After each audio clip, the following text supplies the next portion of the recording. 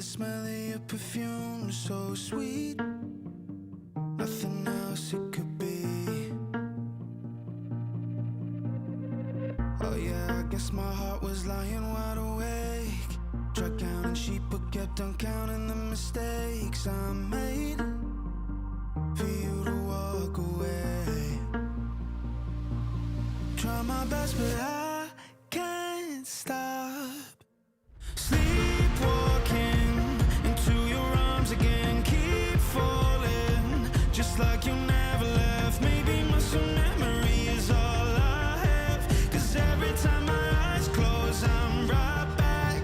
Sleepwalking like it was all a dream. Keep wanting you to come back to me. Maybe muscle memory is all I have, 'cause every time my eyes close I'm right back. 1 second I feel like I might be moving on. Next thing I know we're back before it all went wrong. Can't see if I'm in reality. Oh yeah, I'm stuck inside a loop I can't escape. Just chasing shadows in the corner of my brain. Too late to ever lie awake. Try my best but I can't stop. Sleepwalking into your arms again. Keep falling just like you never left. Maybe muscle memory is all I have, 'cause every time my eyes close I'm right back. Sleepwalking like it was all a dream. Keep wanting you to come back to me. Maybe muscle memory is all I have, 'cause every time my eyes close I'm right back. Tell me how to wake up when you're the only dream I know. Every time I reach out I'm just holding on to smoke. Sleepwalking into your arms again. Keep falling just like you never left. Maybe muscle memory is all I have, 'cause every time my eyes close I'm right back. Sleepwalking like it was all a dream. Keep wanting you to come back to me. Maybe muscle memory is all I have, 'cause every time my eyes close I'm right back. Sleepwalking.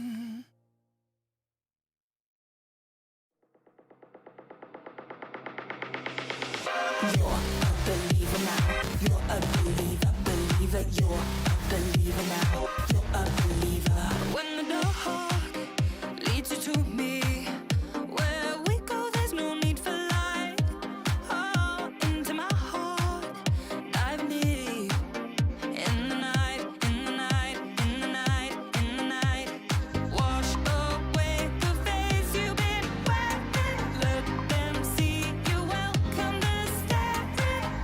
No planet homes you like I do.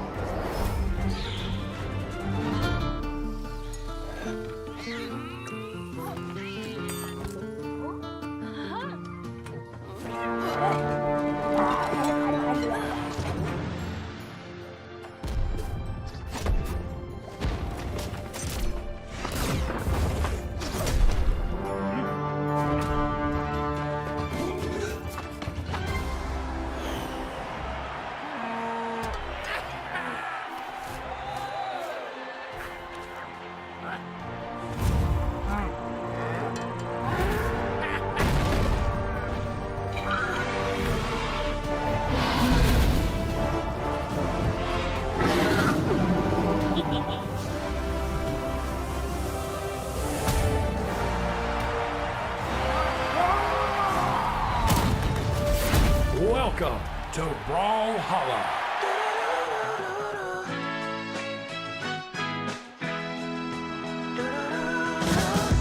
I'm rising up from the ground.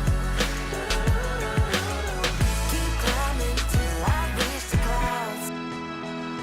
Good morning, everyone, or good afternoon, I suppose, as we get into the North American doubles for the spring championship. You know, the birds, the bees, the flowers, and all the other goodness that comes with spring. Actually, no birds in these photos, just bees and flowers. But either way, I'm Duke. Joined with me is none other than Flambeau and PJ. There's a bird. Quick, what bird is that? That's a cardinal. PJ's right. Props to Because they're PJ. playing the Dodgers right now. And Okay. Go Dodgers.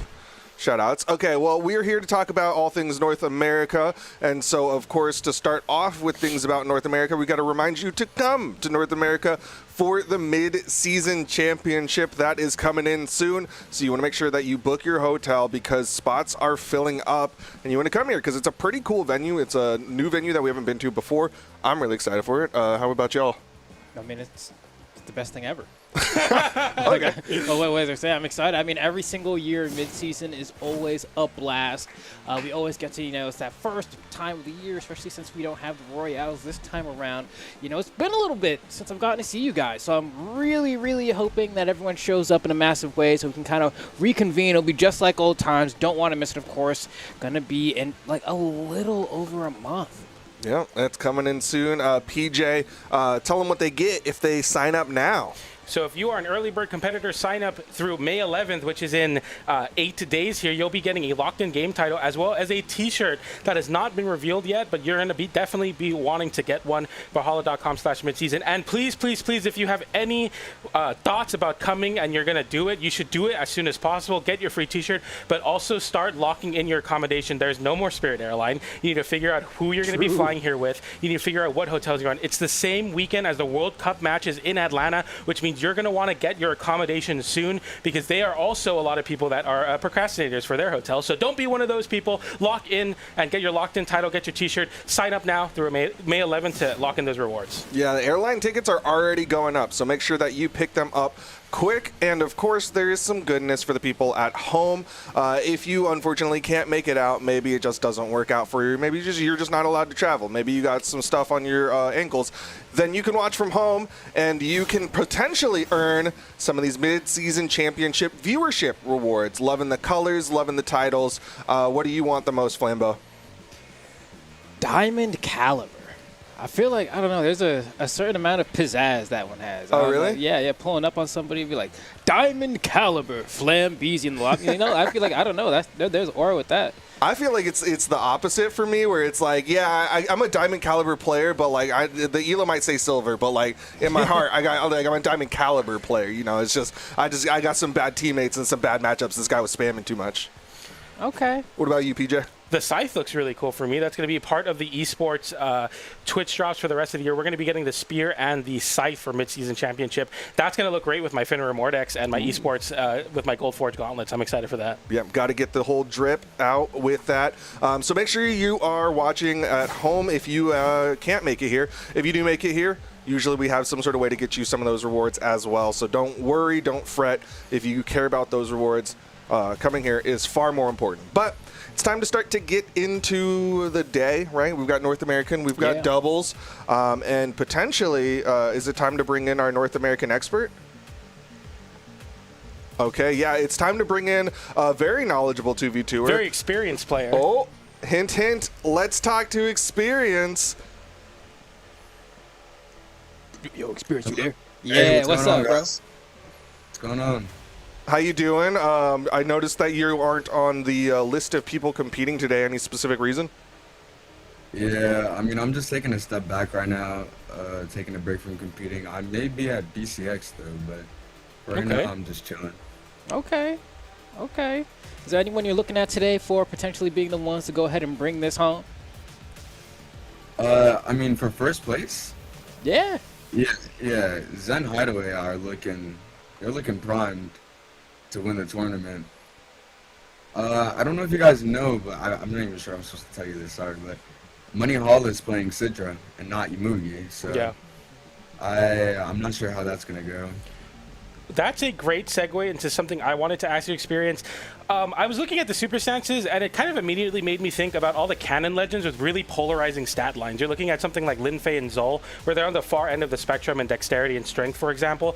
Do you think super stance is going to make canon legends specifically more prevalent in the meta? I know for you, you're a 2v2 expert, and I know you have very strong opinions on canon. Do you think super stances will make canon legends better in 2v2 going into the next officials? Yeah, I think there's definitely some interesting things going on with the super stances. Like, I played Super Speed Sidra, which is actually 8 speed, and that was like, I think that's the fastest you can get for Cannon, and it felt like really good. But you can also go Super Strength for Sidra and get like the same stats as Zol. So there's a lot of change that you can make. Like, I really like the super stances. Like, that's a great update. Okay, well, coming into this weekend, we've talked a lot about the dexterity changes and how that could potentially affect twos. We already saw yesterday some teams kind of ignore it and still stick with like the Olgrums and the Kayas and whatnot. How do you feel about the dexterity changes specifically with twos? Yeah, the idea with that has always been like the glass cannon thing, right? Like, if you're playing Jala, you get the 4 defense, and it's like, I'm low defense, but if I don't get hit, then it doesn't matter. So if I'm low dexterity, as long as I don't get hit, I won't lose my weapon and I can cycle it out. So that's the idea. So some players like who perceive their defense as better than others, like Zen and Hideway, don't care about the dexterity changes. But I think it's something to be mindful of. Like, I think if a character's like 3 dex, like, it'll definitely show up. Like, it'll be obvious. Okay. And so then another question I have for you is, you know, now that we do have all these changes coming to the game or in the game now, I just want to know if there's any legend that you're looking at that, you know, before was previously glossed over because of their stats holding them back. Do you look at like a character like Thatch these days and say like, all right, there's promise there? Or like Jala, for example, was already pretty good before, but now with the super stances, you can kind of hit more of a regular stat spread. Are there any legends that you're like, oh, wait, they're viable now? Yeah, I mean, you said it. I think Thatch and especially Ada should definitely be looked into. Ada specifically has received like some sig buffs like over time, like some power creep, but I think they can be like really powerful, especially if blasters rotate back into the 2v2 meta. So people should definitely look into those 2 characters. Okay. That sounds pretty good. Those Ada signatures are tricky too. You got to be careful with those for sure. Especially the blaster ones. Yeah, the spear and the blaster ones. The spear sides. Got to be careful with these signatures. Oh my god, that's great. Last weekend, bro. Yeah, I know. Yeah, right? 2 weekends ago.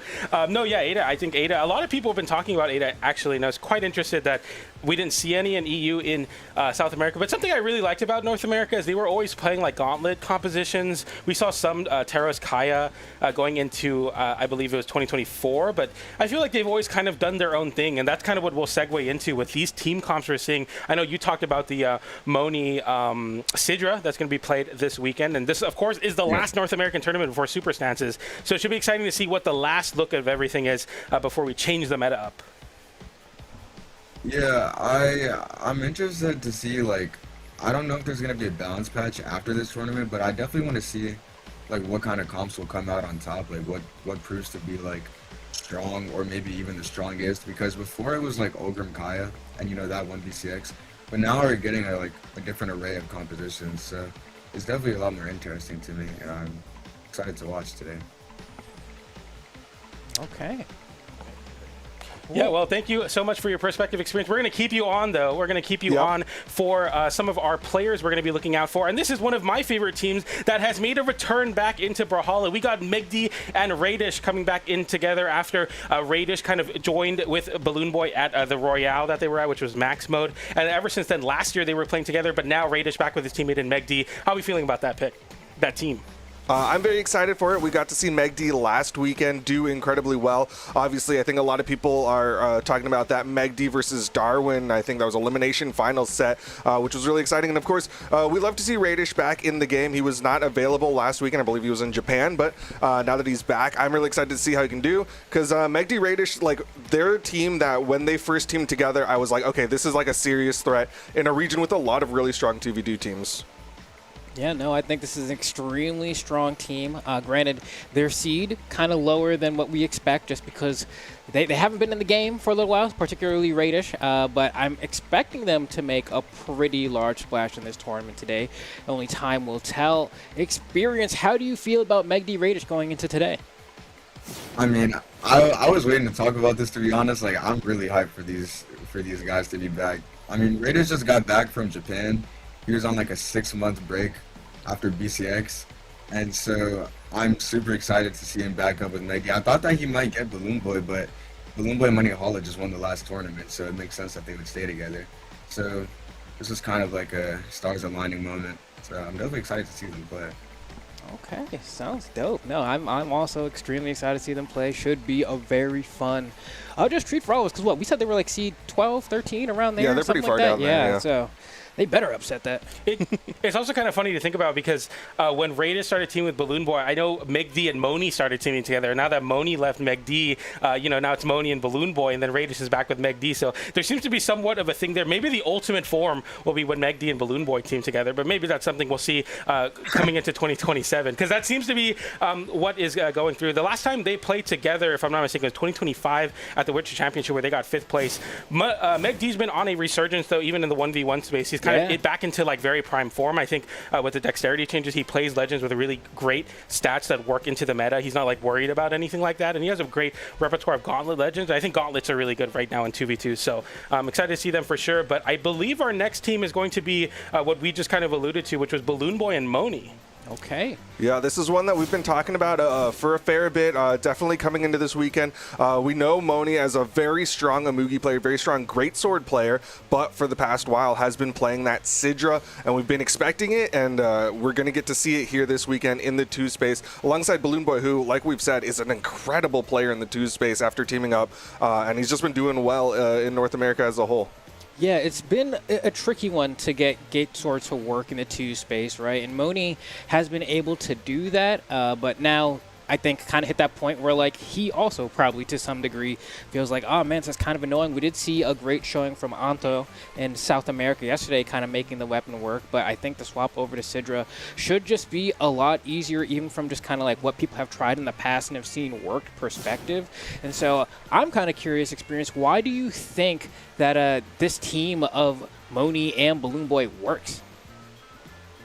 I'm gonna be honest, they have a lot of passion. Like, they really, I've never seen a team of 2 players want to win more. It's usually one player wants to win a little bit more than the other, and vice versa. But these 2 players together, they will do whatever it takes to win. They're always gonna get to the objective of the game, and they're gonna do anything that they need to. So I'm honestly, Money Hall's been practicing the Sidra, but tournament's like an entirely different landscape, so I'm really like interested to see if it'll hold up in tournament, because there's a couple situations in tournament that don't show up in ranked, like people taking a little bit more time with their approach in neutral and stuff. So I'm wondering if they can do it, but these are the previous winter champions, so I think they'll probably do good. Okay. No, I mean, well said. I definitely mirror that feeling, especially when I was interviewing them after their win for Winters, where like their voices were shaking, or at least Mooney's was, and I was like, that's like 2 players that are really passionate and just want it a little bit more, and I think that's kind of why they came out on top. And yeah, I'm really excited to see this evolution of Mooney, going from the Jayan to the Imugi and now over to the Sidra. We saw Sidra in South America, I believe, so we will be seeing that. Of course, Lopez won the 1v1 space with Sidra, so Sidra seems to be on the up and up. And I know you were talking about experience with super stats that's coming. We might even see more Sidra with a similar stat line to Zol with super strength. Nonetheless, we're going to be getting into our last team. We got Zen and Hideway lined up here, PR number 1 and 2, and of course your BCX 2025 2v2 champions getting a 3rd place at Winter Championship here, losing to Ryzen Soul, if I'm not mistaken. So yeah, this is going to be a very, very strong team. Of course, the world champions will come back and try to make it happen in a new Dex landscape. How are we feeling about Zen and Hideway? I mean, they've got a lot of confidence on their backs, but like you said, they didn't do too hot in the Winter Championship. I think there's a little bit of a chip on the shoulder because they tend to feel like they deserve to win basically everything. They've had a lot of confidence for a long time now. Of course, Zen earning it after being a multi-time 2v2 world champion, but still, I think that confidence will carry them very far today. Yeah, I still think about that interview from the end of BCX last year, where, I mean, both of them were really just like, we're going to win, and then they won. And then after they won, you know, we sat them down. We were like, so what happened? How'd y'all win? And they were just like, we're just better, you know? And, like, you know, both extremely thankful for the other in terms of, like, man, I'm so lucky to have a partner who wants it as bad as I do. And so kind of seeing that performance at the Winter Championship happen the way that it did, honestly, left me with a couple question marks, being like, man, is this just like is it just a Winter Championship thing? Like, sometimes I go into the Twitch chat and, you know, people will say, like, oh, they didn't win the last tournament. And then some other chatter will come and reply, well, Winter Championships is always Mickey. It doesn't count. And so I'm like, all right, well, hopefully in the Spring Championship, things go a little bit better their way. I know you were talking about that you had them as the you know, likely picks to win the entire thing. What makes you feel so confident about that? I mean, we saw it in the highlights. These guys are quick. I think that their strong suit is definitely coordination and speed, and they're hitting a lot of combos or, you know, quick 1-2s, handoffs to each other that a lot of teams right now just are not hitting. And another thing I want to add is that Hideway is going back to his roots with the cannon in this tournament. He's playing Sidra. And Zen is also going back to his original form, which was the Wushang that he won the first World Championship with. So these people are very comfortable in the picks that they're going into. And they know what comp they're playing, as opposed to the opponents like maybe Ryzen Soul, who we see swap a lot in these sets. So I think that stagnant team comp and the familiarity will definitely aid them in this tournament. Yeah, I think we've kind of seen a resurgence of those picks as a whole across the board. We've seen a lot more cannons, a lot more gauntlets, and a lot more Wushangs as of late, I think, just as a result of the meta changes. PJ, any other thoughts or questions or things you want to say about them? Yeah, I think that when players come in with a lot of experience on different legends, when a meta shakeup of this degree comes into effect, like dexterity happening, and then we hear, you know, Zen and Hideway going back to the Wushang and the Sidra picks, to me, that's like, that's something that they're going to come out really, really strong with. They're going to be already having that synergy, you know, winning the World Championship. Winters is now so different than what the Brawlhalla meta looks like now that I'm really excited to see if they're able to translate those, return to those picks. I've been saying, like, forever, as soon as I saw the deck change, I'm like, Wushang is back, Wushang is back. We've seen some Wushang appearances here, and I'm sure we're going to be seeing it with the Megd team, but it makes me very happy to hear that Zen's back on it, and Hideway on the Sidra proving cannon makes a resurgence in 2v2 again. Very excited to see this team. Oh, sounds really good. I mean, even for me, one thing we actually didn't get a chance to ask you about earlier, I want to see if we can sneak it in their experience, is Snapdash changes, right? I mean, obviously kind of a large change to the game, one of the larger changes that have happened in quite some time. Do you feel like there's any team or players in particular that get buffed by the removal of Snapdash in the way that it was before? Yeah, I don't want to say any names to, like, you know, put anyone down, but I think that any team who is practiced and coordinated will definitely have a much better time right now being able to track down their opponents. And anyone who tries to take, like, a more passive approach won't be able to get out of these bad defensive spots as easily. They won't be able to just snap dash out. So it rewards aggressive play, aggressive positioning, proper catching of landings, proper timing on that. I think that, I mean, I'll just say one team that I think is improved since the changes. Zen and Hideway, I know I'm saying their names a lot, but I feel like they do a lot of things right now. Okay. Well, yeah, thank you so much, Experience. But before we let you go here, we want to ask, do you have any final thoughts about the weekend here? And also, make sure you let the people know where they can find you. You know, I'm a big fan of your streams, but I'm sure other people are going to want to tune in as well. So go ahead, give us your final thoughts and shout yourself out a little bit. My final thoughts, very excited to watch this tournament. I really don't know how it's going to go despite who I think is going to win. I feel like NA is very volatile. It's not like EU where you might know who, like, the top 1, 2, or 3 is. And that's it. I hope you guys have fun watching it too and casting it. My socials are Experience DOA everywhere. That's it. Okay. Once again, thank you, Experience, for all your expertise. For you people at home, again, if you want to follow him, Experience DOA on Twitter, Twitch, whatever social media platform you prefer. Go find him there because he is a great knowledge base for the 2v2 space. He's been an absolute monster in 2s for a while. It took a break. I'm excited because he said he might be going to BCX. Yeah. So that's going to be a really fun BCX if Experience decides to come out and play. I love his streams because I go in there and it's like just chaos in the voice chat, and then I'll ask like a very serious question and he'll be like, Peter, that's a great question, and then he'll just give me like a great answer, and I'm like, this is exactly what I come for, the entertainment. You come for the entertainment, you stay for the information. That's what Experience brings. His experience, of course, coming through in all his content. Experience DOA on everything. But yeah, with that, from after that, we're going to be going into our predictions here on the desk, and we'll start with Duke. It's gonna be me. Of course, like Experience was saying, this was a hard one for me. We got a list of like the seeds. There's a lot of teams where I was like, they could maybe do it, and they could also maybe do it, and then they could also maybe do it. But I just kind of went with my heart on this one. I saw Megd and Raidish, and this is kind of a classic one. We talked about it earlier. This is one that I'm just excited to see them play again together. So I want to see them go far. This, I don't know if they will, but that's where I've got them on the 3rd spot. In the 2nd place, Balloon Boy and Mooney. I'm interested to see what they're going to be doing. Obviously, they did really well in the Winter Championship, but the swap to Sidra makes me a little bit nervous just because whenever somebody's a character specialist like Mooney is, they tend to second guess whenever things start to go bad. And then, of course, Zen Hideway, absolute monster team, world champions. I'm going to probably have them in my 1st place spot all year unless they decide to throw and get like not even a top 8. Makes sense. Don't blame. That's a pretty strong list of predictions you got there. I feel like my predictions are similar-ish in nature. I tend to just kind of make my predictions not even necessarily based off of what I think mathematically has the highest statistic potential to happen, and more so just kind of based off vibes and what I want to have happen. And so in the 1st place spot, I ended up putting Balloon Boy and Mooney. Now, do I think that's going to happen? I'm not sure, man. Like, I would love to see that come to fruition. I think it would be like a really cool story, especially for something that's kind of like, you know, thrown together fairly recently. I love when like you throw 2 teams together and suddenly there's like magic that happens like that, and it ends up being more of a long-standing thing. But then similarly, I was kind of like, all right, well, if I'm not putting Zen and Hideway at number 1, then like I think it's kind of too disrespectful if I don't put them at number 2.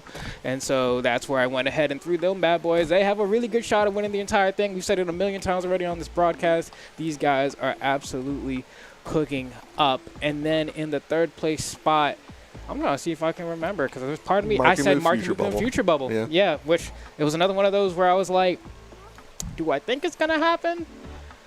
I don't know, but I'd like to see it happen is kind of what it comes down to. Marku Moon Future Bubble, I think we all remember, you know, some of the historic runs that they've done together, but like, you know, getting to the top has always eluded them. Really what I'm looking out for today is that there's been those moments where we've watched, you know, them play, and not to throw shade, but Future Bubble would often get picked on by the enemy team comp, and then kind of Marku would be kind of left in these positions trying to do these like really tough 2v1s, or really just trying to peel off for Future Bubble the entire time, and that was just really hard. But some time has passed where, you know, in the spring championship, I'm thinking they've had some time to maybe refine it. Maybe Future Bubble's been able to kind of finesse those a little bit better, but that's what I got for my 3. PJ, who are your predictions? Okay, so I'm going to start off real nice and easy. 3rd place, I got Hideway and Zen. I think they will repeat their placement. I think Mooney and Balloon at 2nd place. That's going to be a very strong team. I think Mooney Sidra is going to do it. You know, he's swapping from one aquatic sea creature to Sidra, who controls the Kraken. So I think there has to be something there, right? The lore implications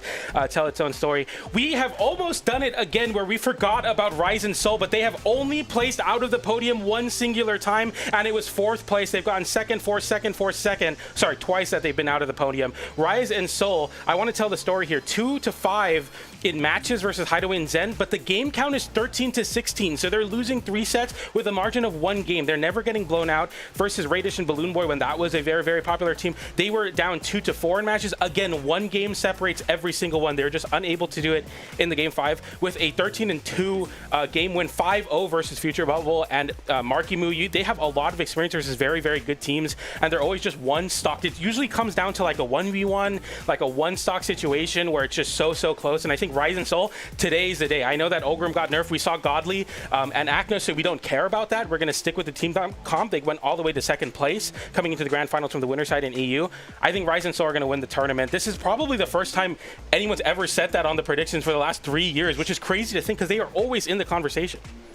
Yeah, so many strong teams here in North America. You know it's going to be a good day of North American doubles here, and it's going to get started here in just a little bit. But for now, that has been the North American 2s pre-show. Any final words, Flambeau?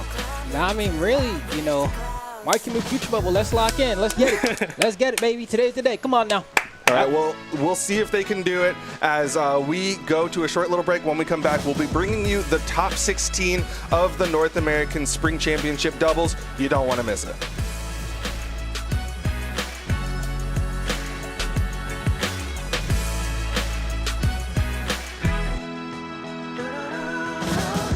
I'm rising up from the ground.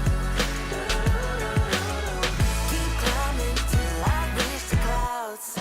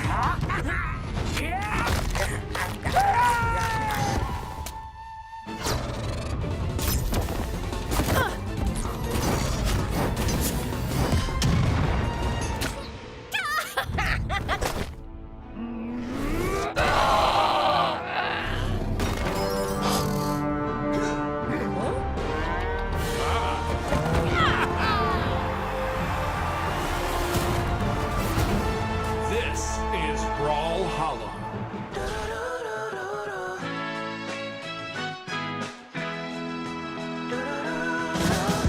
I'm rising up from the ground.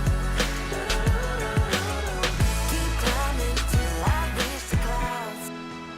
Welcome back, everybody, to Spring Double Championships. It's Sunday, which means we're here in North America, and as Duke said right before that great video, we're going right into the top 16 things. We got Ryzen Soul versus Halo and Isla. On the other side of top 16, Marku and Future Bubble and Megd and Raidish. So already 3 of the teams that we were talking about in the pre-show are already going to be making their debut here for the Spring Doubles Championship here in 2026 for North America. We also look forward to Astro and Draggy versus to be determined Shade and Hybrid versus Flower as well. That's going to be a very exciting matchup. But we're here already, and we're getting right into it with Ryzen Soul versus Halo and Isla. Yeah, Isla, kind of the unknown for me. Halo Prince I've seen play in a couple of things so far. Kind of in the shadow of Balloon Boy, I want to say, just because also playing the Mega Man. On the other side, though, Ryzen Soul, they're a team that you're really looking forward to seeing. I think this is a spot where they can kind of reaffirm that, yeah, they're a serious contender in the North American 2 space, and they deserve to start getting some credit as a prediction in those top 3 spots. Isla is actually Hexo, so Isla is coming in at seed number 9, or sorry, PR number 9. Yeah, because I saw it, I'm like, Isla, I've never heard that name. Why is he PR 9 and Halo's PR 50? So it's going to be Hexo there, as Guichibu was teaming with Ryzen, I believe. I think they're out of the tournament, but nonetheless, Halo, and formerly known as Hexo, is going to be Isla now.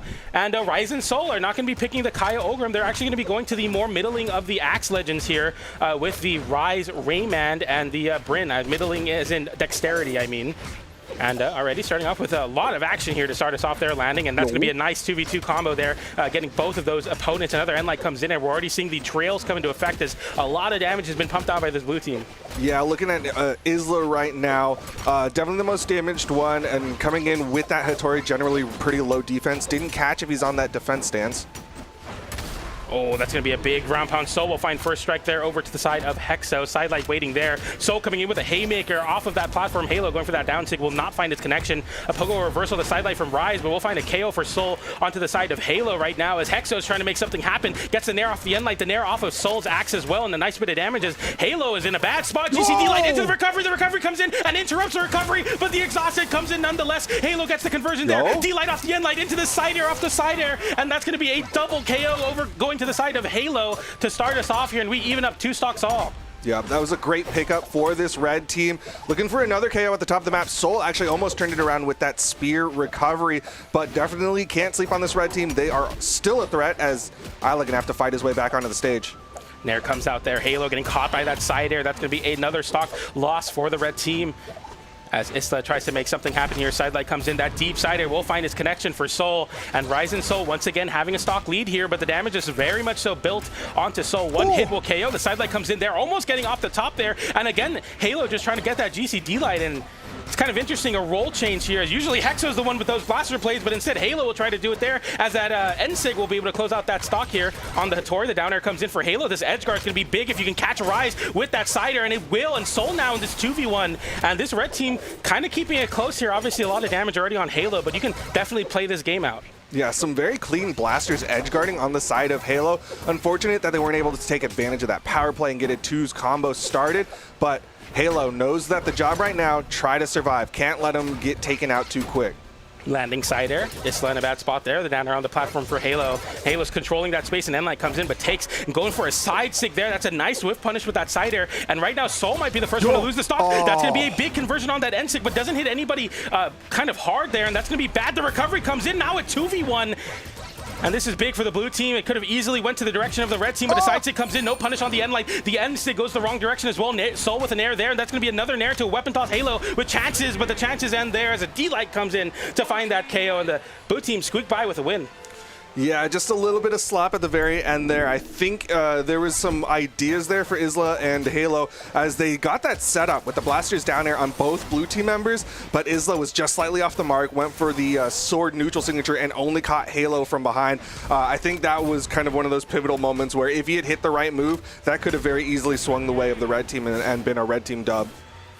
That's going to be a very, very close margin game here for Ryzen Soul, and I know I put them in my first place predictions, but this red team is showing that they have what it takes too, with Isla and Halo doing a good job here. Once again, interesting, Hexo was known, or sorry, Isla, formerly known as Hexo, was known for playing a Nyx with Guichibu and doing very, very well on blasters. It's going to be Halo this time on the Mega Man, a pick we don't get to see in 2v2s quite often.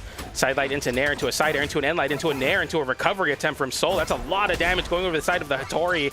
And Isla cannot really take hits like that on the Hattori, but Rise taking a lot of hits himself as well. Yeah, I actually really like the way Halo Prince played that.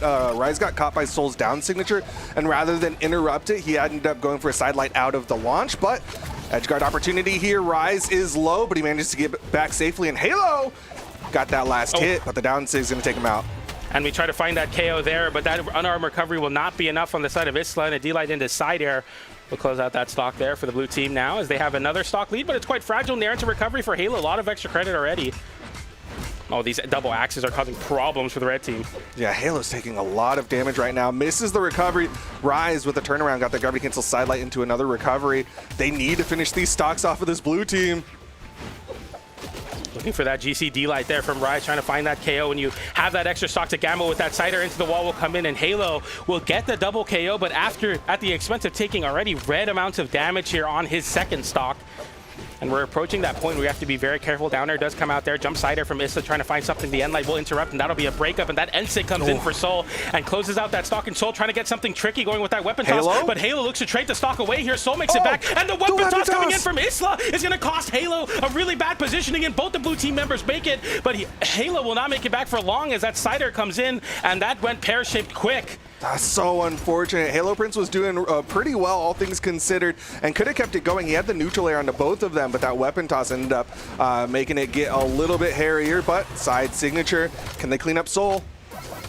Really trying to, but Soul right now fighting with this Nair, using that moving soft platform there to get so much. Ryze going for the downer. GCD light into recovery with the double KO. Ryze is out of the game, and the red team steal a 2v1 power play as that D-light into recovery hits both the blue team members, and Soul is left on his lonesome, the sole survivor of the massacre on the top of Western Air Temple, and the red team try to make something happen here as they know that this is their game to win.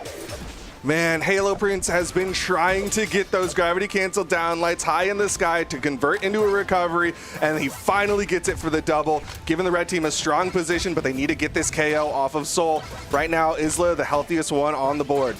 D-light into side air, just scoop, and no score yet. The weapon toss will not be enough. Side light coming out there as well. The pogo comes in. We're avoiding. We're jumping and diving, but it's not enough. The side air comes in. Soul can make it happen if you can KO Halo there, but the GC uppercut, the N-Sig unarm will be enough to close out that stock, and the red team steal a game away with that GC D-light into recovery at the very top.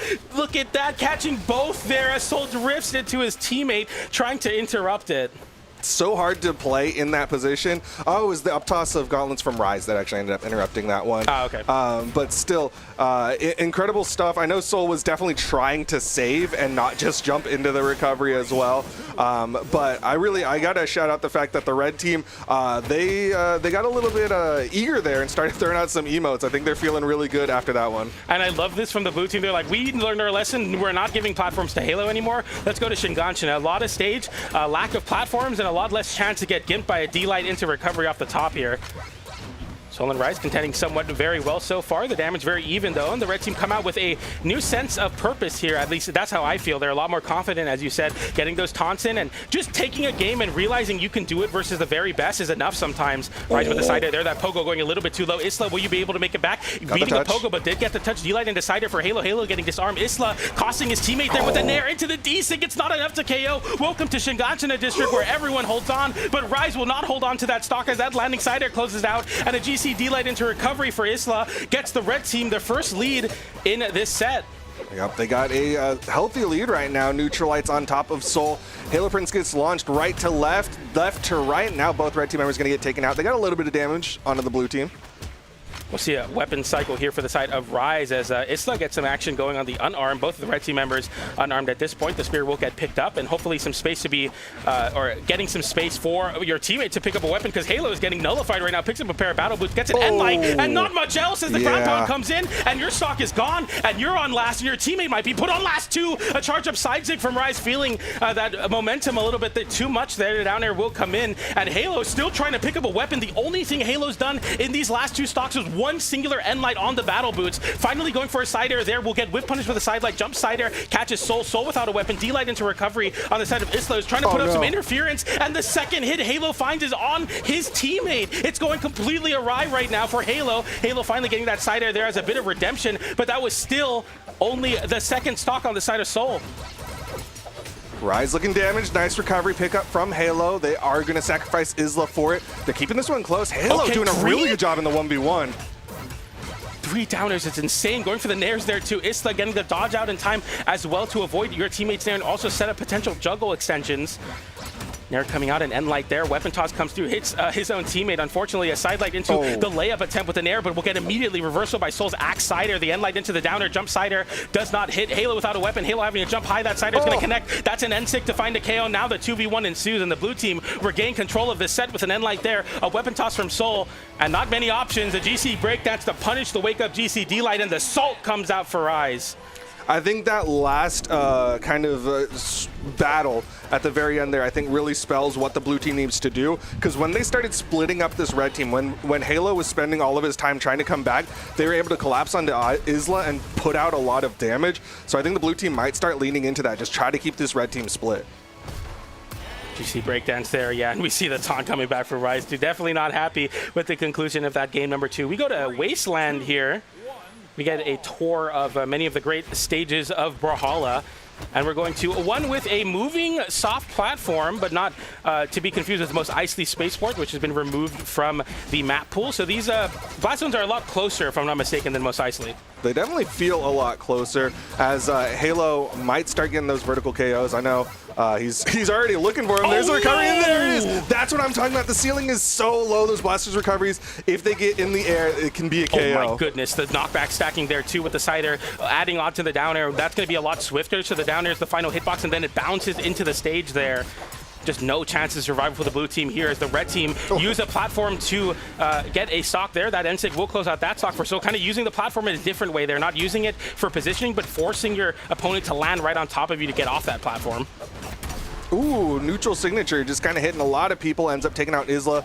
Halo yet to pick up a weapon on this second stock. He's just been trying to find a way down onto the ground. Side light Nair, the D-light comes out as well on that soft platform. A little assistance for the blue team that time.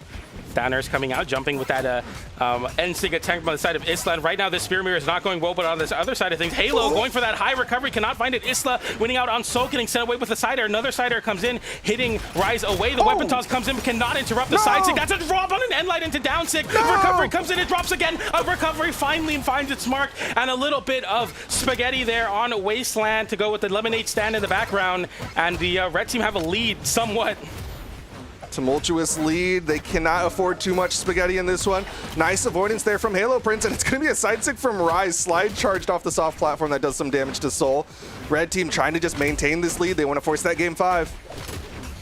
And like coming in there, side lights coming in as well for the blue team as that D-Sig will find its mark there. The Nairs come in and trying to set up the Nair into the recovery, but gets a recovery into Nair as the side of Isla, immediately finding and picking up that option. D-Light comes out, hitting his own teammate, so he doesn't want to go for that. Isla getting KO'd there with a sider. That's going to be a big signature, and all of a sudden the blue team look to take this set. The red team having a stock lead in every single stock except the last, and now this is a nice and easy day at the office for the blue team. The sider is coming in, Halo making it back down, going for the ground pound, going for the Hail Mary option side light. You basically only have one of those a game, and I fear that might be it for the red team. Yeah, Halo Prince just hoping a lucky recovery could connect there. You see him chase dodge up, hoping he can find a hit there. Waiting for the weapon spawn. You know he wants those blasters. Souls knows it too. Gonna deny. Soul getting into the red. Halo Prince yet to pick him up. Okay, there's the blasters. Misses the Sair, and that's gonna do it. Ryzen Soul hold out. They win out 3-1. It looked very, very close there, especially with that second stock. But the blue team, if you look at the stat line here, the damage is very much so in the favor of the blue team. So the red team keeping it close, but again, it's easy to have those low damage numbers when the first 2 stocks you took as a team was like a very high recovery off the top, and then another similar situation where it's a very early stock. And the red team having great chances there in Isla and Halo, but just not enough to do it. Yeah, I feel like the blue team did a really good job kind of just taking advantage of those really short power plays, because that's basically what happened at that very end there. Is Isla was left as Halo Prince was respawning, and then the blue team was able to take out Isla in that small amount of time. So they will continue on, I think, earning their spot in the top 8. But as we said earlier, we still got more sets. We got Marku and Future Bubble on deck. Marky Moo and Future Bubble. Their last time they played together was Winter Championships, where they got 13th place. So obviously, I think that might be their lowest placement ever. At least like before Marky Moo got a computer, that is, or post-computer. Told the story a lot. PC.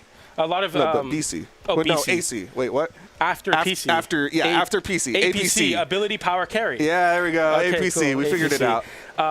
Marky Moo and Future Bubble, a team that is, once again, if you didn't know, Future Bubble actually giving Marky Moo his first PC. They were teamed. Then they, that same year, got a top 8 finish at BCX, getting a 3rd place in 2024. Actually, it was kind of the same time I started Brawlhalla casting, so this is one of my favorite storylines, of course. And Marky Moo, of course, is now your 1v1 champion, winning BCX in the 1v1 space last year.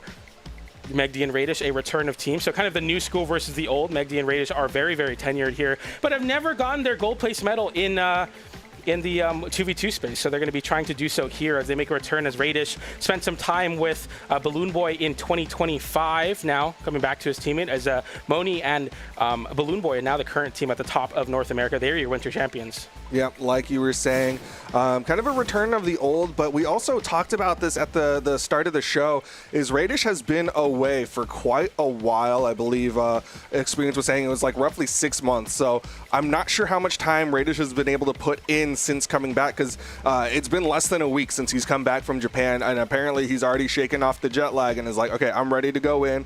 Let's brawl it out. I'm going to be picking the Red Raptor because Raidish, that's his pick. And I'm curious to see how everything else shakes out for everyone else. Yeah, for sure. And if there's anything I know about Raidish, he was playing Geometry Dash on his phone. So how bad could your mechanics be? Of course, trying to get those demons completed. I think I know what I'm talking about just a little bit with Geometry Dash. But nonetheless, Future and Marku, we're going to be waiting for them to come in here. As Raidish also is going to be looking to get a return here.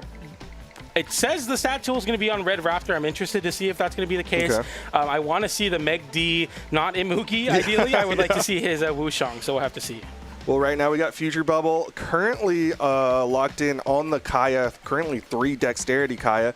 So we talked about this earlier as well. If you're playing someone with that low Dexterity, generally you're just kind of playing like you have low defense, where you're just really confident your movement is going to keep you from getting hit. We got Marku locking in, so they're just going with the tried and true, the classics, the Onyx Kaya for this blue team. And then there's Raidish on the Eren Jaeger Red Raptor crossover. Yeah, it's going to be there it is, the Red Raptor and the Chun-Li to get it done here. Going to be very exciting to see how this one plays out. Onyx as well, coming in at level 100. I absolutely adore Marku's Onyx, even though it's 3 decks and maybe not the best pick right now. He goes on side quest in the 2v2 space. It is so fun to watch them, or specifically Marku, just go on some crazy side quests, and I'm excited to see that there. Of course, Future Bubble will be the attention grabber of this blue team. They're definitely going to be looking to kick out Future Bubble and nullify the World Championship pace of Marku in the 1v1 space. You want to keep that 2v1 power play going in their attempt here as they go to Small Fortress of Lions to start us off here for game number 1 of this Marku Future Bubble Megd Raidish set. Like you were saying, new school versus old school. The classics here with Megd and Raidish. Falling down, gets caught by the Neutralite from Future Bubble. Megd trying to go in, likely wants those gauntlets. That's the big thing. If you're playing the Chun-Li, you want those gauntlets. Yeah, I mean, to me, this is such a different change of pace from the Ryzen Soul Isla Halo set that we just watched. It's a lot slower, a lot more methodical here. And we're already getting to the levels here with the Enlights coming into the side tick. The D-Stick comes out from Raidish as well to create that space around. Won't KO anybody quite yet. Sidelight and Decider comes in from Raidish. And avoiding that side sig is Marku trying to get a sidelight to punish. Nice save for Marku, burning his dot to save his teammate with that GC sidelight, keeping Future Bubble alive a little bit longer. But I also got to shout out the coverage from this red team. We saw a whiff from Megd, and Raidish was right behind to cover for him. It's one of the reasons why they keep finding these damage wins over the blue team. And 6 coming out there, going for that recovery is Raidish, hitting Marku. Will not find a KO quite yet. A little bit tankier on the Onyx. Okay, and Light coming out into the unarmed Nair, so there's no KO options yet. Marku picking up a cannon right now. That recovery will KO off the top. Marku and Future Bubble now looking to find a power play on Megd. Megd, Future Bubble hitting his own teammate with that recovery, and Megd will get out of dodge, keeping that first stock alive. Yeah, Marku coming over, saw that Raidish was looking to try to get some damage put out onto Future Bubble. Marku currently unarmed, and he'll be staying unarmed as he's coming in on a fresh stock. Yeah, the red team still somewhat holding a stock lead here with Megd. That's going to be a nice conversion there. Wrong move, maybe it should have been a cider, and recovery is a little bit more execution heavy. You have to pull the trigger quite quickly with that one. I wonder if that was supposed to be a gravity cancel neutral signature, because I think that would have been along the right path. It would have KO'd too. Yeah. Yeah. Just not having the dodge there. Maybe cider comes in. That's going to disarm Megd and Future Bubble. Both the blue team members kind of playing around this soft platform, trying to make a way inside there into Nair. Megd causing some problems for the blue team on the left side with this Nair. The weapon toss comes in. Marku looking for the down air. Does get the very end of that hitbox, but again, that was only Megd's first stock, and Raidish right now has so much confidence. Somehow Future Bubble gets escorted off the stage. Marku unable to get any burst options there, at fear of maybe potentially hitting his own teammate or falling right into Raidish's trap. Sidelight comes in there. Going for the side air is Raidish, but getting caught by the Future Bubble Nair. D-Light into Nair on the side of Marku. Another Nair hits Raidish. Future Bubble without a weapon. Now the low dexterity blue team comp is already coming in to rear its ugly head, and we got some problems for the blue team here as Future Bubble doesn't have a weapon, but Marku causing problems for Megd with all those cannon Nairs. Future Bubble getting sent so far off stage, and Megd on a side quest right now, completely nullifying this red team. They can't get anything on him. Yeah, I mean, Marku doing a really good job of kind of just corralling both of the red team members. They're definitely trying to hunt down Future Bubble. He is incredibly damaged, but Marku does a good job. Here comes the Neutralites. Marku in a little bit of trouble, gets disarmed, and Future Bubble's on the right side. Try to save Marku there. The down air will come in as Future Bubble burns a jump Nair, attempt to save Marku instead. He'll be the ultimate loser of that stock. Marku with 2 stocks. Both of the red team members on 2 as well. Future Bubble on last. Side air comes in. Marku cannot make it back there, and Future Bubble has to play a little bit of a parkour match here. Competitive tag at the very least, and tag you're right, Raidish will catch him with an air there. Not really getting much more than that. There's not been a lot of crazy team combos. I'm kind of surprised about that. We're getting a lot of two pieces, light attacks into immediate signatures, but nothing too out of the ordinary so far. Recovery will come in and find the stock onto Raidish. That's going to be Raidish's second, falling to his last. Megd now in this 2v1 will avoid anything too disastrous. Just kidding, the down air will come in, and we go to one stock all.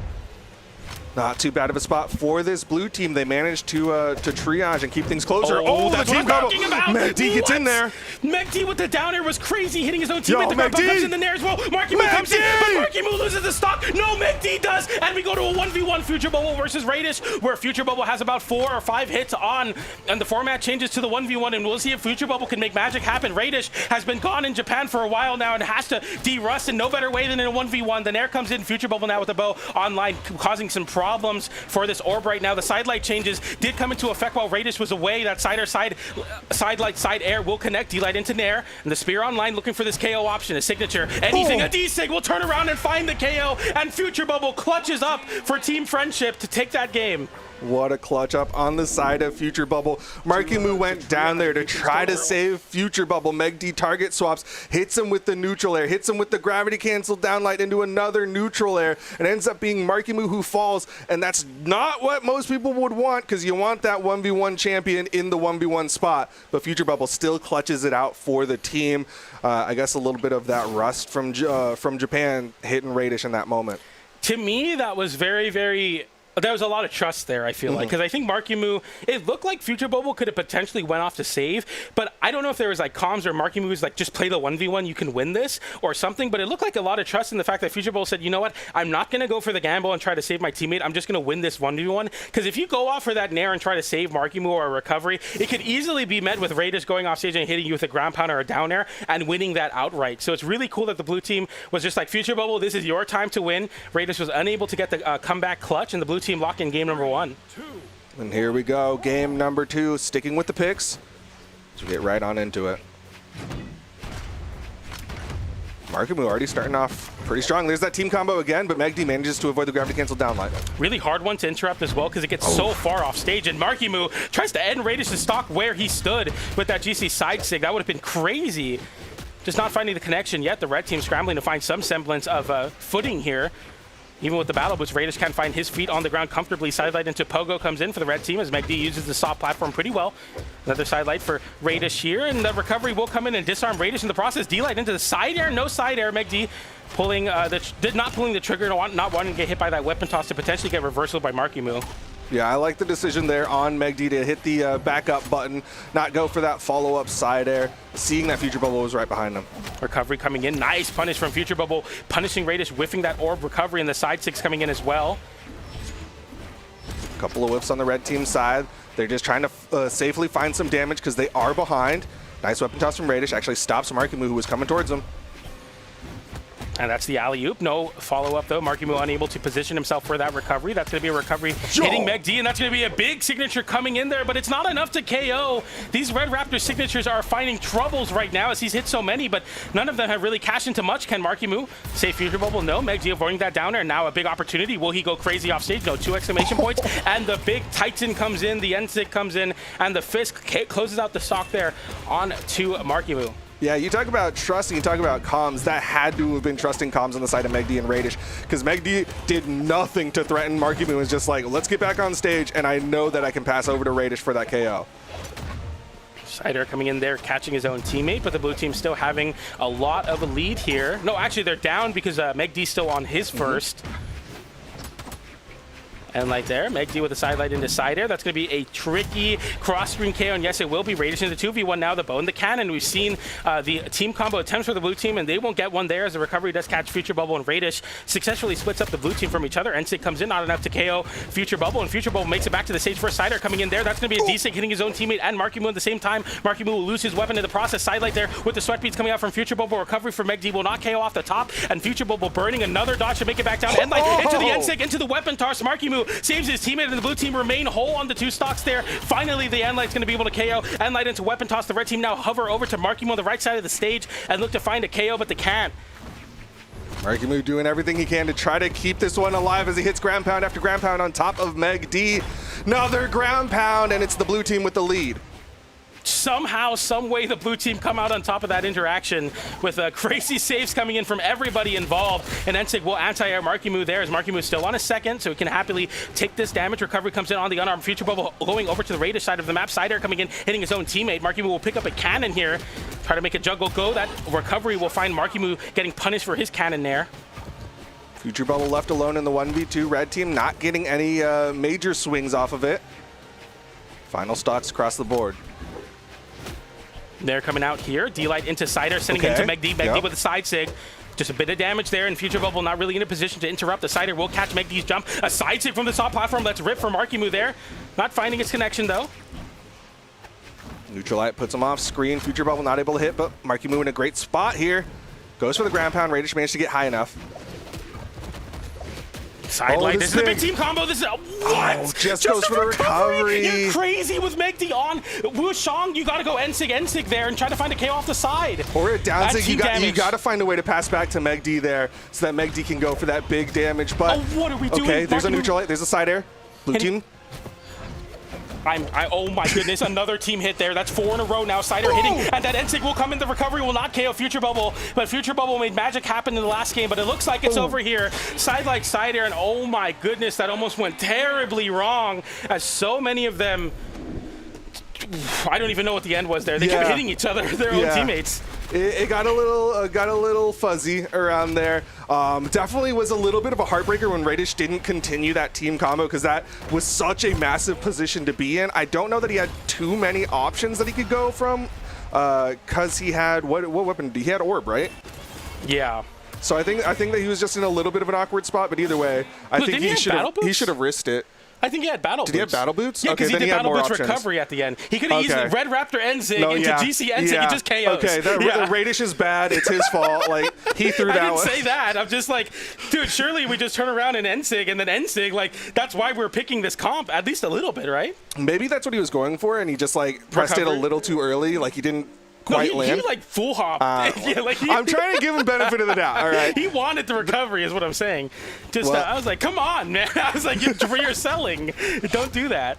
But the red team, they clean up the game nonetheless. We go to game 3 on Small Force of Lions, and these feel like marathon of games, man. They do not end quickly, and they are very, very close down to the wire. Yeah, I mean, they've all gone to final stocks, game 1 and now game 2, and now we're here in game number 3. And like you said, it has been a battle.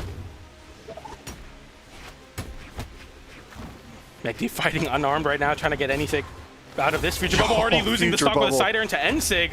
Marku with the recovery there. Won't even get a chase dodge out, just making it back to the wall. And these recoveries are kind of hitting everybody right now for Marku. A little bit of team damage to the red team, and they are clearly like, we're going to hold our side of the map. Sidelight there. Both of the Gauntlet players dropping their Sidelight confirms in that spot. Endlight will come in. Nice dodge from Megd to whip punish with the Sidelight into recovery. Marku moves Cider back to the stage, getting caught by a downer into Sidelight into recovery. Cider comes in, and Megd with a pickup on the side stick. Megd is everywhere right now in this game, finding that extension onto Marku, then turning around and getting the side stick to KO.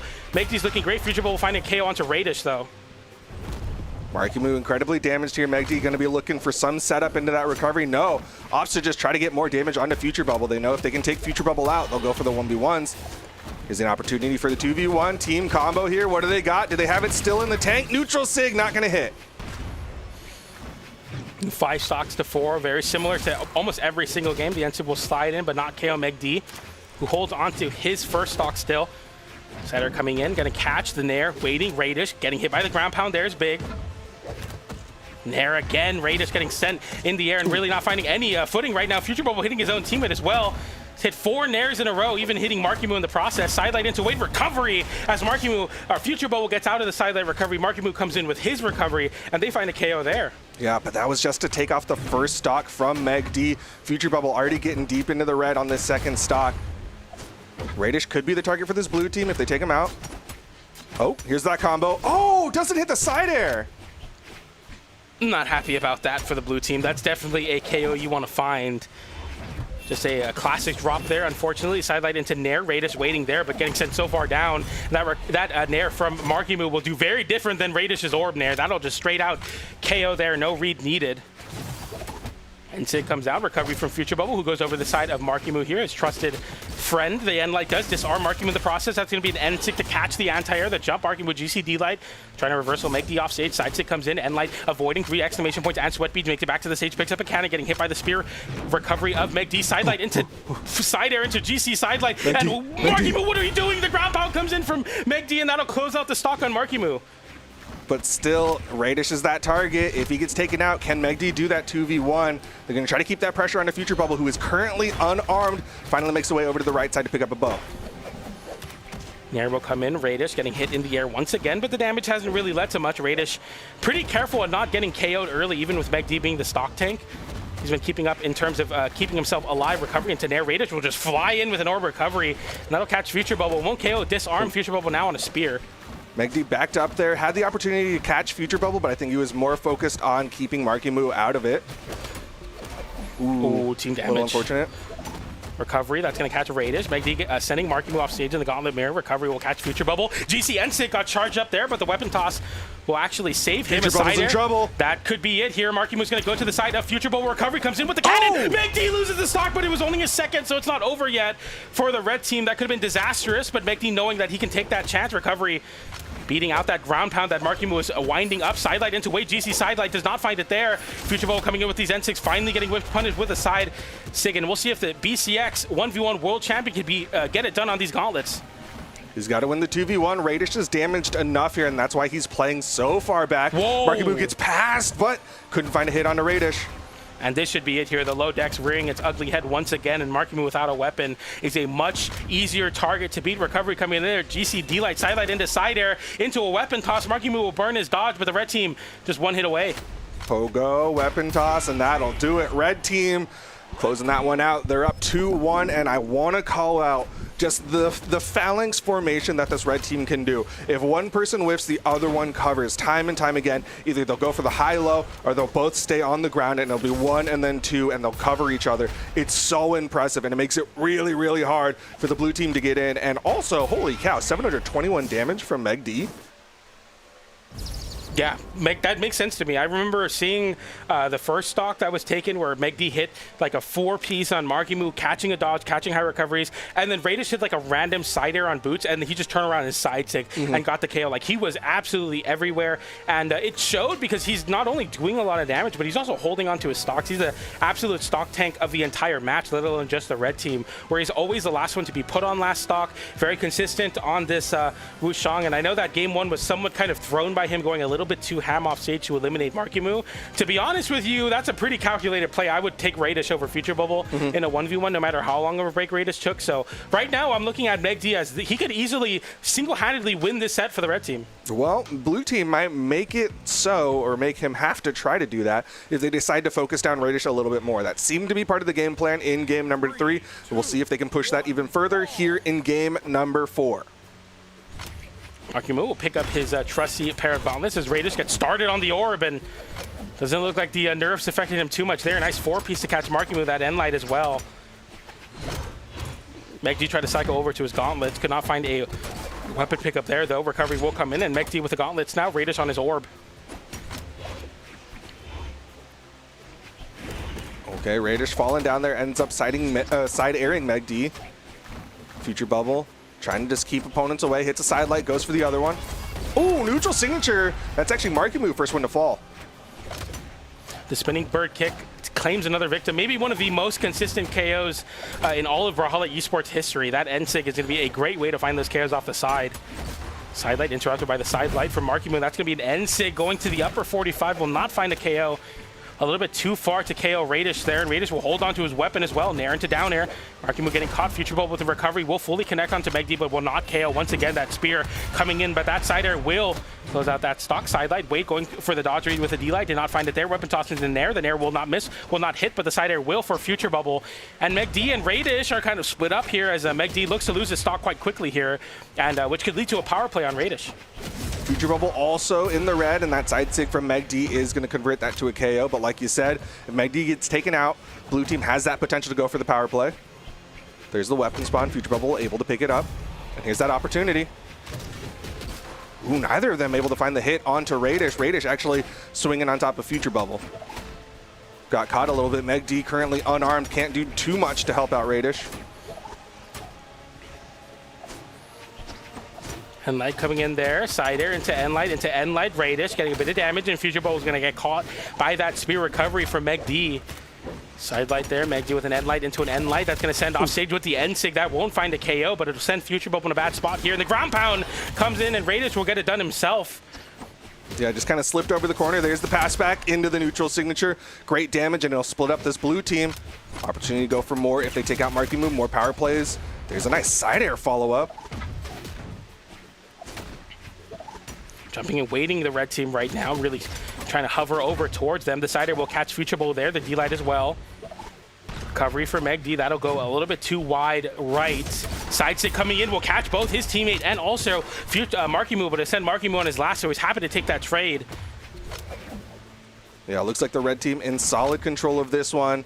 I think the desync of the blue team stocks is starting to have negatively affect them a little too much. Here's another team combo. Future Bubble trying to get in there, but the down sig from Megd still connects. It looked like Raidish purposely whiffed that side light to get position for that recovery off of that, but that'll be a KO on the side of Raidish. But Raidish, they're still on his second. Megd on his second too. Side light into Wade, getting the dodge that he wanted out of Future Bubble, but did not pull the trigger properly on that recovery to KO off the top. Nair will catch there. Megd getting sent high into the air. Nair comes out as well. Side air. Recovery from Future Bubble, another recovery from the side of Raidish here. And the red team are just slowly moving their way to a victory here if they can continue to hold these leads. And like will not KO Marku with the nairs and the recoveries. Right now you got to be careful as Raidish as he's on his last. Megd the only one with 2 stocks on the map remaining. Yeah, it really feels like the red team can hear the sounds of the tree creaking, and all they got to do is hit it with the axe a couple more times and it will fall. Just chip away at the trunk, and right now either of the blue team members in trouble. Future Bubble a little bit more, red team not really doing too much, as it's actually Raidish who's in trouble too. Yeah, Future Bubble, Raidish equal damage here. The down air will catch Raidish. Raidish, can you make it back? No, the weapon toss comes in, and Megd in a 2v1 now. One signature that is kind of out of the range for Marku to whiff punish could make this a 1v1, but a tall task for sure here for the red team as they squander their 4-stock to 2 lead. Uncharacteristic for a team of Megd and Raidish, but they'll do this here as Megd holding onto the wall, side light, waiting there, avoiding that D-Light from Future Bubble, so a little bit more damage, but the sweat beats come out. D-Light into side air, into Nair, into N-Light, into D-Sig, into a dodge for Marku, a bit of a misinput there, avoiding the ground pound, gets the down air to touch the wall, avoiding the ground pound again there, and Megd go for his own ground pound, makes it back with a recovery unarmed, and Future Bubble and Marku will not find a KO there with that team combo. Breakdance comes in, side light into recovery, now a 1v1 Megd versus Marku. The formats will change, the world champion has his gauntlets. Megd, the gauntlet legend of the past now versus the future, the current, the now. Marku getting caught by the weapon toss into the unarmed Nair. Megd losing his weapon in the process, picks up his pair of gauntlets, a signature, a side light into recovery. Marku getting caught by the end light. Megd now with an opportunity to win this game for his team, dodging the weapon toss. Marku throws his weapon away. Megd GCD light does not connect. Marku no chance to pick up a weapon as Megd is right on the spawn with a spear pickup. And now the KO, the D-Light, the side air. Megd clutches it out, and Megd and Raidish move forward in game 4 with a 3-1 scoreline, and the 1v1 went to the side of Megd and the redemption from game number 1. Megd holding on. He kept that one straight face, didn't let the tension get to him. You saw him just staring Marku in the eyes, and he found the hit that he needed, the downlight into the side air. Megd and Raidish gonna clutch up and win it out 3-1. 700 damage on the side of Future, but it was just not enough to get it done there. Megd and Raidish will move forward, and after losing that game 1 1v1 in Future Bubble in Raidish, when you think, you know, I think you said you were like, Marku, you want him to be in the 1v1 there, and still Megd got it done. That was very impressive. And Marku had the health advantage getting into that 1v1. I think the slight misplay of throwing his gauntlets away and just being left unarmed for so long is where Megd was able to push it into a W, but still incredible stuff. I would be worried a little bit because, of course, Marku Future Bubble on the elimination side, definitely still a scary team to go up against. Oh, man. Yeah, I caught your breath. Yeah, I was like, that's great. That was great. That was a tense one. Tense one. 708 damage on the side of Future Bubble, 445 on the spear, but not enough to beat Megd and Raidish. They move forward here as well. But before we get into the rest of the top 16 year top 8 qualifying matches, we're going to a short break. We'll be right back. Don't go anywhere.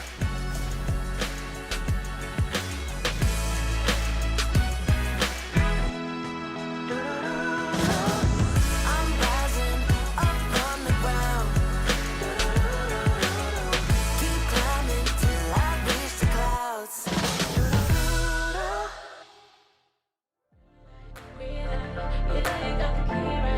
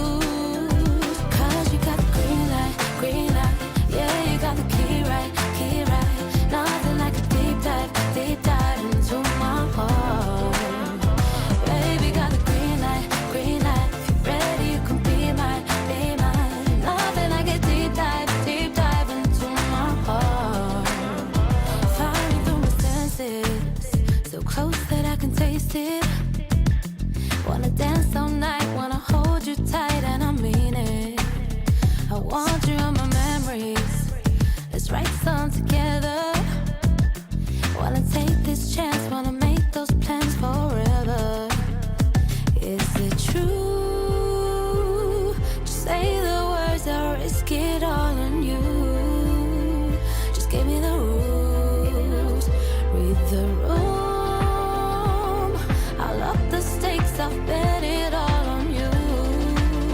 We got nothing to lose. 'Cause you got the green light, yeah, you got the key right, nothing like a deep dive into my heart. Baby, got the green light, ready, you can be mine, nothing like a deep dive into my heart. Green light, yeah, you got the key right, nothing like a deep dive into my heart.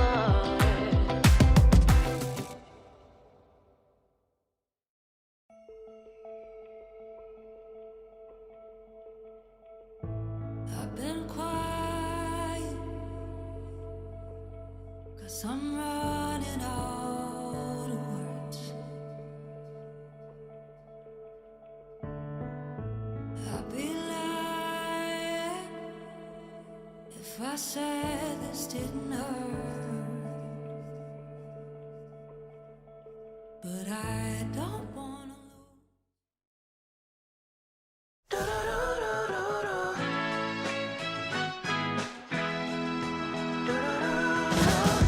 I'm rising up from the ground.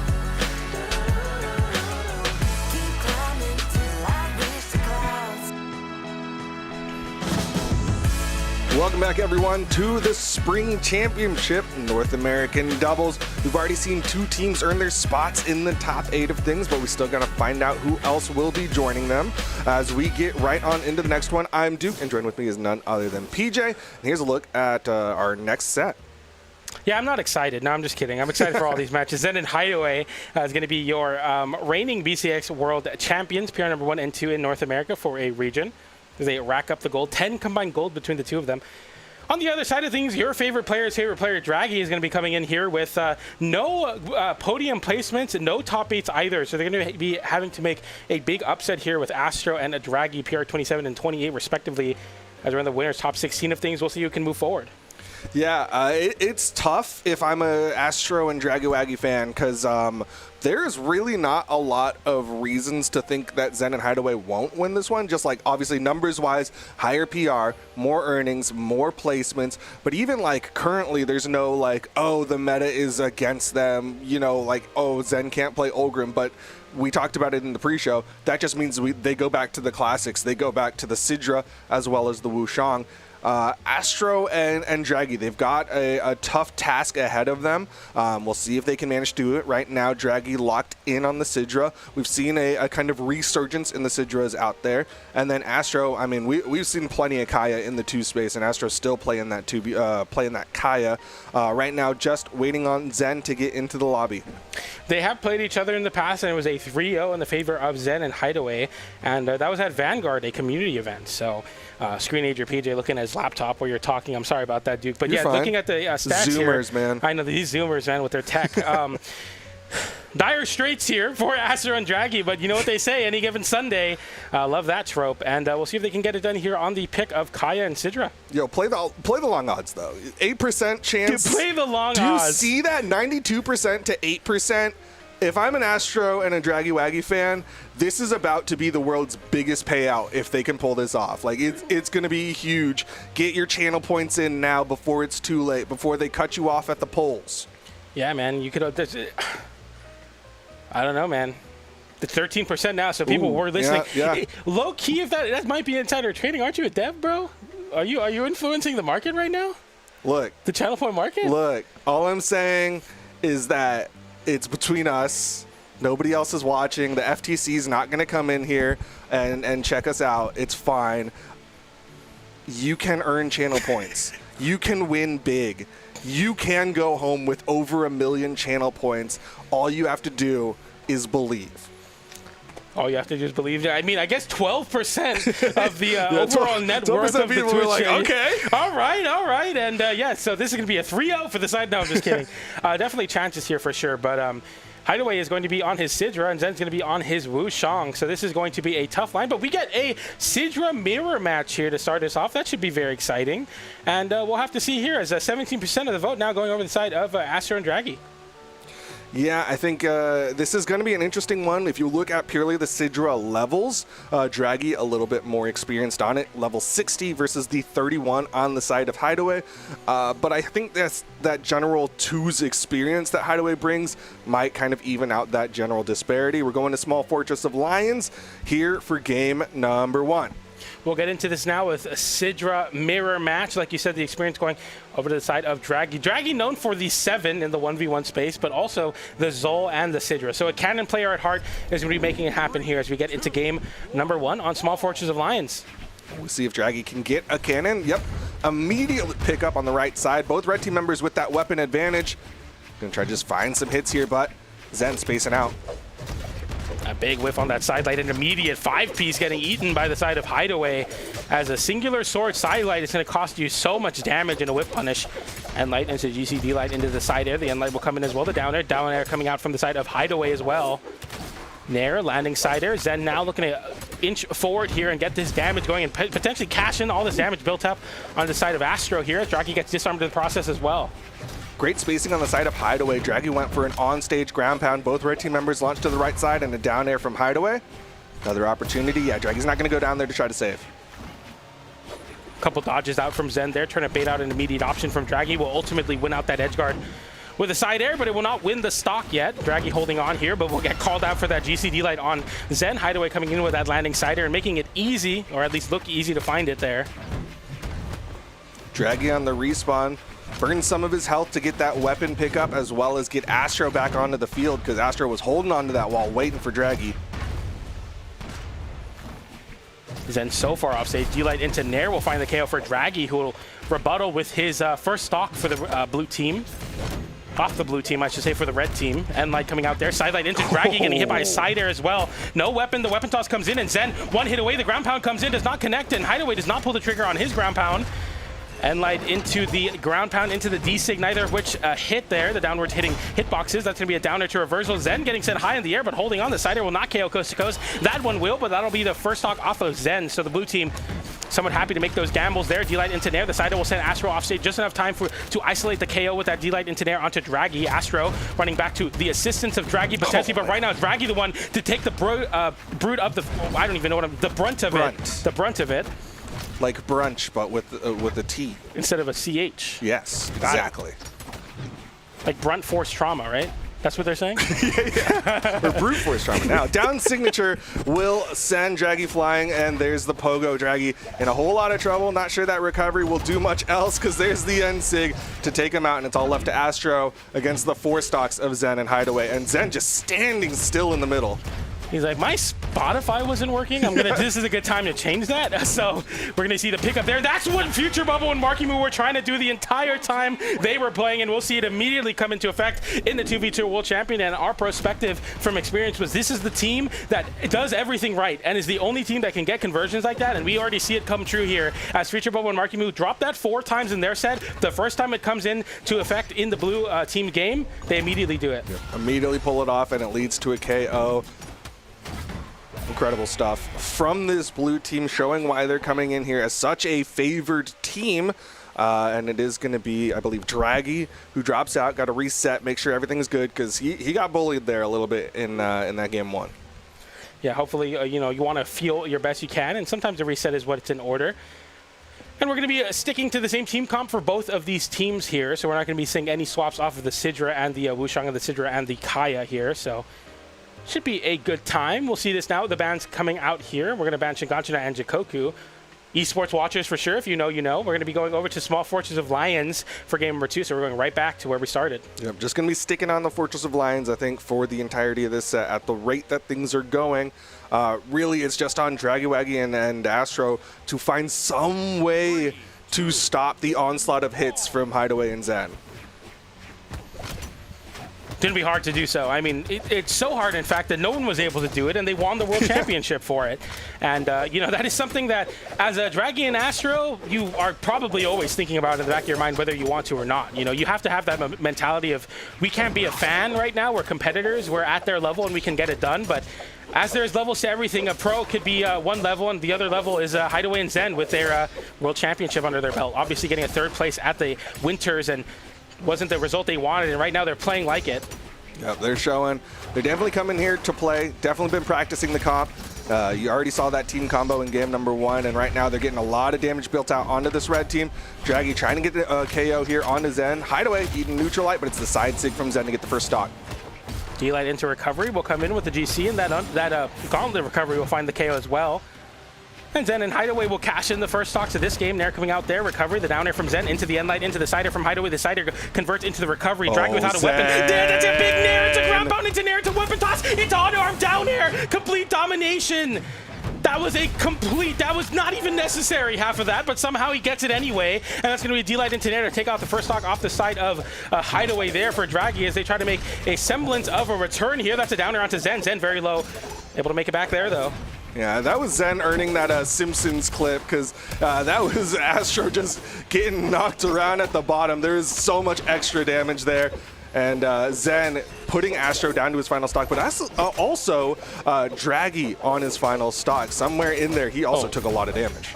Man, they traded spaces there. The blue team still pick up on it. The ground pound hitting your own teammate, then dodging through the ground pound of Draggy as you go for an GC NC to try to catch a potential reversal.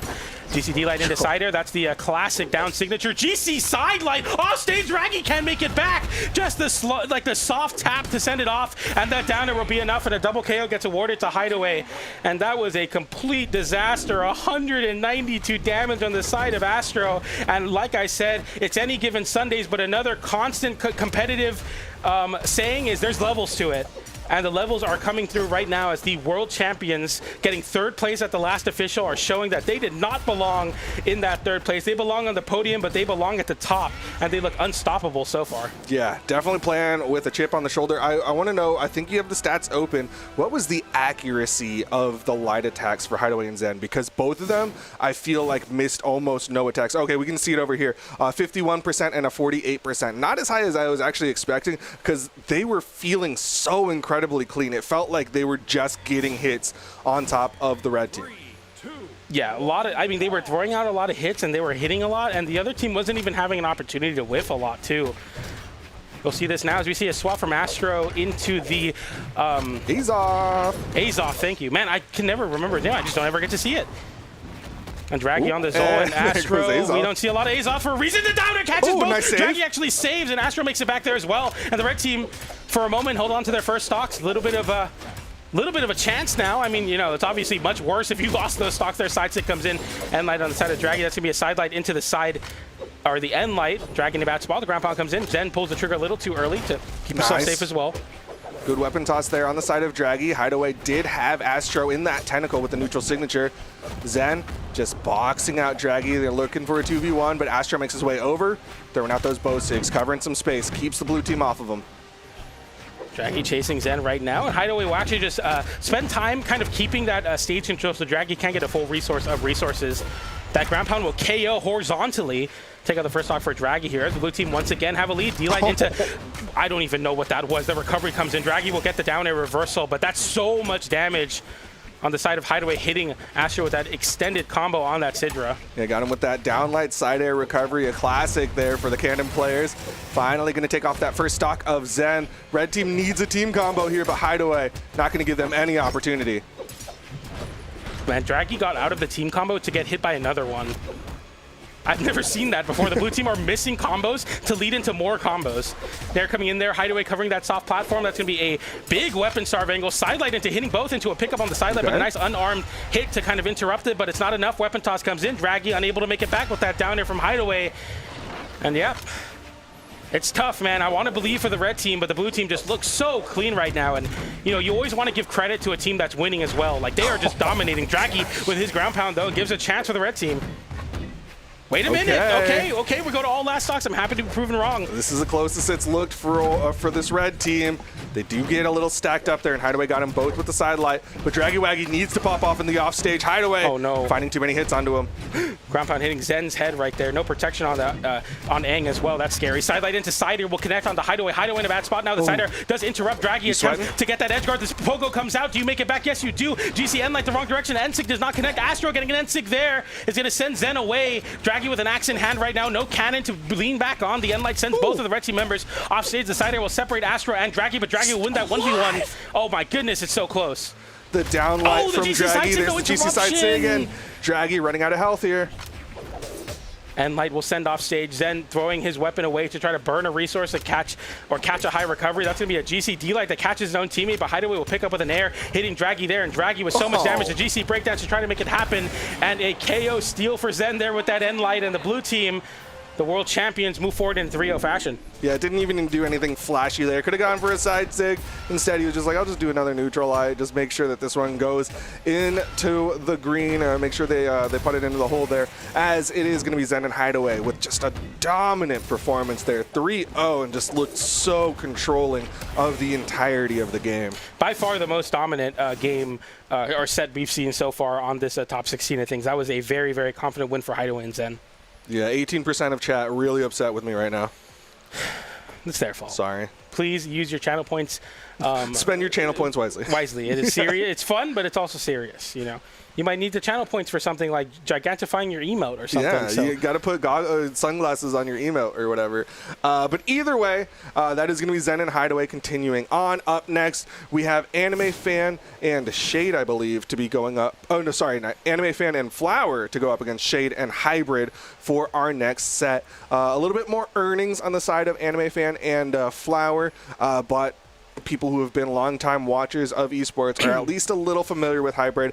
15 top 32s, 4 top 8s. He's been around for quite a while, hasn't quite made it onto the podium spots. Another team that we just kind of didn't talk about, but Shade and Hybrid got 4th place at Winter Championship, so they were in the top 4 of things, making it into the Elimination Side semifinals. I believe they fell to Hideway and Zen. Yeah, they got double eliminated by Hideway and Zen, who then got 3rd place. On the other side of things, Anime and Flower fell at 9th place at the Winter Championships of this year, losing to Zen and Hideway and Shade and Hybrid. So they actually won their most recent bout with each other here at an official. However, Anime and Flower did win at Frostbite number 20, which is in April 19th. So that was about a month ago now, where Anime Fan and Flower were able to do it versus Shade and Hybrid. Okay. Well, right now, we are, in fact, waiting for Hybrid to get into the lobby. I'm seeing a Becky Lynch lock-in on the side of Flower. That is the Nash crossover. A little bit of an interesting pick on the side of Flower. We definitely know Flower has a hammer. Obviously, I think most people are most familiar with his Yumiko. But it is interesting to see him over here on the Becky Lynch. I think Spear's definitely not a bad weapon in the 2 space. Obviously, hammer also really good. But it's just different, and it makes me uncomfortable. Change is hard. Yeah, it is. And I guess in this case, it's not really change. It's kind of like the opposite. Because they're going back in time, you know.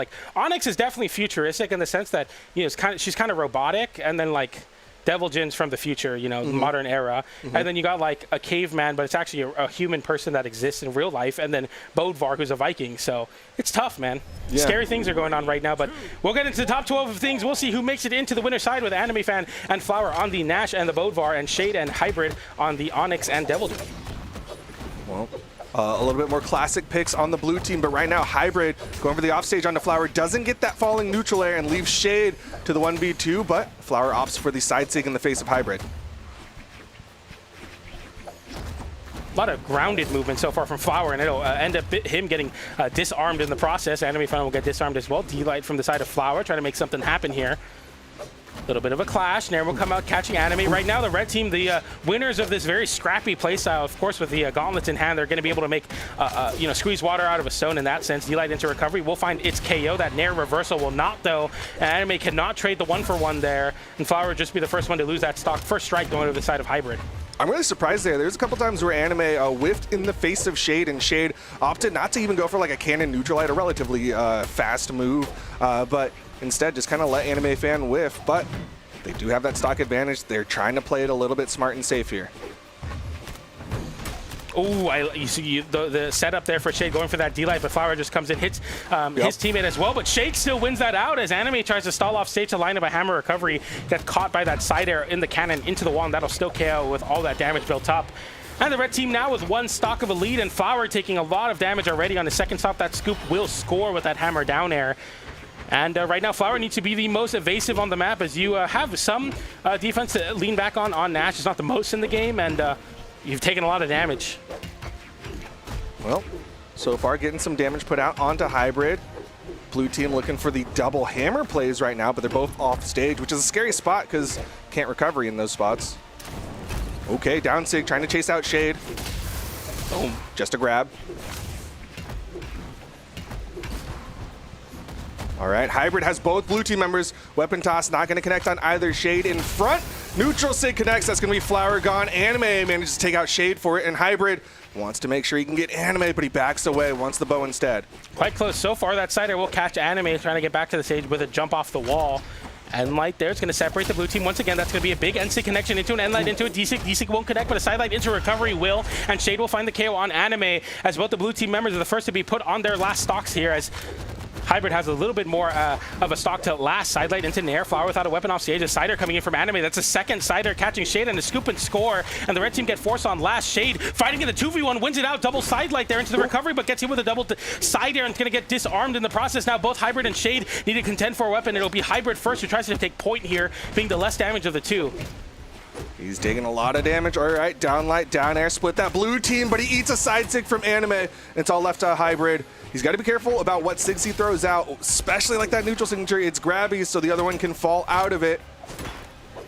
No weapon spawns for Hybrid right now. What was that haymaker? Catastrophic play from the red team as they had a nice kind of stock lead situation here, but the Flower really kicked it into gear, held onto the stock, and that's going to be the game for the blue team.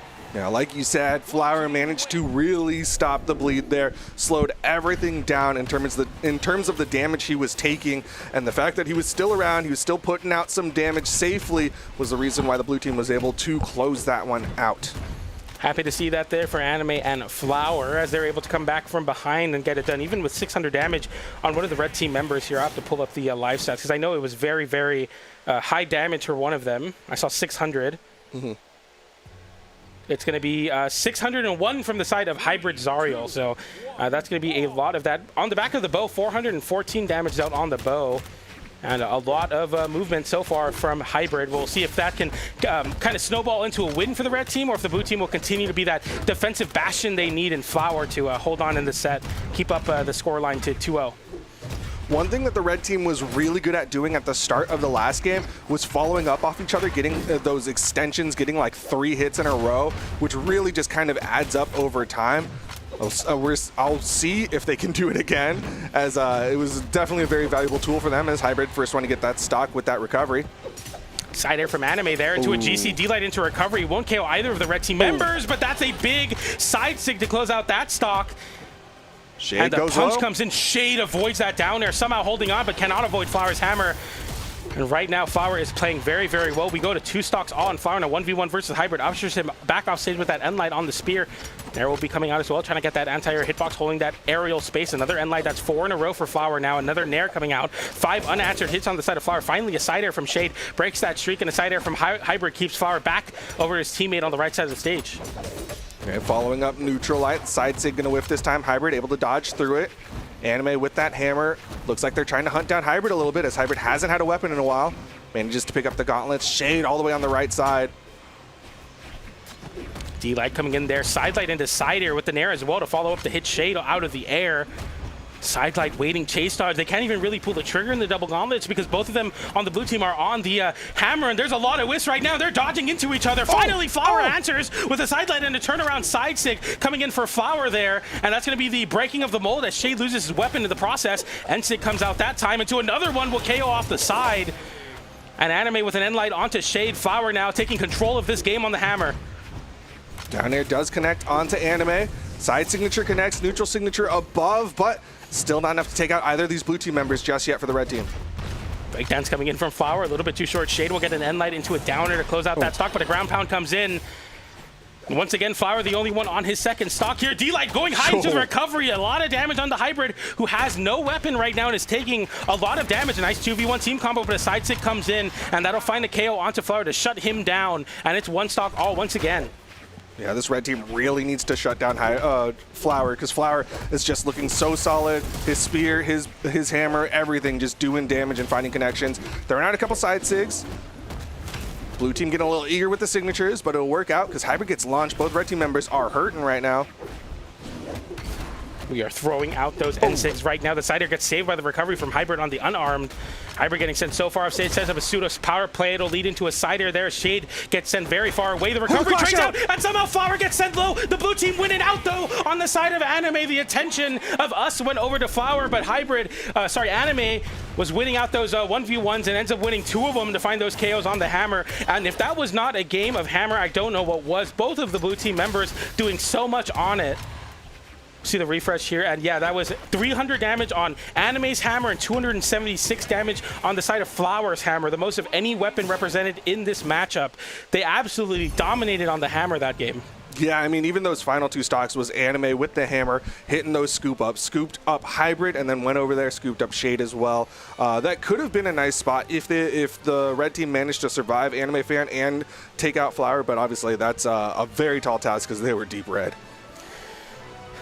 And Anime and Flower just keep getting it done here, and Shade and Hybrid, like, they're playing a team comp that could get really punishing signature KOs and long-winded combinations. But what I love about the blue team is how grounded they play and how well they're using the soft platform as well to just interrupt these things. And we're starting to see that really kind of weigh onto the mental of the red team, where they have to start pulling out of combos early. They're not going for extended reads because they know if I miss this side light on Gauntlets, I'm going to get hit by a Hammer Nair or worse, and it's just not working out for the red team. The blue team completely shutting down this very aggressive double Gauntlet team comp. Yeah, I think you're spot on. It's not even like being worried about getting interrupted as much as just like, oh, if I hit a sidelight, if I go for another move, this Hammer is going to come hit me. Oh my goodness, And this is crazy. the The RNG to get 2 hammers after completely dominating is crazy too, man. That's so fortunate for the blue team and so unfortunate if you're a fan of Shade and Hybrid right now.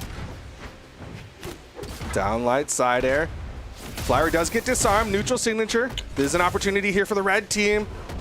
Nice chase down, Hybrid with a ground pound, but still plenty of jumps for Flower. Anime will make it back on the assistance of Anime clearing out. Sorry, Flower will make it back on the assistance of Anime clearing out so much space with that Hammer. Flower will pick up an N6 there and a landing Cider into a Nair with Anime getting both there. Not enough to KO with that down air, but we're getting to a point where some real conversation's got to happen about nullifying this Anime Hammer as he gets another KO and a pseudo unofficial double here as Flower's in a bad spot there, trying to go for a edge guard. Is Hybrid getting hit with the D-Light into the recovery? Hybrid with sweat beats cannot get it. My What God. are we doing? Well, there's no shot. Hybrid runs off the stage and Flower gets a double KO with the down air, and it is all but over. 5 stocks to 2 as Flower lines up a perfect down air to KO Shade, but Hybrid and Shade can make it back, and it is all over. I said the last set was the most dominant, but somehow Flower and Anime put on a exhibition in game number 3 to completely shut down this red team, and Hybrid is trying his best to fight back, but there's not much you can do when you're down 4 stocks to 1, and you never really had a chance in the 2v2, but for sure you don't have one in the 1v2, as the D-Light Cider will not KO, but it'll send so far off stage, and Flower and Anime move forward into top 8. Man, Flower unarmed, winning out in a 1v2, basically on his own. I don't know that Anime Fan did anything more than root on Flower, because the offstage from Flower did everything there. Anime did start it up with that recovery, but the double down airs from Flower, Shade tries to help, and Flower just shuts that one down. That's brutal. It's just not worth it. Like, even if... Yeah, it's just not worth it, man. I just can't believe it. That's so unfortunate. To go off at 0 health, 110 damage dealt by Shade, and can you really blame him? He literally forfeited a stock at 0. That was a completely just hard game to watch there, but fortunately, if you're a Flower and Anime fan, you'll like that set, as that was a 3-0 and with a quickness there to move forward into top 8. Yeah, that was some disgusting gameplay, to say the least, on the side of Flower and Anime. But like you said, if you're a fan of them, then you are happy because they are going to continue on. Okay, they're in the winners semifinal, I believe.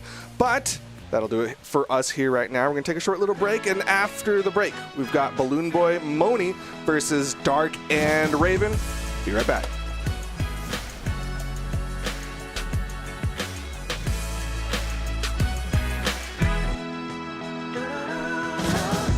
I'm rising up from the ground. Keep climbing till I reach the clouds.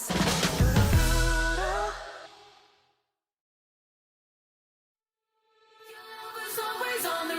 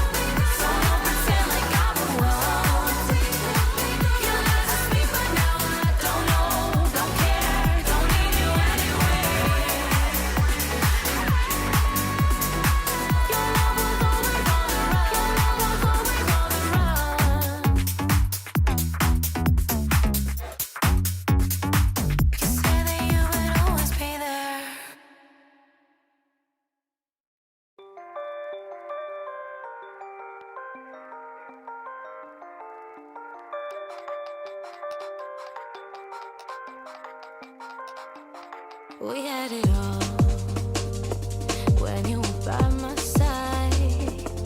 We've given up. Was it a waste of time? You got me acting a fool now. I won't be chasing for so long. You got me high on emotions, and I just look at what you've done. Love ain't easy. Got me down, I'm hung on you. Don't you need me? I just wish you'd tell the truth. It wasn't enough. Now my heart is feeling numb, frozen up. And I gave it all for what? You got me acting a fool now. I won't be chasing for so long. You got me high on emotions, and I just look at what you've done. Love ain't easy. Got me down, I'm hung on you. Don't you need me? I just wish you'd tell the truth.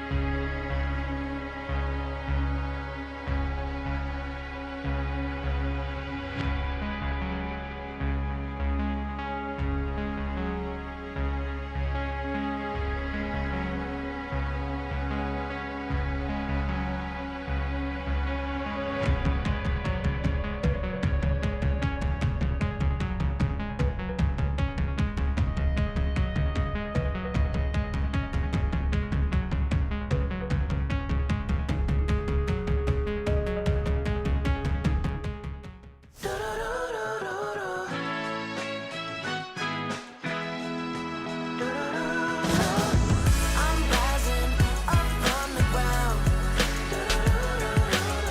Keep climbing till I reach the clouds. And we are back with more of the Spring Championship North America Edition 2v2. I'm Flambo, joined by Slow-Mo. We're ready to hop into some more of these sets. How you feeling, Slow-Mo? Feeling good. It's North America. It's Sunday. And they say any given Sunday, I really do like the state of North America right now because I don't know what's going to happen. I have no idea. You know, South America, you have a pretty good idea. EU, you have a pretty good idea. But the state of North America right now is a little bonkers.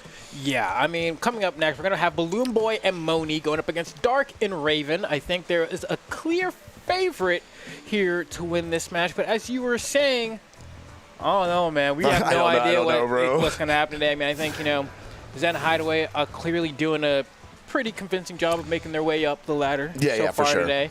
But, you know, Balloon Boy and Mooney, I think, I mean, in a lot of our predictions, mine included, I had them getting first for the day.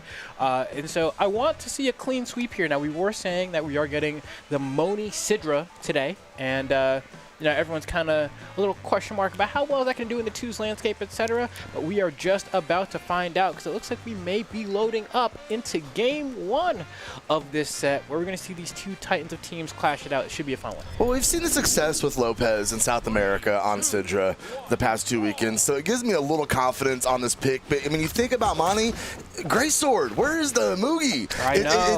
It's almost blasphemy. It's almost like sacrilege to see him on a different legend. But here it is, nonetheless. As you said, he is teaming up with the Triple B. Okay, let's see. So far, I mean, on the left side of the stage, we're having a good old time here, as it looks like Raven and Dark are actually holding their own. That might be the first stock Mooney can't get past. Oh, that ground pound is misspaced there by Raven. I think that could have been the stock, but nice retaliation with a wake up grab to cancel down light into the down air. And they're actually keeping up quite well with Balloon Boy. That might be the first stock taken. Yes, that side's going to do it. And on the left side, that is another stock taken. Balloon Boy and Mooney actually falling behind here in this game one. All right, a little slow start for red team. Oh, nice gravity cancel side sig from Dark coming across the stage. Going to go ahead and pick up some damage with that. Monty, though, is going to go ahead and clean off the stage. Dark's going to take the high route. Monty's going to go underneath the recovery, and it will be enough. Had enough force to go ahead and knock off the top. Side sig from Balloon Boy is going to go ahead and hit his teammate, but puts Monty in position to go ahead and confirm that stock. And aside from the damage deficit, everything is all tied back up. Oh, no, Balloon Boy. No, they pieced him up, Flambeau. Get back down the stage. Balloon Boy needs a weapon. The drop is on the blue side. He's not able to get to it, taking more damage. Balloon Boy is in some serious trouble, Flambeau. Yeah, no, I mean, the red team in general not having the best time here trying to claw their way back. They have quite a bit of damage to make up for, and look at the way that Raven and Dark are holding each other, just kind of each other's backs, right? That's going to be a nice opening. The Sig connects, not enough to KO, but we actually will see that stock fall there, and then now Mooney soon to follow. That's a clean wipe of the red team here. Blue team, very solid lead, a lot of health to work with here. We'll see if the red team can bring it back, but the blue team is playing so well. Another opening from Dark there on the side. Wow, oh, beautiful. Confirm there from Mooney, though, to go ahead and break that up and also confirm the stock. We have to start fighting back now. And they are. Oh, nice catch there. Didn't get both of them like they wanted, but going to go ahead and rack up some good damage nonetheless. They're trying to get the second stock off of Raven. Raven huge damage.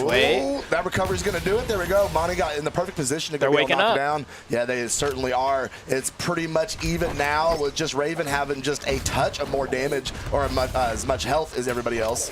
Oh, but they're pushing in on Money. The recovery's going to get punished. Nice. Raven's going to clean it up with the side air. And just like that, Balloon Boy finds himself all alone against his blue team. Raven going off stage to fight a little bit. Balloon Boy has the weapon. Raven does not. He's going to get over. We got gauntlets on hand now. Dark's going to go ahead and sit back since he is in red. Does not want to take any damage. Does not want to make this a 1v1, especially against the Triple B. Yeah, I mean, Dark definitely, maybe one D-Light recovery away, potentially of losing that stock. Balloon Boy unarmed now. Gonna need to find some sort of opening. That should be the confirm that gets the stock. No, we actually get a drop of the pass there. That gives Balloon Boy a chance to kind of try to fish for another weapon. Where is the spawn? He's looking for it. It's on the left side. He's gonna get starved out there. Gonna retreat to the platform, refresh his jumps, and hopefully try to play for the next one. Gets a good spawn there, but it might be a little bit too late. There's the pass. Balloon Boy has to burn the dodge. They don't go off stage for the ground bound and close it out. I think that's a mistake there because they're giving Balloon Boy another chance. Balloon Boy without a weapon now, though. Ooh, that recovery, not enough. It was grounded. The neutral light, of course, not going to be enough. Everybody knows Bo is unable to knock out. Oh, there we go. Bad whiff from Balloon Boy. They're going to go ahead and give up that stock. Honestly, valiantly fought. Got a good chunk of damage racked up there as well onto Raven in the end, but was not enough to get the job done. I was a little bit scared for them with the way that first match started, but toward the end, it did seem like they were trying to find their stride a little bit. And so I feel like going into this game, too, I feel a lot more confident that Balloon Boy and Mooney are going to be able to kind of bring it back. But Dark and Raven did a fantastic job because I really think if they would have allowed Balloon Boy to make that a 1v1 situation and would have been able to get Dark out of there, I don't know if Raven would have been able to go ahead and clutch that one. It's definitely having both members of the blue team in the game the entirety of the time to be able to have that 2v1 situation against Balloon Boy. That worked out fantastic. I don't know who hit Money with that weapon throw, but it was fantastic. If you are on a Team Blue here, although Dark Sweat B is going to go and finish it off with a dare, and that's going to go be a very quick stop, 20 seconds on Dark. Oh my goodness, yeah, I mean, talk about quick. And Raven on the left side here, almost getting rid of Mooney's stock there. Nice retaliation from Balloon Boy, going ahead and break things up. Have a little bit of a scrap off stage on the left side, and then Balloon Boy wants to get a piece of the action as well. Oh, and he actually doesn't get the wild touch there. Balloon Boy spooks him, and that's going to be the stock. Well played from the red team, and now with a pretty decently sized lead here. Looks like what I was kind of seeing is coming true so far, as the blue team is now the ones on the back foot trying to bring this game back and trying to collapse on a Mooney. Mooney makes his way through. Oh, I like the attempted follow-up there. Oh, the breakup from the neutral sig was sick. That was a fantastic job from Dark, being completely aware of what was going on, and the perfect opportunity to break that up and get some good damage with it. They're still trying to lock in these first stocks, and just like that, before I could even finish the sentence, we were all tied up, Flambeau. Okay, good for them for being able to go ahead and kind of close that out. When they did, you don't want the lead to get so massive that it feels impossible to come back from, and that's going to be a nice combo from the end left from Mooney, passing over to Balloon Boy's down sig on Zariel. Going to go ahead and rack up that extra bit of damage. Now it's going to be the red team finishing for those final blows on these penultimate stocks. Balloon Boy getting the perfect dodge to get back over on stage, staying out of the way of that candy. Nice. Oh, good read off the down air from Balloon Boy. We see Brawlhalla go and confirm that stock on Dark over on the right side. That's going to put him down in his final, while everybody else is looking pretty healthy, especially if you were on Team Red right now. Brawlhalla coming down, going to rack up some more damage on Raven. Balloon Boy going to retreat over to the right side, coming back into neutral. No, Raven's right there to shut it down with a side light. All right, let's see, and that's going to be a side stick from Balloon Boy punching Raven in the face here, and then a pass down. Mooney not in position, not going to be able to confirm much off of that, but they have a pretty sizable lead at this point. Still healthy with 2 stocks each. Meanwhile, looking on the blue team, Dark is on that final stock, trying to play a little bit more in the corner here. You see camping the right side, has to dodge that down signature, but gets caught by Balloon Boy on the way around. Isn't going to lose a stock though, but man, Dark can't take much more punishment. No, he's had a really rough time. I'm interested to see the stats for him after this game is over. His Dark is set up again. Balloon Boy trying to close in with a gravity cancel neutral light. Dark's able to find his way back down, and a falling neutral sig is going to go ahead and find its home. Balloon Boy on his final stock. Brawlhalla is very low right now. Raven goes low. He catches it. I'm surprised, honestly. He did grab cancel side sig, was able to catch the startup of the hitbox, hitting a little bit behind, I guess, with that line back, just narrowly catching. And Balloon Boy getting a huge chunk of damage on a Raven here, though. Raven barely less damage than Dark at this point, and there goes Dark out the picture, and that should be the stock there. Yeah, the down sig from Balloon Boy to go ahead and confirm game number 2. Yeah, that's going to do it. Take a look at these stats, because Dark had a really rough time, 253 damage for Dark in that second game. Only 44 on the bow, and then 394 from Raven. So blue team was just having a really hard time getting any offense going. They were pretty much being smothered out by Mooney and Balloon Boy, and just not able to get anything going. And we see a very decisive win there for Balloon Boy and Mooney to tie up the set. Okay, yeah, no, I mean, love to see the adaptation that we saw in that game, too. I do like seeing myself some close sets, so now it's kind of the onus on Dark and Raven, right? You had a pretty good game 1. That's always going to be the game that is the most volatile for a lot of matchups, where you're still trying to feel out your opponent and get an understanding for how they play. They're able to catch Balloon Boy and Mooney off guard, but they were able to make the adjustments. Now the question is now posed to Dark and Raven. Are you guys capable of making the adjustments? Because otherwise, Balloon Boy and Mooney have proven time and time with their placements over various tournaments that they're top competitors. It's Dark and Raven here who are a bit of the dark horses. So let's see if they can make it happen. For sure. I mean, they did get that early win. Oh, Mooney with the back-to-back nairs. Dark coming back down the stage. He's in big trouble, Flambeau. Ooh, gets caught on the landing again. Brawlhalla is dialed in. Sarah's going to go ahead and slap Raven off the side of Fortress Alliance. Not enough force on Raven, but Dark will be sent up and out, and now they're going to try and dial in on this 2v1 and Raven. The unarmed recovery from Balloon Boy is not going to be enough, but Dark go ahead and gets one against Balloon Boy off the side platform. Raven still holding on to that first stock. Another connection from Balloon Boy against Raven, and again, Raven just continuing to absorb this damage on the Onyx. Okay, let's see. Down sig not going to connect there. All right, there we go. Going to be a lead here for the red team. Ever so slight, though, but I mean, Mooney is pretty healthy right now, only in the light orange.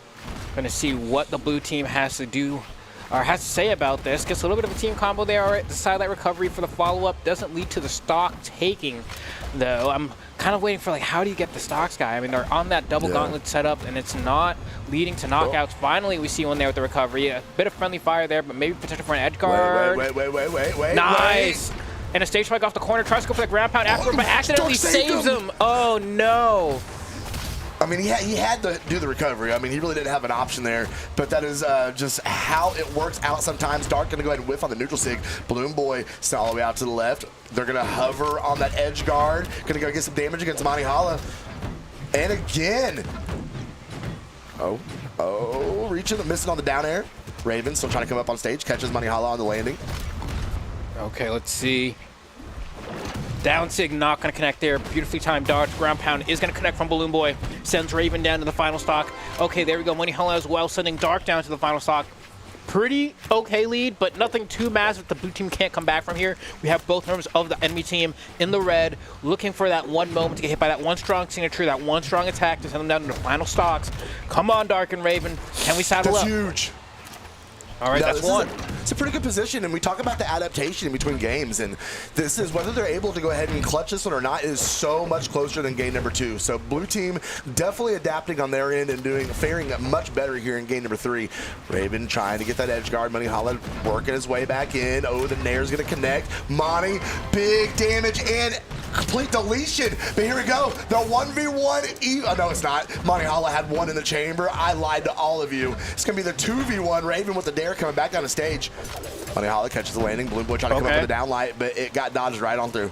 Yeah, it's going to be a bit of a tough one. Now, granted, you know, if you're able to get a nice opening on one of those members of the red team and you're able to kind of escort them to the blast zone without any interference, maybe you can make it happen. But I think Raven going to be disarmed pretty soon here. Has to find something. That's probably just the game. Yeah, the NSIG is going to seal the deal. Brawlhalla and Balloon Boy going up in the set 2-1 now, and still looking pretty comfortable. I do say that game 3 we just saw was closer than the game 2 was, but narrowly. We got about 2/3 of the way through it, and blue team just kind of started to sputter off a little bit. Yeah. Like they kind of, I don't know if they just got wore out, you know, just ran out of steam, but they started off really strong, and we got, you know, about 2/3 of the way through that game, and then it just started to go really downhill for them as Balloon Boy and Brawlhalla were able to go ahead and step it up and take that game, and that just puts them 1 game away from taking this game, the set against Dark and Raven. Yeah, this time around we're going to have a little bit of a change of scenery. We're heading to the Western Air Temple. Hopefully the change of scenery favors Dark and Raven as they are on the back foot trying to make the comeback happen, trying to see how deep of a run they can get here, and that's a pretty good start. Nice side stick from Dark there to go ahead and get some good damage onto the red team, but they haven't really been able to get much in terms of team combos. I feel like this has actually been true for both teams for the most part. Uh-oh, that's down. That's early. Yeah. 25 ground seconds, pound, man. Yeah. Raven, though, left all alone in the 2v1. Brawlhalla is going to whiff the down sig there. Looking for another one. Ooh, nope. Swaps over to Dark. Catches a one piece and then immediately retreats back into center stage. Dark, gravity cancel neutral light, goes up with the recovery and immediately gets shut down. Dark still holding on here, staring his way through red team, trying to make anything connect. But the only one connecting over there is Mooney, as the Dark is still... Oh, the Balloon Boy immediately attaching himself, and there's a disarm. Brawlhalla is deleting over on the right side. They're definitely cooking so far this game. Yeah, definitely spooking the blue team there quite a bit with that offstage play with the weapon throw and everything combined. But I don't even think actually connecting a blow there. But Mooney there connecting some blows. I think comboed off of the pillar into a down air to go ahead and confirm this dog. That's pretty sick. That's situational. You don't see that every day. Great job from Mooney. Absolutely. Balloon Boy taking the low route, coming up with the recovery, missing the neutral air. Again, hitting the recovery, missing the neutral air. Raven trying to clear house a little bit. That's going to be the stock off of Mooney, but these are first stocks, Flambeau. Red team has got themselves so far ahead right now. Dark and orange on his final stock. Raven, the Nair is not going to be enough to confirm that opening stock on Balloon Boy still, as he's allowed to get more extra credit. Coming back up on stage, the downlight. I don't think it hit, but Mooney was able to get one in there. Yeah, you can see Dark basically just kind of taking up space on the screen right now, which like isn't to be, you know, it's not offensive. It's just like that's a crazy statement. He doesn't have the ability to throw out an attack and whiff. He has to wait for Raven to do something, and so you're seeing like he's trying to follow up, but otherwise he can't take the initiative on anything, because if he does, he puts himself at risk of losing his final stock, and at that point, then will truly be a 2v1 for Dark, and so or for Raven, and so he's trying his absolute best here, but at this point in the super barbecue, you're just biding his time, weapon throwing here, basically one hit away, and now that's going to be it. Yep, got caught in a moment trying to refresh some jumps on the side of the stage, and Raven, to his lonesome, I mean, against too many stocks. I mean, I'm looking at Balloon Boy sitting with 2 stocks there. Raven, you know, very difficult spot to be in for sure. But, you know, I mean, I see a lot of people, we have fans of Raven and Dark, but never fear, we're still on winner side. That's true. We're only in winner side quarterfinals, so Raven and Dark. Oh, that combo! I haven't seen that one yet. I don't think that was nasty. The Raven and Dark are going to have their opportunity to go down to elimination side and fight their way through that down there, while Balloon Boy and Mooney are going to be moving on to your winner side as semifinals, and they're going to be taking on the winner of our next set, and we're going to get into that in just a second as we take a look at these replays. Oh yeah, no, that's cool. It's because you know I'm so used to D-Light just leading to a true combo for sword, right? You know, you do your D-Light to your D-Light recovery, whatever. But that combo's neat because they use the sword D-Light and then Balloon Boy combos off of just the D-Light into the side air, and so that means you still have the forward air or the side air to use later on if you want. Sick combo. Yeah, I know. That one's just cool. That one's cool. It's a similar. Well, I'm like trying to remember what team comp we were looking at yesterday.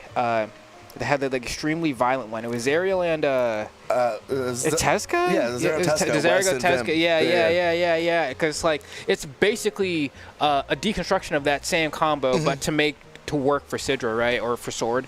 It is cool. It was, yeah, it's cool. It was flashy yesterday. It's flashy today.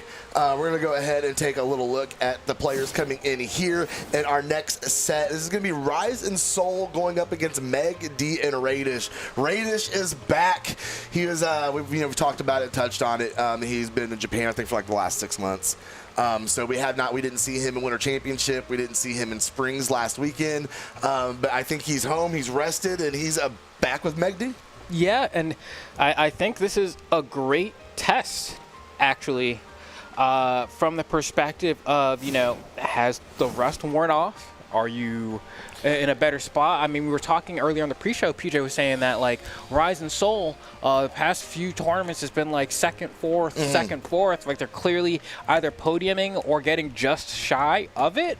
And so going up against a team like Megd and Raidish, I think is the perfect test, both for them in terms of, like, do we still have the chops? And for on the side of Megd and Raidish, it's like, okay, am I still one of the best competitors in the 2 scene? See, it's interesting for me because there's 2 ways to look at the situation with Raidish. Either as somebody who was as dedicated before he went to Japan, has put in many hours as he did, all the accomplishments is 6 months away. Do you come back refreshed and rejuvenized, or do you come back rusty? I mean, like. The way I think about it is because the reason that he even went to Japan, I think, was for like Sentai training, right? Like, I know it was some sort of school. Like, I think he went to become just like a Super Sentai. He went to meet Red Raptor in person. Is that what it was? Oh, yeah, okay, he met Red Raptor in person, bro. He even got a suit of his own. You guys can't see it, but Raidish is sitting at his computer right now, fully suited out like a Power Ranger. Fully suited out, bro. He got Garuda in the back too, bro. I seen him in the parking lot. I'm telling you. I mean, if I'm going to be completely honest, and Megd and Raidish, those are names that just carry some weight in North America. But, I think about, what you pointed out with Ryzen Soul and how consistent they have been, how long they have been together, how well they've been competing. I really kind of wonder if Megd and Raidish are the favorites here. I think seeding-wise, we were like, nah, right? We kind of, I think we were saying earlier, they got like seed 12 or 13 for Megd and Raidish, just because they've been out of the picture for so long. So Ryzen Soul, I think, are actually technically expected to come out on top here. But we're kind of talking more from like a community perspective, right? Where it's like, all right, that's what the numbers say. But like in terms of like what the vibes are in the room, like how are we really feeling? This is an interesting team. I mean, Raidish coming back, he was with Balloon Boy the end of last season. Megd, kind of, I don't want to call it a resurgence, but I feel like I am saying his name so much more than I was towards the end of last year. And just seeing these 2 players together, I don't know. I just don't know, Flambeau. No, I mean, even when we were talking to Experience earlier in the prospective, right, and I was asking him some questions because, it was very clear to me, I think, last weekend with the, the first real big tournament after the Snapdash changes, and we got Megd on the screen, and he's piecing people up in neutral just like good old Megd used to. I'm like, all right, like. He looked really good in singles. That looked like a direct buff to Megd, right? He looked really good in singles last week for sure. But that's gotta help. Sorry, we went off on a tangent there for a second. Sometimes you just kind of got to think about it. But we do have these players here. Everybody's getting locked in, and I think this first game is going to be very telling for all of us. Yeah, let's see what we about to do here. Looks like we're going to be going to the Small Fortress Alliance. What a surprise here for game 1. I know, right? And we'll see. I mean, we got Raidish on Aaron Yeager. Okay. I like it. Okay. So many times I feel like we have wasted crossovers. Just like, we'll see a Rayman every now and then, like, Bunny, why are you not on SpongeBob? Yeah. Like, what are you doing? SpongeBob, Dawson, But nah, Raidish understands the assignment. Right? He's here. He's ready to get down to business. I like to see it. Sidelight's going to go and get punished by Soul, though. The Nair going to back up some more damage on. Ooh, breaking up with the Dare and then tossing a Raidish over with a Sair off the axe. Keep your eye on Soul. He's swinging for the fences. There we go. And see Raidish actually opting to go for the D-Light side air off the stage there. We're so used to seeing him do that pass where he does the reverse side air, but not going for it this time. Oh, I like the attempt from Rise there. Great drift from Raidish. He'll get out of harm's way. Ooh, and just like that, there goes Rise and Megd cooking up on Soul as well here potentially. No, actually going to give him some space. And Raidish is playing in the back. Yeah, Raidish can follow him very closely, though. Nice. Oh, nice recovery. Going to get a little more damage off of it. Sweat beats out. That's going to do it for Raidish's first stock. Now you got Megd and Soul still holding on to their initials. Nice. Megd, though, putting work over there on Rise, getting the two-piece Rise able to come back up to get the 2v1 opportunity against Megd. Put some more damage up against. Oh, nice dodge. Going to go ahead and whip that one. Megd got the gauntlets back in hand. Raidish is going to go ahead and dish Soul off the left side of the stage. Megd getting sent all the way to the top, but he comes back in, taking that spot right in front of Raidish. Yeah, there we go. I mean, the red team looking pretty darn good, if I do say so myself. Raidish, you know, looking good on that Aaron Yeager.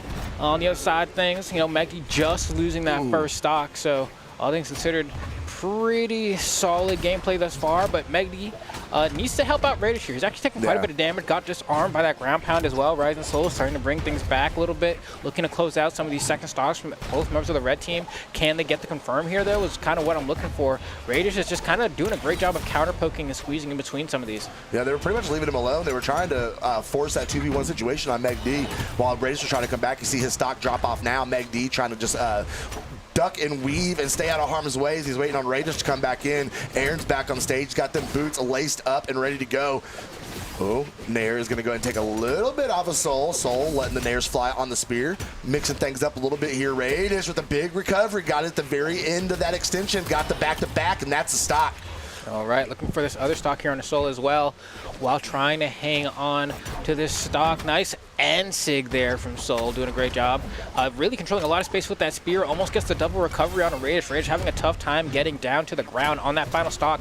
Needs to play better defense here. Oh, Raidish is going to need help. Can he get out of this? Oh, No. I don't think the answer is yes. Oh, Needs to save. Oh, Megd doesn't get there in time. He was almost back, but Soul is going to go ahead and trade with him, and now you've got 2 stocks to 1 against Megd. Okay. This is a player that can get the job done, though. This is not impossible. And you see him immediately going over to the side of the stage, trying to hug that wall, because you step up on the platform and you see what happens. You get immediately stuck in that 2v1 combo. While Ryzen Soul are trying to set it up again, they were able to get a little bit of damage against Megd, trying to push him back over. Nice grab to cancel down. Down Sig is going to go ahead and catch Megd way up in the air. The Sair bouncing him away again. Here we go. Flambeau is a build up, and that should not do it. Megd able to hold on a little bit longer, but the tap in the Sair is going to do it. And a Soul and a Rise are going to take game number 1, Flambeau. Yeah, I mean, we were asking the question, yo, is Raidish, you know, still able to hang with the boys? And the answer is kind of not really, man. He got like 226 damage.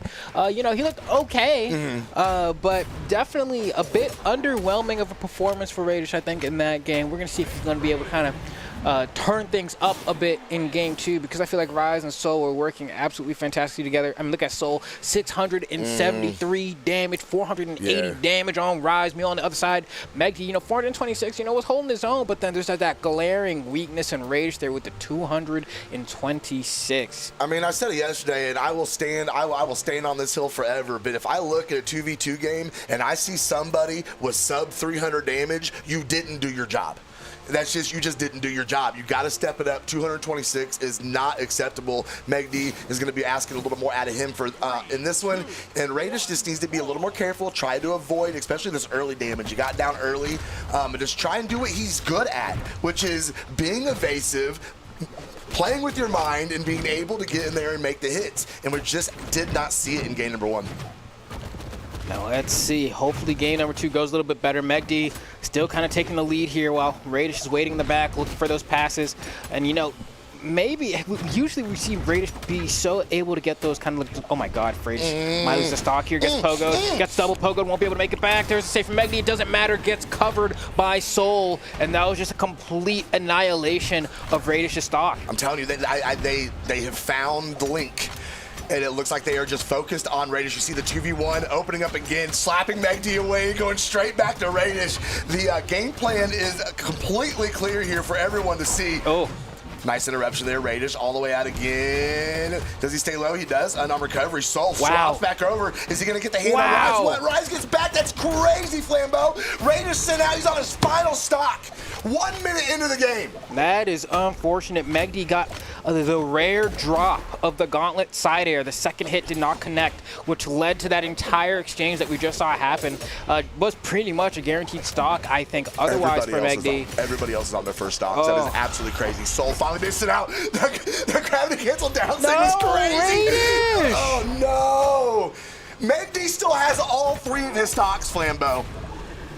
And the sad part is too is that Raidish lost that stock for nothing. He tried to confirm a KO that Megd actually ended up KOing, like confirming just fine, and then couldn't drift back to the stage and get his resources back. So now Megd really just trying to make things work here. It's tough. I mean, you're right. They see Raidish and they say goodbye, Raidish. Like they locked in on him so hard during this game number 2. Like it's weird referring to Raidish as like the weakest link in the situation, but they saw the opportunity and they immediately exploited it. We'll take a look at these stats as soon as the game closes out, and I can get them on my computer screen here. There we go. Soul is going to go ahead and tap in that stock. Megd still has one more to try and get rid of these 4 from a blue team. And there we go. That was a good conversion there. 3 stocks to 1. Megd still trying to fight with everything he has. Okay, and that's going to be a team combo. Oh, they dropped that one. But, I mean, realistically, Raidish is kind of getting blown up right now. Well, I mean, he's gone. But, all things considered, Megd can clutch this, bro. He's still holding on to some health here. He's only in yellow. That gets him a little closer. Too many D-lights off that Bryn, and things are looking a lot less possible now at this point. Soul catches him with another D-light. That puts him in red. Ooh. Yeah, that's it. Maybe Raidish flew back like literally yesterday. No, it was last weekend, bro. I'm gonna take a look. I'm afraid to scroll down. Oh. Yeah, you guys see it on your screen. They literally did not let my man play the game. 102 damage. He was not allowed to play the game.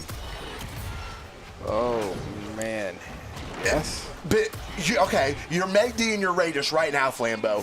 What do you do to combat this? Because Megd wasn't getting the interruptions. If I'm Raidish, bro, I'm swapping skins. I mean, you're not wrong. Raidish not pushing the heavy button not one time. Just crazy that we had a game with one player having 20 signatures thrown in a single game yesterday. Raidish not pushing the button one time. We got Western Air Temple, Shadow Scar, Jikoku. They used to call this man the surgeon, bro. I mean, he still is. Like, he's just having a bad day. You're not allowed to have a bad day as a surgeon. Okay, all right. You're not. You got me there. Yeah, you're not allowed to have a bad day as a surgeon. But unfortunately, and he's going to lock it on the Aaron. We are on defense stance, and I just don't know because I mean, if you have Soul and Rise breathing them down your neck, saying we're going to target you and knock you out, what can you possibly do? Because that really is what it is. Because if you think about it, yes, in this set in particular, they are making Raidish look particularly foolish, but up until this point, this is the winner side of things. They were cooking everyone up until they got to this point. So really, it's about putting some more respect on Rise and Soul's name because they're just outclassing the enemy team that cleanly. That's what it comes down to. And it's crazy. They've come so far. This is a team that literally do plays like that years and years and years ago when I first started Bearded Brawls were in the little community tournaments doing their thing. Still seeing them as a team. Raidish up and out. 30 seconds, bro. And Megd's about to follow. Here it comes. Ooh. And they're not even going to wait. They're going to try to set up a 2v1 in the meantime. They're just going to let him recover. It's like, what? They'll get another end light on Megd again, so we can try to get 2v1 on Raidish. There we go. And immediately. Look, immediately swap over to Raidish. Didn't get the interruption from Rise there. Nice D-light. That's going to swat Megd up and out. Oh, man, it's like he's in a tank full of piranhas, man. I know, for real. Look, just focus Rise right back on him. Soul ignoring Megd, immediately turning back around to Raidish. Oh, my God. This is crazy. Yeah, no, they are ganging up on bro. Outside by the lockers on his way to his next class, man. Like, he didn't know what hit him. Give me your lunch money. We see Rise going to be taken off here. Megd in a good position. Can he go ahead and tap it in on Soul? No. The grab to cancel down sig is going to go ahead and reverse that on Megd. Big Sayer going to send them all the way out. Soul takes the high road. Rise comes down. No weapon to be found. Megd is going to go ahead and finish off with that recovery. Comes down with the dare. Wait a second. Raidish should stay on the stage and let Megd do it all. All right, listen, man. It's been a while, bro. He's still trying to get used to snap bash changes. He's like, dexterity, what's that? Like, it's okay. Rise and Soul, though, they've been playing. They're veterans. Nice little perfectly spaced height, gravity cancel, D-light to get the recovery there. Raidish and Megd, they're trying their best, but it's just looking particularly rough right now. Look at that gravity cancel NSIG for Rise. Like, they're just hitting the SIG button now. They have that much confidence. I mean, final stocks for Megd and Raidish. Team combo, side SIG's gonna hurt off of that one as well. Megd trying to get a weapon, grabs it. Raidish also needs a weapon, is waiting for the spawn, tries to send an unarmed pass. There's no one to receive it, and can't even get down and get that weapon. Finally, we have a weapon in Raidish's hand. Woo! Nice spot dodge. I'll give it up. Oh, there goes Megd, though. Good. Megd's Save in him? trouble. Oh, Wait, nah, wait, he wait, gets the chase dodge. Ryzen gets back as well, though, but gets slapped with the orb dare as soon as he puts his feet on the stage. Raidish up and out. He's very close to knockout range. Megd's got, wait a second. Raidish is somehow the one still here, but it's 4 stocks to 1 to complete and synchronize weapon throws coming off stage. His Raidish lets the neutral sig fly. Can't catch anything in the air, though. What the side sig's gonna slap everybody off the stage. Rise gonna try and get it while he's waiting on Soul to come in and get spawned back in. Okay, both unarmed. There we go. Soul's got the axe. Rise gonna throw away the cannon. Raidish hold down the edge. Wait, don't go off stage or Raidish. You guys can mess around and lose this game still. Oh, the surgeon? Nope. There Nope. it is. No, the surgeon? Nope. Yeah, that's just too much to come back from, man. Like, I mean, granted, all things considered, like, better than the 102 damage he did last game. Yeah, much better, much better. You know, 3 out of 36. This time, Megd honestly kind of got slowed down as well. They were able to do a good job of not only taking out Raidish, but also taking out Megd efficiently. I mean, 345 damage, just like 9 more damage than Raidish did. Like, they both got made foolish in that game. Yeah, they both took a lot of abuse. You see that damage taken, 640 and 607. Rise putting out 679 damage off of the Sidra. Definitely favoring the cannon with 410 off of that. No, they looked fantastic. It's over. Yeah, I kind of thought that was the end of the game too. What happened? They will have an amazing elimination run. I hope, man. A man can dream. When you see it happen like that, and you see the way that everybody's playing today, we're talking about, oh man, we don't know what's gonna happen in North America, blah blah blah blah blah. It's because you have players like Rise and Soul who have been playing the game like that consistently for the past 6 months, right? And so it's like, I would love to see Megd Raidish kind of, do some of that in the elimination side of bracket, but they're going to have to, raise the floor a little bit in terms of where they're executing. For sure. Well, as they try and figure out what went wrong in that last game, we are going to take a quick break. As soon as we get back, we're going to be back with Zen and Hideway, an anime fan and Flower. That is going to be an absolute banger. Do not go anywhere.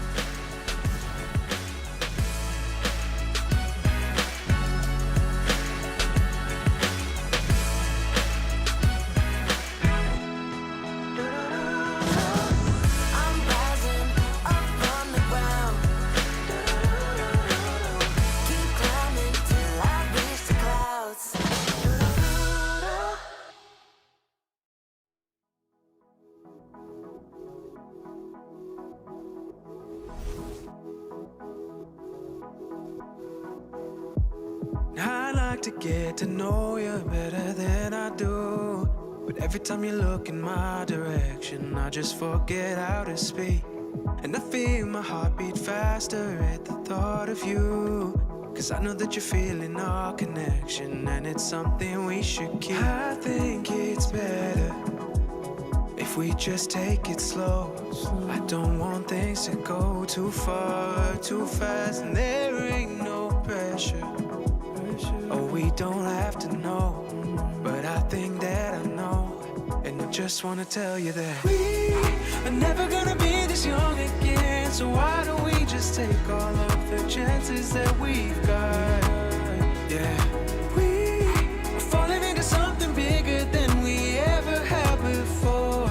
So just open the door and let the love ride in. I'd write it in a letter, all the ways I feel for you, but there isn't enough words. You're just too good to be true. I think it's better if we just take it slow.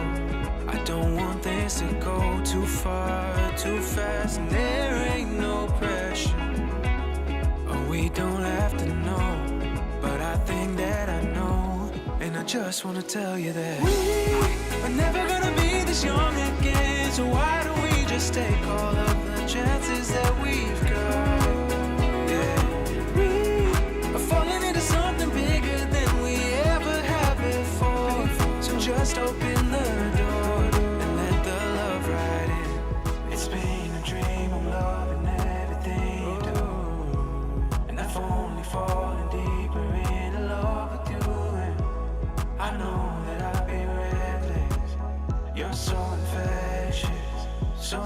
unexpected. And I think it's better if we just take it slow. I don't want things to go too far, too fast. We're never gonna be this young again, so why don't we just take all of the chances that we've got? Yeah. We're falling into something bigger than we ever had before. So just open the door and let the love ride in. And let the love ride in. So let the love ride in. Let the love ride in. So let the love ride in.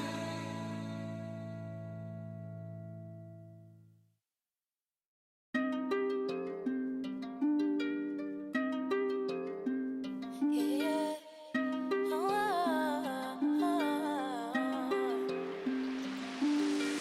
Walking down the street, I be feeling cute. All these eyes on me, but I don't know what to do. I'm seeing all the signs, like everything's aligned. Now everything's aligned. It's easy. I'm telling you it's easy. And everything is dreamy when you let go.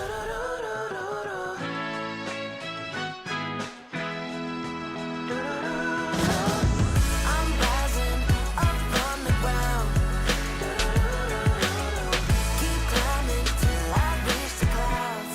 Welcome back, everyone. Just like we promised, Flambeau and I are back. Let's take a look at the schedule. We just saw that Blue Boy Mooney, a Dark and Raven set, and the Ryzen Soul and the Megd and Raidish set.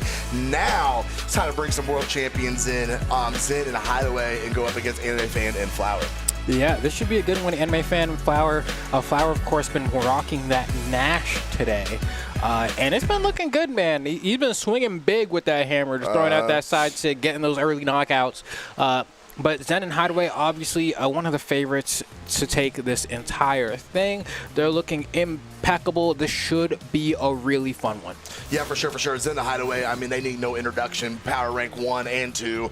I mean, if you need to have some sort of statistics to say who is the best at NA when we have no clue who's going to win, I mean, Zen and Hideway are pretty a good pick here, as we're going to see them come in on the Aang and the Sidra going up against the Bodvar from Anime Fan. I usually think of him more a cannon player, but and as well as a Flower locking on the Becky Lynch. Yeah, I mean, Bodvar got a good chunk of buffs in one of the more recent balance patches there. A lot of his SIGs just come out a bit faster, like that down sig on the hammer or that down sig on the sword even. And so a pretty strong pick overall. And then we were talking about this, you know, Flower rocking this Becky Lynch as well. Ooh. Side sig is so fast, right? Like it's basically a light attack. Part of the reason why you'd want to pick a character, like, again, you just let it rip, right? And it's so nasty. The end lag, hard to find. So boom. Wow. Doesn't matter which weapon you got in hand. That's the power of now. He's a caveman. You know, it just boom. I want you gone, you go. Oh, always in the hunt for the meat. Nash is, of course, as a Flower with the, neutral sig is going to go ahead and whiff as well. Anime Fan's going to try and take their stab at it. There we go. Sarah from Hideway. Zen dipping with the pogo. Anime going to try and go ahead and test fate and go off to the left side. Everybody's going to come back up on stage pretty much unbruised. Flower holding on to the edge, stop Sarah. Zen right there with the D-Light, gonna go ahead and shut it down. Looking for another one. The recovery up is gonna send Anime up and away. Zen barely not able to make connection with that side sig. Zen with the recovery unarmed. That takes Anime out and Flower. And Flower's on their last stock. Wait, when did that happen? Yeah, just in the nick of time, I guess, right? You blink and you miss it. You know, they said, man, this guy's throwing out too many sigs. We got to get rid of him. But there we go. Got the hammer in hand. You know what sig's coming. You know which sig's coming. Just give it 5 seconds. You know, he's trying to space for it, but of course both members of the red team on the side. Goes for the stomp. Syracuse is simple this time around. That's going to be an end light. Oh, that's unfortunate. Yeah, falls out of the recovery there. That should have been the stock. But Flower trying to get as much damage as he can. Gets his armed by those too many subsequent hits. And Nice it's clear looking from rough. Oh, you gotta have to burn the recovery here. They got this. They're going to go and confirm both these. No, Nair. But Zen sends him right back down. Flower and Anime able to make their way back. Hideway's going to go ahead and confirm the stock with the Dare. Flower What a makes his way back up, but he's dodge, gone, dude. bro. He's out Wow. of the game. Gone. That was Minute a nice 20. try, dude. I mean, went for the down sig. He hadn't whipped that one out all game, but just like the perfectly timed dodge. Hold on, Zen might be able to sneak one here. The Twinkle Toe should do it. Gets it. Anime Fan gets the recovery there as well. Might be able to confirm one on a Hideway, but then you still have another 2 stocks waiting for you after that. So this is pretty much a lost game for the blue team here. Anime goes ahead and confirms that one, but it's still whatever. That was devious. The slide charge haymaker was kind of devious, but they had the room to get it done. Hideway and Zen with a pretty decisive win over Anime there. Anime and Flower. They just couldn't get a whole lot going, and then Flower going down so early just put them in a horrible spot. They locked in on Flower and just got him gone. So we're going to see if they're going to be able to combat that a little bit here in game number 2. Flower still coming in with 407 damage, was able to actually outpace his teammate. So we're going to see just how that dynamic is able to flow into game number 2 here as we go back to Fortress Alliance. Okay, yeah. I mean, and honestly, as long as Flower doesn't kind of fall behind so quickly like he did in that last game, hopefully they have a little bit of a better chance of keeping this one a little bit more competitive. But you can see Flower's absolutely getting obliterated in the 1v1 versus Zen.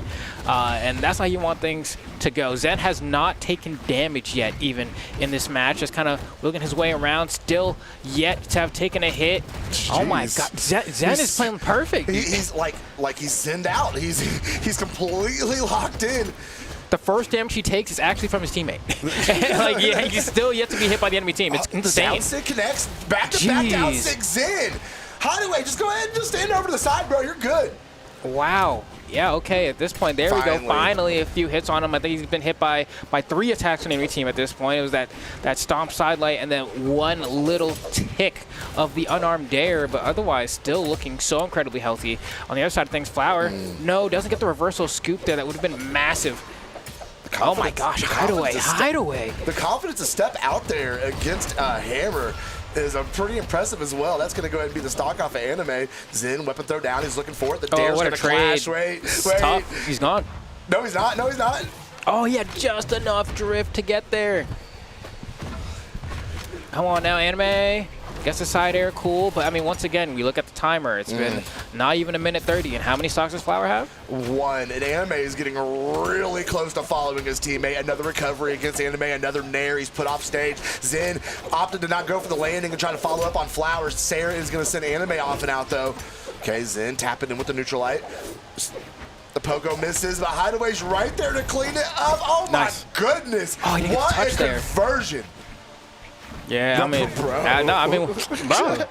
not even 2 minutes in, I don't have a partner. Like, what am I doing here? You know, like I'm not. It's wild. I mean, that's just how good Zen and Hideway are, right? I mean, these are the world champs for a reason, man. Like they just. Anime really just had a whole stock and just said, "All right, we're going next, bro." Yeah, I mean, like Flower. And the thing is, too, is like Flower fell behind, and then because he fell behind, we saw him off stage a lot with the hammer, trying to get plays like, oh, if I can just get a hammer recovery, you know, they try to bring us back in, but it didn't work out the way he wanted. I saw the vision, but it did not come to fruition.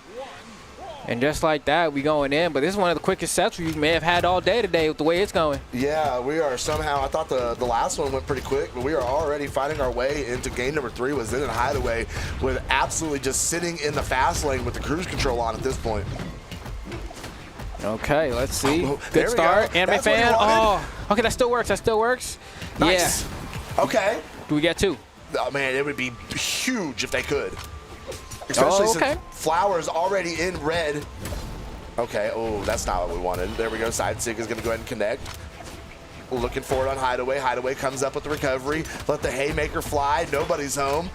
Has a sword back in hand. Cannot catch the lane. The gravity kicks a stomp. Is going to go ahead and keep Hideway off the offense. But, oh, my goodness, caught them both. That is so nasty, bro. Wow. Okay. Well, I mean, at least things are even, right? You know, at least they're not trailing behind here. That just kind of equalizes things a little bit to make it a bit of a closer game. But Anime Fan and Flower really can't afford to be taking this team damage that they're taking right now. Zen coming down with the down sig, gonna hunt down Flower. Man, he really put the pressure on. And they're still getting edge guarded here. Do they get out alive? Anime Fan barely makes it back to the stage. Flower still taking some oppression here. The end sig not gonna hit anyone. You can see Hideway throwing out those KO options. The drop nair. Stop Sarah. Oh, why did you see he was fully charging it, man? He was waiting for you to get out the way. That's all on you, Animated, for getting hit by that because Flower did not want to smack you. We didn't have a choice after a certain point. That's crazy. We're seeing it really start to fall apart for blue team here. Flower now on their final stock to match Anime, Hideway, and Zen. We see the 1v1s kind of breaking out here. Flower getting the best of Hideway at the moment. Hideway swapping over, ground pound against Anime, but Zen breaks it up as well. Wait a second, he goes deep. He gets sent back down by Hideway. Oh no, and Flower gets hit by it too, into a confirm to the pogo. Doesn't get the wall touch, finally does there. Has to make some sort of wild offstage play here potentially, but I mean, Zen still has basically a full stock to work with there, and so Flower doesn't really have much of a win condition here, but at this point, this is, you know, your top 12 point. I mean, you got nothing. That's Hideway and Zen, business as usual, man. Nah, business as usual. They pulled up, man. They're playing a different game. They showed up to the tournament wearing a full suit. You know, they got a tie clip, cufflinks. They just you know, checking out the Rolex. Like I'm sorry, man. I should have never stepped. I should have never stepped to y'all. You know, all hail the king. Man, I mean, Anime Fan did come in with a really low seed, but I mean, he hasn't really been very active. I mean, I haven't heard his name too much here lately. But man, just absolute aggression off stage, trying to lock it in. See it in the super slow-mo here, and that Hideway falls. But Zen right back on the Becky Lynch, and that is going to go ahead and do it for them. And you see right there in the bottom of your screen, Zen Hideway advance to your winners semifinals.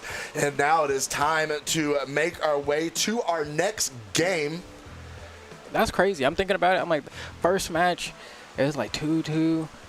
Yeah. Okay, because I'm like, I think that entire set was done in like 6 minutes. Those were 2.5, 3 minute games. Yeah, I mean that last game was 2.5 minutes. That second game didn't even hit. They like barely hit the 2 minute mark because it hit 2 minutes and he was like, "Dang, I don't got a partner," and he ran off. Right, so it's like, I really can't blame him. Usually on average, these sets take around like 15 to 20 minutes, but when you want to talk about a dog walk, bro, you're throwing out commands, backflip.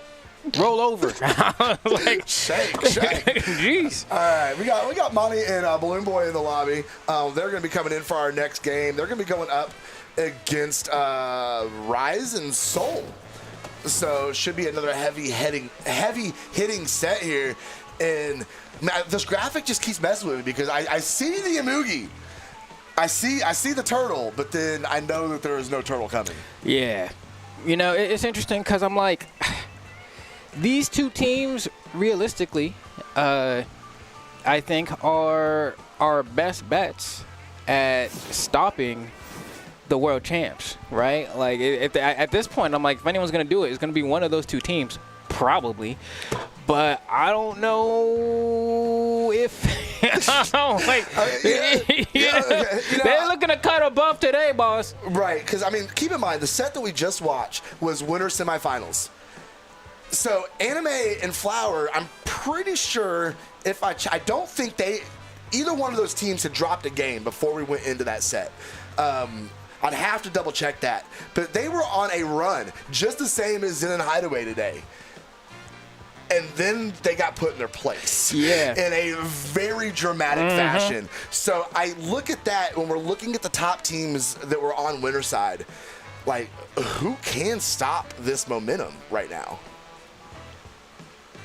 That's a great question, man. They said the same thing when they were like, "Oh man," then the Fire Nation attacked. Where's the avatar? Where's the avatar, bro? And then lo and behold, oh wait, they're actually using Aang on their team. No one's here to save you, bro. You can't even. No one's here to save you. You can't even have a serious conversation with this guy. No one's here to save you. I'm trying to get your professional analysis. My professional analysis. Right now, my answer is no one. That is my professional. You see the way they was playing? I told you it has to be one of these two teams. We started with that. I said it has to be one of these two teams. If I had to pick one or the other, I think Ryzen and Soul have been impressing me a little bit more than Balloon Boy and Mooney have today. I want to see what the head-to-head looks like. We're about to find out because, you know, what awaits either of these teams, depending who comes to the victor, is gonna be a really hard-fought bout. I don't know. This is an interesting dynamic here, but we're gonna be able to get another piece of the puzzle after this set and get a little better look at how this is gonna start falling as we get into the top, start making our way towards the top spots in this tournament. All right, let's see. Already a pretty darn good start for Ryzen Soul. They're racking up the damage. They're winning the majority of the exchanges that they're going into. There we go. Nice little break up there. Almost the first stock on Balloon Boy, and there's nice. the hunt. Wait, that was synchronized, bro. Money and Balloon, and that was 30 seconds. And those stocks are gone. Soul did take a little bit of damage, but you cannot say the same for Ryze. He is looking fantastic on the Sidra. The cannon is definitely smooth, and so is Money with the ground pound off the cannon. Tossing Ryze's Sidra down and out, and there we go. Off the top, we're all tied back up, Flambeau. And that's what I like to see, man. The ability to have kind of that bombastic breakaway, if you will, right? You kind of blitz the enemy team, and when you're coming from a position where you're either ahead or behind, but you find these moments, these little pockets of time where you're able to really erupt and really make a huge shift in the game state. That's what both of these teams are capable of doing, and they're going to need that ability moving on to the winners finals, whoever makes it there. So we're going to see Ryze and Soul have been playing so well together, though, all day, but Balloon Boy and Mooney also having a decent chunk of synergy here. But I will say, Ryze and Soul been doing it together for a long time. You can tell, you can feel it, despite the fact that Balloon Boy and Mooney won that last tournament, you can still feel that there's a little bit more for them down the line in terms of synergy. Yep. That's what I was saying. They've been doing this for a long time. He dropped right into that neutral sig and gave Balloon Boy a bonus, being able to get the double knockout instead of just the one knockout. Ryze trying to fight back with the sideline to get the recovery on the triple B. The ground pound is going to be good into Dare. And oh, nice interruption from Soul. That was fantastic to shut down Balloon Boy's there. Oh my goodness, and that ends up just basically being an SD. Mooney don't get nothing going there. And at that point, we have final stocks for everyone. Oh, Ryze doesn't get the touch, but gets the chain dodge. Okay. Great positioning from Soul there to allow him to get that nair, because that required a lot of situational awareness, because you didn't have time to recognize the situation and then go over it. You just have to recognize that your partner was in that spot, but it don't matter, because at this point, it is Ryze and Soul against Mooney. Balloon Boy no longer in the picture. 2v1, very doable 2v1 though. If you look at the damage on Ryze there, all Mooney needs is that D-Light, and boom, that's going to be a recovery. See ya, Ryze will be out of the picture. But first, you got to get through Soul, who's playing such a good protect the president right now. Yeah, Soul being an absolute brick wall right now, holding onto the edge guard. Ryze going to step right back out. But Soul's starting to get really close to matching his damage with his teammate there, starting to break loose in the air just a little bit. Money, though, gets them both. Reaching out with the recovery, gets hit with a nair. That second one would have been devastating for Money. There we go. The nair's not enough. Still not enough. Can we get some force? We have this very tall map that sends him down. Now it's a 1v1. Brawlhalla finishes up with a nair, and just like that, he steals it away from the blue team. Yeah, now that's great 2v1 done by Mooney there. I mean, found the windows of opportunity, right? Luckily was able to get that end light to knock out on the right side, which is so good because the attack moves him to the right as he's doing it. So it's giving him that little bit of extra space to get away from Soul, who's standing on the left side, who wants to interrupt him or punish him for it. And then he's able to use that to say, all right, now that I got that guy, I can turn around, hit that D-Light, boom, pop you up. Perfectly executed, well done by Mooney there to go ahead and get them that 1-0 lead. They needed that. I can't believe he was able to claw that one out. That is absolutely insane. Congratulations to him. That was a very, very good clutch in game number one and puts him in a great spot. I mean, being up, being able to have that clutch plus the momentum of the dub to be able to carry you into game number two, you can't get a much better feeling than that. So we are going to go ahead and we're going to go to Small Fortress Alliance. No surprise there. As we get settled in for game number two and see if Ryze and Soul are going to be able to tie this back up. Yeah, I mean, that has to feel so good if you're Mooney, man. After you've been playing Greatsword for so long, being able to play two weapons that have KO confirms. I didn't even think about that. No, you're absolutely right. Yeah, that's just like, oh, man, there's actually just like something I can fish for that will guaranteed get me the knockout, and he was able to find it there.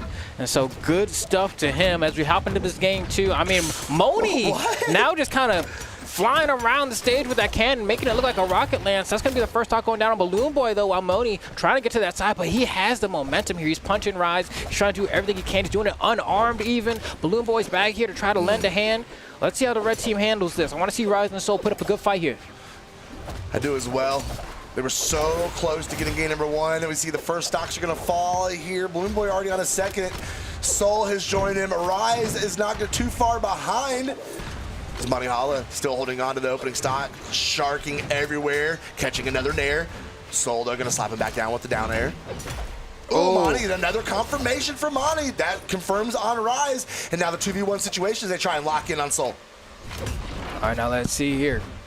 Balloon Boy, honestly, kind of taking a more of a backseat, which is unlike what I'm used to. Usually I feel like Balloon Boy kind of, whether by choice or just kind of through the nature of how he tends to play, can end up stealing the spotlight a lot. But I feel like in this set, he really hasn't been the center of attention much at all. If anything, the center of attention of catching a whooping. But we'll see here. I mean, Rise and Soul doing their best to hang on here. Nice D-light. Wow, that sider didn't connect. That's unfortunate for Soul. No, that was a great setup, too, using that soft platform to perfectly line up that downlight. Oh, that neutral sig. Amani is so good at threading those in. Ooh, a little miscalculation there on the offstage team combo from Balloon Boy and Amani. Nice catch on the neutral sig. Very, very accurate with those. That top 45 is going to be enough for Balloon Boy as he's sitting on his final stock, and we are dead even with 6 minutes left. All right, let's see the weapon throw. Not going to be enough. Tries to go over the grab, cancel D-light. That's going to connect either Balloon Boy on the left side, trying to get a weapon. Has that bow in hand now. And honestly, at this point, I mean, Mooney's been playing so well. Balloon Boy just kind of trying to play to give him time and space because he's on that final stock. He doesn't want to throw out anything too committal. They're trying to hunt him down. This is a really bad position for Balloon Boy, but he manages to get out of harm's way and get a little bit of retaliation in there as well. So all things considered, he made the best out of a pretty bad situation. Absolutely. Mooney needs that weapon, has that sword. I think Balloon Boy might prefer it if he had that cannon instead, but we'll see. All right, there goes one stock. Very even here. Trying to confirm that one on the Soul. He's approaching the red now. Balloon Boy having a very hard time here. Not a whole lot of offense we're seeing from these gauntlets. Goes up with recovery. No punish to be found. Nair from Rise. Going to catch Brawlhalla on the upswing. Okay, nice on the landing. Brawlhalla with the neutral light. Soul stares Balloon Boy. Takes him off the stage. Throws the weapon throw out there. Nice. Just to hold him back a little bit. Soul is sent out. Now the 2v1 situation. Balloon Boy gets the extension unarmed. There it is. Nice. Neutral sig. And they got it together. And it's looking a little dicey there for red team. But as you see, able to come out on top. Yeah, the reason they won that is because Balloon Boy did an optimal punish there. He did the unarmed side sig. I think it's in this situation, yeah, right there on that down sig coming out from Soul. He said, no, you're going to go for that down sig. I want to make sure you feel this even harder. Winds up that big haymaker, and it actually is enough to knock out. Had he come in and done a different move, just on like an unarmed sidelight or something like that, you'd still have a 2v2, but Balloon Boy forces the 2v1, and then they're able to win because of it. So shout out to him for recognizing the situation, confirming that knockout there definitely made the difference here. As Rise and Soul have been putting up a pretty darn good fight, but they're just getting eked out at the very end. It's kind of tough. And it really is. It comes down to the final interactions of each game, and we're seeing blue team just not being able to close it out and just get one on the scoreboard. Brawlhalla and Balloon Boy both desperately trying to get back up on stage here. Balloon Boy with the side light gets interrupted by Soul. The Sayer is going to whip. Balloon Boy setting back up. Brawlhalla is going to go ahead and try and get the extension going all the way out, but it gets disarmed. Has to retreat back to stage, but still gets a two-piece on the unarmed. Yeah, tries to send it past the Balloon Boy. He doesn't quite receive it, but either way, I mean, there's still a good chunk of momentum going in the red team's favor right now. I say that as Balloon Boy does end up falling down, being the first one to lose a stock in the match, but they do have a good amount of damage racked up. Mooney be able to get that first stock as well with that neutral air. Going to try and threaten Rise off the stage here as well. Wants a Nair on a Rise to confirm the stock, but he's doing a good job of being evasive. Maybe a D-Light will be the answer if Mooney can find it. No, it's going to be an N-Light from Balloon Boy to confirm that stock off the right side. Now Soul biding his time on the left. Biding his time indeed. Rise trying to find some success on this Rayman. Oh, the Nair's going to whiff. And big swing. Yeah. I mean, Rise may have had a little more success if he just would have locked in on the SpongeBob, you know, but trying to make the Rayman work, and that dare is going to go ahead and find its connection. But Balloon Boy right back at it with the recovery off the gauntlets. Soul Sayer did connect. Now we're going to get the 2v1 situation. Balloon Boy takes it way wide, stays out of harm's way. Brawlhalla with the sideline to clear the stage and give him room to get back up. All right, and now we have ourselves even stock count, but the blue team is quite bruised here. One more punch, and they will be knocked out. Speaking of one more punch, that's a few more punches coming from the end left from Balloon Boy, going ahead and securing that one. Rise should be soon to follow if they can find that blow, but he's not going down without a fight. Goes for the classic Rayman slide charge off the platform to go ahead and sneak a stock off of Balloon Boy. A weapon throw into recovery on the unarmed. Very, very nice to be able to extend that string as far as possible and be able to get as much damage. But now we see it. Soul and Rise both on final stocks. Brawlhalla holding on to everything he can. You're trying to get extra credit off the second stock, but that Sair could be enough. Could be enough. No, he's got the options to get back. Okay, let's see. Oh, no. All right. Looks like that end light's going to be enough in the corner. Have ourselves a pretty tight battle here. Balloon Boy with the most damage on the screen, but I mean, we got to remember. Oh my God, that was scary there. Mooney almost obliterating Rise. Oh no. Okay. Whew.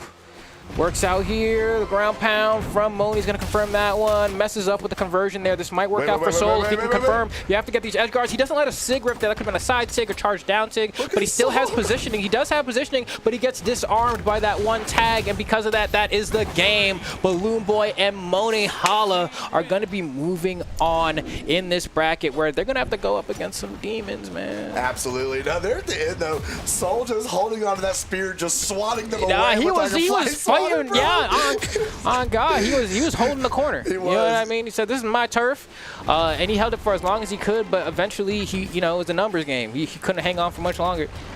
This is one of those sets where you look at the score and you're just like, that doesn't tell the story. Yeah. It's a little closer than what the 3-0 suggest, and it really just kind of breaks it down and makes me think even more about this grand final, this winner's final set we're going to see here in a little bit, because now, the people we have to go up are Balloon Boy, Amani, and granted, it was a 3-0, but that wasn't a huge decisive win like we saw from Zen and Hideway. Yeah. So I really am kind of nervous seeing what they can do against, but that is going to be a story that is going to be some new commentators to take you through, because Flambeau and I are done. Yeah, that's going to be it for us, man. It's been a fun weekend, man. Yeah, for sure, for sure. Always a pleasure to see what's cooking in the land of Brawlhalla, competitive 2v2s and 1v1s. Honestly, it's been an absolute blast, but I can't wait to see how the rest of this tournament unfolds. We'll find out in just a moment, but until then, stay tuned. We'll be right back.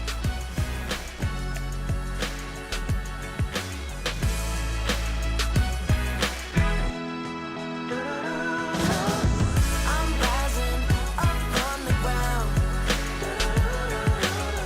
Keep climbing till I reach the clouds.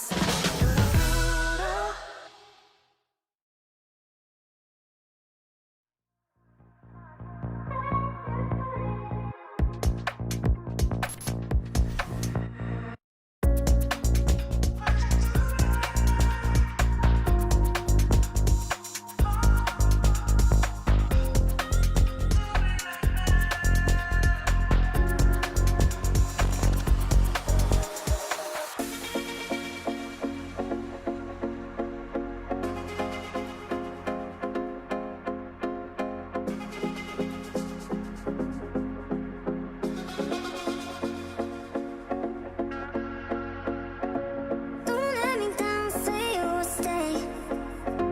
I can't handle one more heartbreak.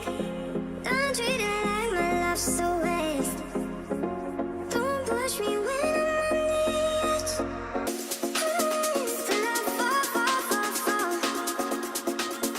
Yeah, I'm falling for you.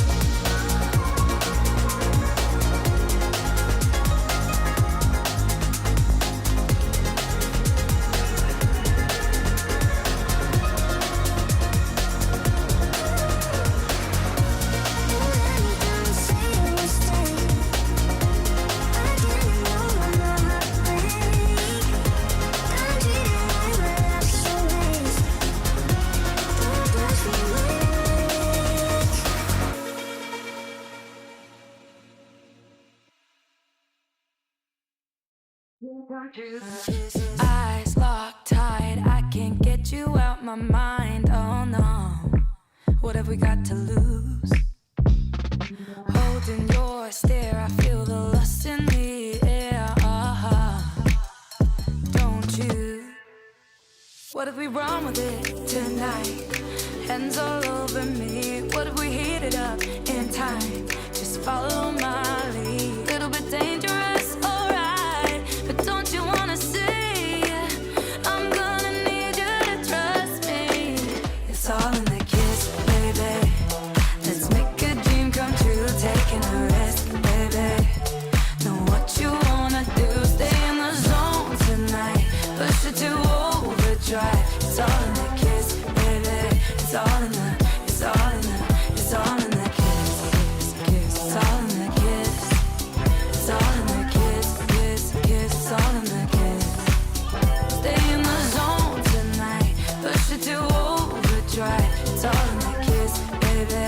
It's all in the, it's all in the, it's all in the kiss. Now you've had a taste, I'ma need you to engage. Oh yeah, you got something to prove. Is it love or lust? Are you gonna make the cut? Well, it's down to you. What if we run with it tonight? Hands all over me. What if we heat it up in time? Just follow my lead. Little bit dangerous, alright, but don't you wanna see? I'm gonna need you to trust me. It's all in the kiss, baby. Let's make a dream come true. Taking a risk, baby. Know what you wanna do. Stay in the zone tonight. Push it to overdrive. It's all in the kiss, baby. It's all in the, it's all in the, it's all in the kiss, kiss, kiss. It's all in the kiss. It's all in the kiss, kiss, kiss. It's all in the kiss. Stay in the zone tonight. Push it to overdrive. It's all in the kiss, baby. It's all in the, it's all in the, it's all in the kiss.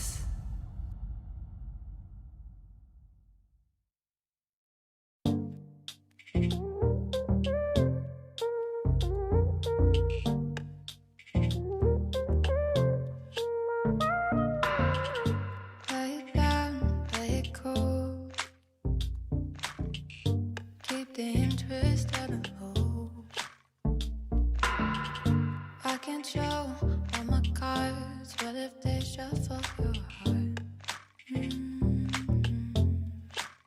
So I take a step back, further from the edge.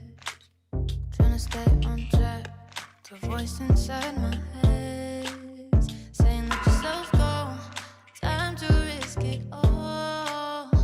So I close my eyes and fall. Feel the rush in my face. Lose my breath. Can't explain. Reading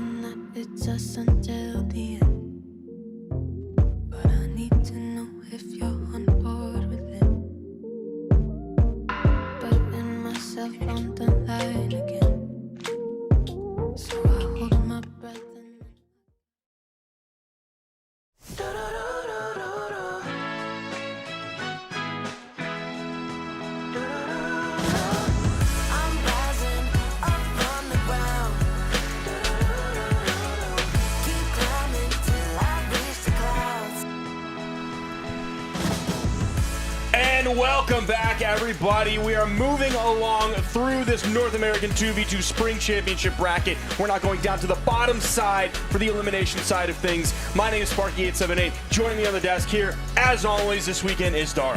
Hello, hello. It's nice to be here. It's nice to be back for some North American doubles action. We've had some fantastic sets up until this point. As Sparky mentioned, we will be jumping into the elimination side as we go ahead and secure our final top 4 placement. So coming on up, we're going to be seeing Megd and Raidish up against a team that I am not the most familiar with. Yeah, I'm going to say the exact same thing here. I mean, everybody's kind of staring at the screen, and all of the information is readily jumping out at everyone right now. 0 earnings for both of these players, 0 bronze, 0 silver, 0 golds, 0 top 32s, 0 top 8s. But Megd and Lunar77, regardless of all of that, are exactly where they are right now, going up against household names in Brawlhalla esports, and they're here to do it not at a winter championship where some people will be able to hand wave away and say, that's just the winter championship shenanigans, you know how that goes. No, they're doing it at Springs after the de-Olgramification of the bracket, the somewhat de-Kaiification of the bracket, and the dex changes. They've made it through all of that, and they're here on the bottom side, hoping to give us, at least this far in their career-defining performance. But they do have a pretty tough opponent coming up ahead of them. Megd and Raidish, these are North American staples. They've come together as a team once more, and they've been knocked down into eliminations to begin with by the likes of Ryzen, which is one of the best teams that NA has to offer. And I think Megd and Raidish, Megd especially, I think they've been playing quite well today. Yeah, absolutely. They've definitely had some slip-ups. A handful of them so far. I know a lot of people had a lot of excitement for Raidish coming back into the bracket, given that he was in Japan for so long, for school, for what Flambeau called that Sentai training. Just making him a better, I don't know what other word for Sentai there is out there. I don't know what that means. That's like a Power Ranger thing. It's like those guys are called like Sentais, but I don't really know what any of that is.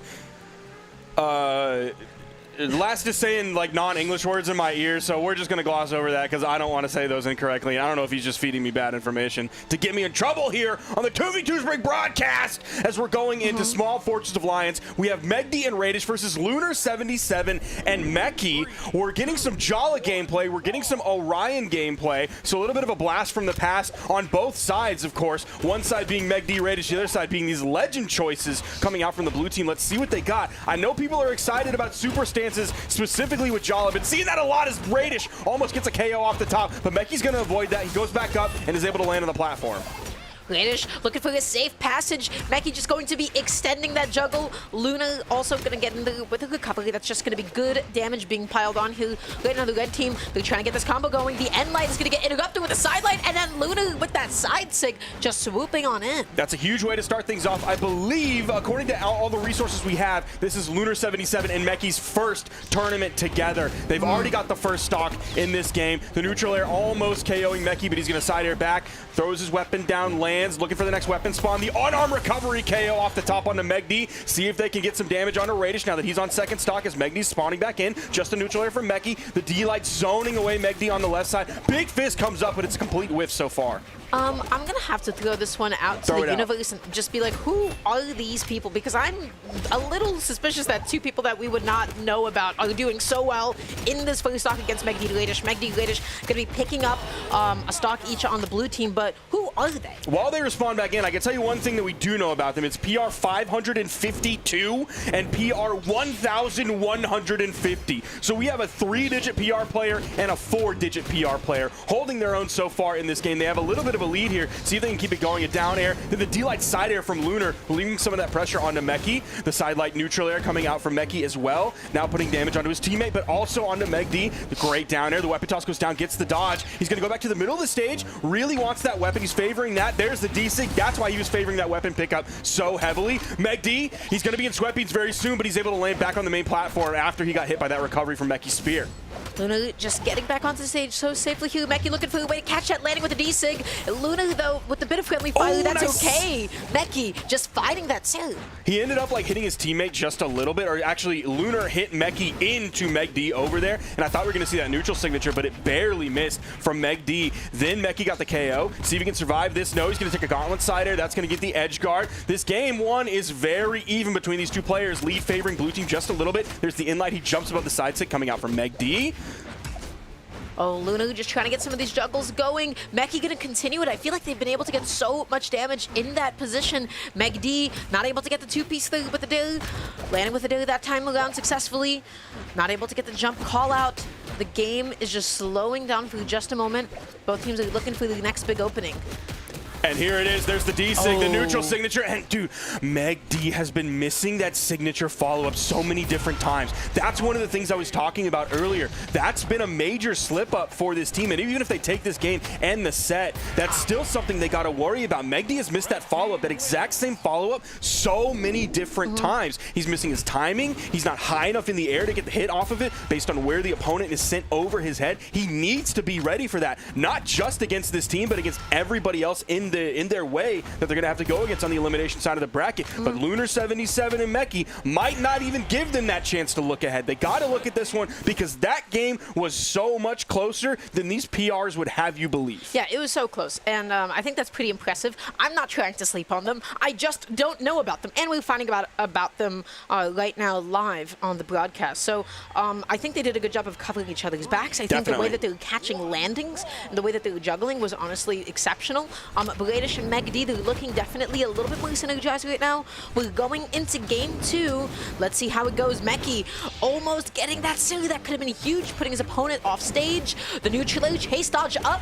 They're playing so aggressively. Let's see if Meki can get some momentum going on this Lance. He had a little bit of it last game, but I was seeing a lot of solid spear play coming out from him, especially the KO potential of that D-Sig. Nice interruption there from Lunar, shutting down Raidish coming in. I believe it was going to be a side light Sarah. There's a two-piece on that neutral light coming out from Meki. The weapon toss goes wide, bouncing off the wall. He goes in for the ground pound. It's a little too late. That gives Megd all the time he needs to respond. Megd does turn around that neutral air, so Meki's going to get back, but there's Raidish with the ground pound. Recovery comes in. Megd's going back in with the down air. The stage spike and the weapon toss to clean it up. Megd, don't throw this away. And they get the other stock as well. So Lunar was putting work out onto Raidish. Meki was focused on Megd, and they were able to clean that up, get the full team wide. Great opening. I can't believe that Meki made it back onto the stage. Like, I saw the setup from the red team with the neutral into the ground pound, and I was like, okay, that's going to be it. But then Meki ended up touching. Meki got all of his resources back, and then was still able to make it back on and find a stock as well. The blue team is definitely popping off right now. We're getting shades of game 1 in the opening, but let's see if the red team is going to be able to make a comeback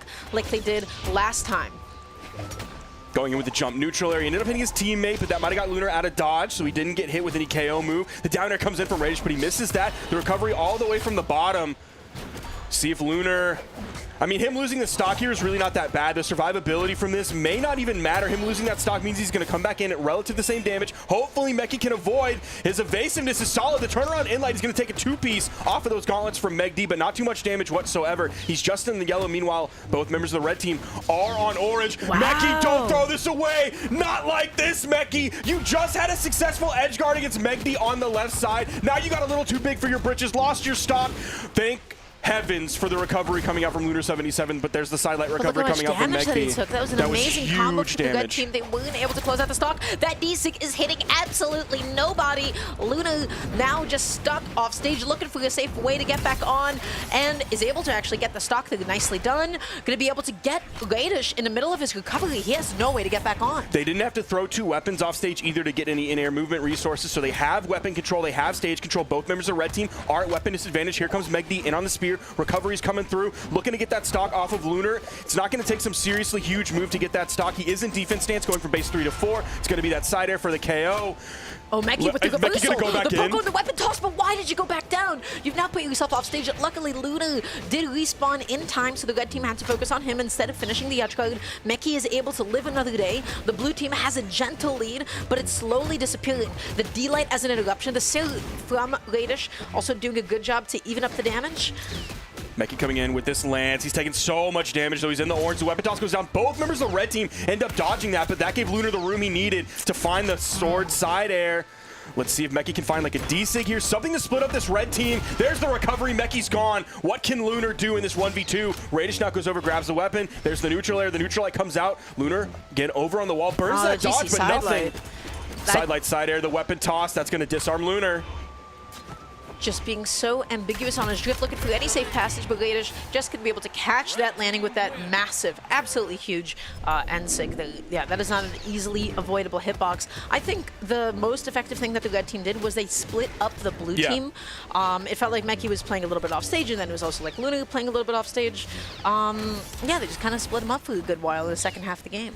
And when they split them up, they were able to like halfway focus on one member. It's not like they were finding a huge team combo or anything like that. But like one player, like let's just say Raidish, he would focus on either Megd or Lunar, and then Megd would be there as a satellite. He wouldn't necessarily be in the mix with everybody, but he would be a satellite orbiting around so that he could, now we're going to do that 2v1. I'm going to throw that extra hit or two in here, or I'm going to turn around and actually fight against the person who's coming back in. I'm going to fight at the Megd who's coming back in to interrupt what we're doing. So he's able to play that like flex position where he plays defense and offense at the exact same time, given the opportunities and how they arise.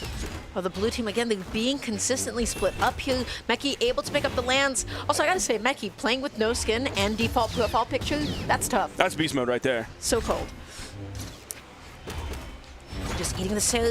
Raidish doing an amazing job. Again, look at the way that the blue team is being consistently split up. Raidish doing an amazing job here. Not going to be able to pick up on the pass for Megd. The downer putting Megd off stage. Megd, that time, he was ready. He was ready for the weapon toss. He knew it because Megd did that twice in the past. Now there's a side of this where it's like, Megd, you can't be going back in over and over against Megd like that. And okay, there's the D-Light side air. He just barely misses the D-Sig. If he would have jumped, gravity canceled that D-Sig off of the follow-up, the D-Light side air from Lunar, that would have been a KO right there. So a little bit of a misplay, but we saw Megd do that basically exact same thing and miss the follow-up, the SIG follow-up, the KO follow-up off of Raidish earlier.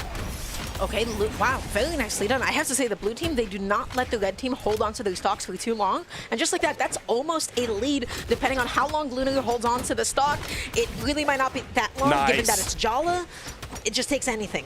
Lunar was able to snap dash away from that after that downer that came in from Raidish to get away from the signature that would have KO'd off the top for sure. A little bit of an interruption there, but the long axe neutral light gets punished with the D-Light recovery coming out from Raidish. Side light goes over. Megd goes back in. He said, I'm not finished. I'm going back in. At this point, I like it because that shows confidence coming out from Megd, and I feel like that's one thing that you need to have as a player like this when you're going against a team like Megd and Raidish. You need to have, he almost got the weapon toss in there, but Megd was a little bit too high. But Lunar was there to hit Megd away. Let's see if we can get a D-Light side air or something to split up this red team just a little bit. It was not one of them to punish. Okay, there's the side air sending Megd over to the right. Just waiting a little bit, trying to patrol the ground here. Luna actually going to be taking Raidish's second stock Go off for the it, top. Megd. Is he going to be able to make it back on? He did get all of his resources back, and Megd not going to be able to clean it up with that soon. D-Sig, yep, right there. It's from the wrong side of the stage, but still gets the KO based on the damage that was added up. Amazing recovery from Raidish, picking up both of them in the side air right after that, hitting Lunar. It's going to be Lunar without a weapon. He's waiting for a weapon spawn. He can't really go in and save at weapon disadvantage. He knows Megd has Lance, so he gets back in. A little bit of team damage. Oh, and the save right there. I don't know if he meant to do that as a save like Marku has been doing today so well, but regardless, it was a save. There's the side air, gonna get the KO. Megd now by himself as Lunar is respawning back in over on the wall. Knocks away with the neutral air. Another neutral air coming out, but no red team members near him. There's another neutral air onto Raidish. Oh, Megd, nice reset with the save, just saving his teammate and being able to deal good amount of damage to the red team. Setting up the juggles, tries to go through the chase dodge up. Megd just gonna land back down to safety. Is still off stage though. Megd committing to the ground pound. Come on, Megd. GC do it, Megd. His teammate with an amazing save. And another side air, and Megd goes back in and confirms the edge guard, confirms the stock. Lunar doing 650 damage, Megd doing 480 and securing that final stock as well, taking a game off of Megd and Raidish, denying the 3-0. This blue team's kind of cold. I like them. They're going in. Yep. They're not going for like a lot of resets. Megd every single time off stage, weapon toss down. He wants the edge guard. He just gets back on and then he dash jumps in the other direction, looking for like a neutral or something. So I appreciate the confidence from the blue team, and it seems to be really paying off. I think the KO efficiency was super high. They never let the red team survive for too long. There's an audacity behind Meki's offstage gameplay that I really respect. There's a famous NBA player, I forget his name right now, but he said, I would rather go 0 for 30 than 0 for 9 because that meant I lost confidence. That meant I stopped trying. So I respect that Meki keeps going for it because, I mean, the neutral gameplay from this blue team is solid. It's not like they're just throwing everything away on these offstage engagements and losing the entire set because of it. Oh no. They're looking like some The in-light, the neutral air, the D-light into the Ugh. recovery. Is that going to be a KO off the top? Meki barely surviving off of that. But that's so much damage. That is not the way that you want to open up this game. If you're the blue team, the red team, more than happy about it. Raidish going to be cleaning up a stock. Megd with the neutral air, pick up the and he's Sarah, caught. D-Sig. Oh no, he's caught and KO'd, and Meki with the weapon toss up. Megd and Raidish completely controlling this game, starting by picking up both of them, then picking them up individually, one right after the other. There's a side light downer. Can Meki do something big? He goes for the GC side light, but doesn't find anything. Can he punish the landing? Just a side air from Lunar, but that's going to mess up Meki just a little bit. Oh, Raidish just dipping below the stage. Both members of the blue team couldn't actually catch his landing.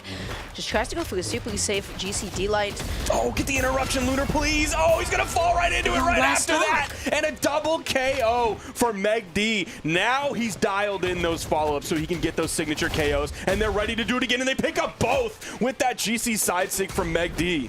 The ground pound comes through. It's maybe enough to be able to take out Raidish's stock. It is going to be enough. Megd tries to go out there for the save, but it's okay because there's still somehow a stock ahead. Both members of the blue team on last stock. They have to play twice as well as the red team for the chance. Can they do it? It's not looking likely. Meki jumped there, but he gets hit with a side air. Then he gets hit by Megd. He misses the foot. So he's able to stay away from the foot. The side air from Megd sending him back over. The D-light, he just barely gets past. Meanwhile, Lunar's getting juggled by Raidish. There's the D-light down air. Megd might get the KO off the top. He's turning his sights on the Lunar, but Meki's going in on Raidish. Always just going out there, never going back onto the stage. He wants those stocks off stage, even if he doesn't get it. But Megd with a GCD light into the recovery. That is going to be the end of Meki's stock. I like that chase dodge to get back in there with, with the sailor, but it is 4 stocks to 1. Lunar ain't looking so healthy.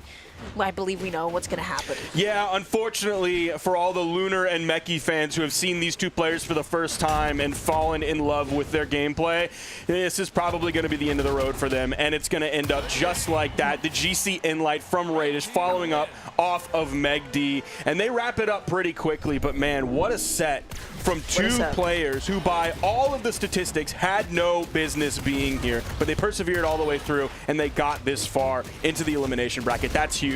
This is their first top 32. Is this technically top 8?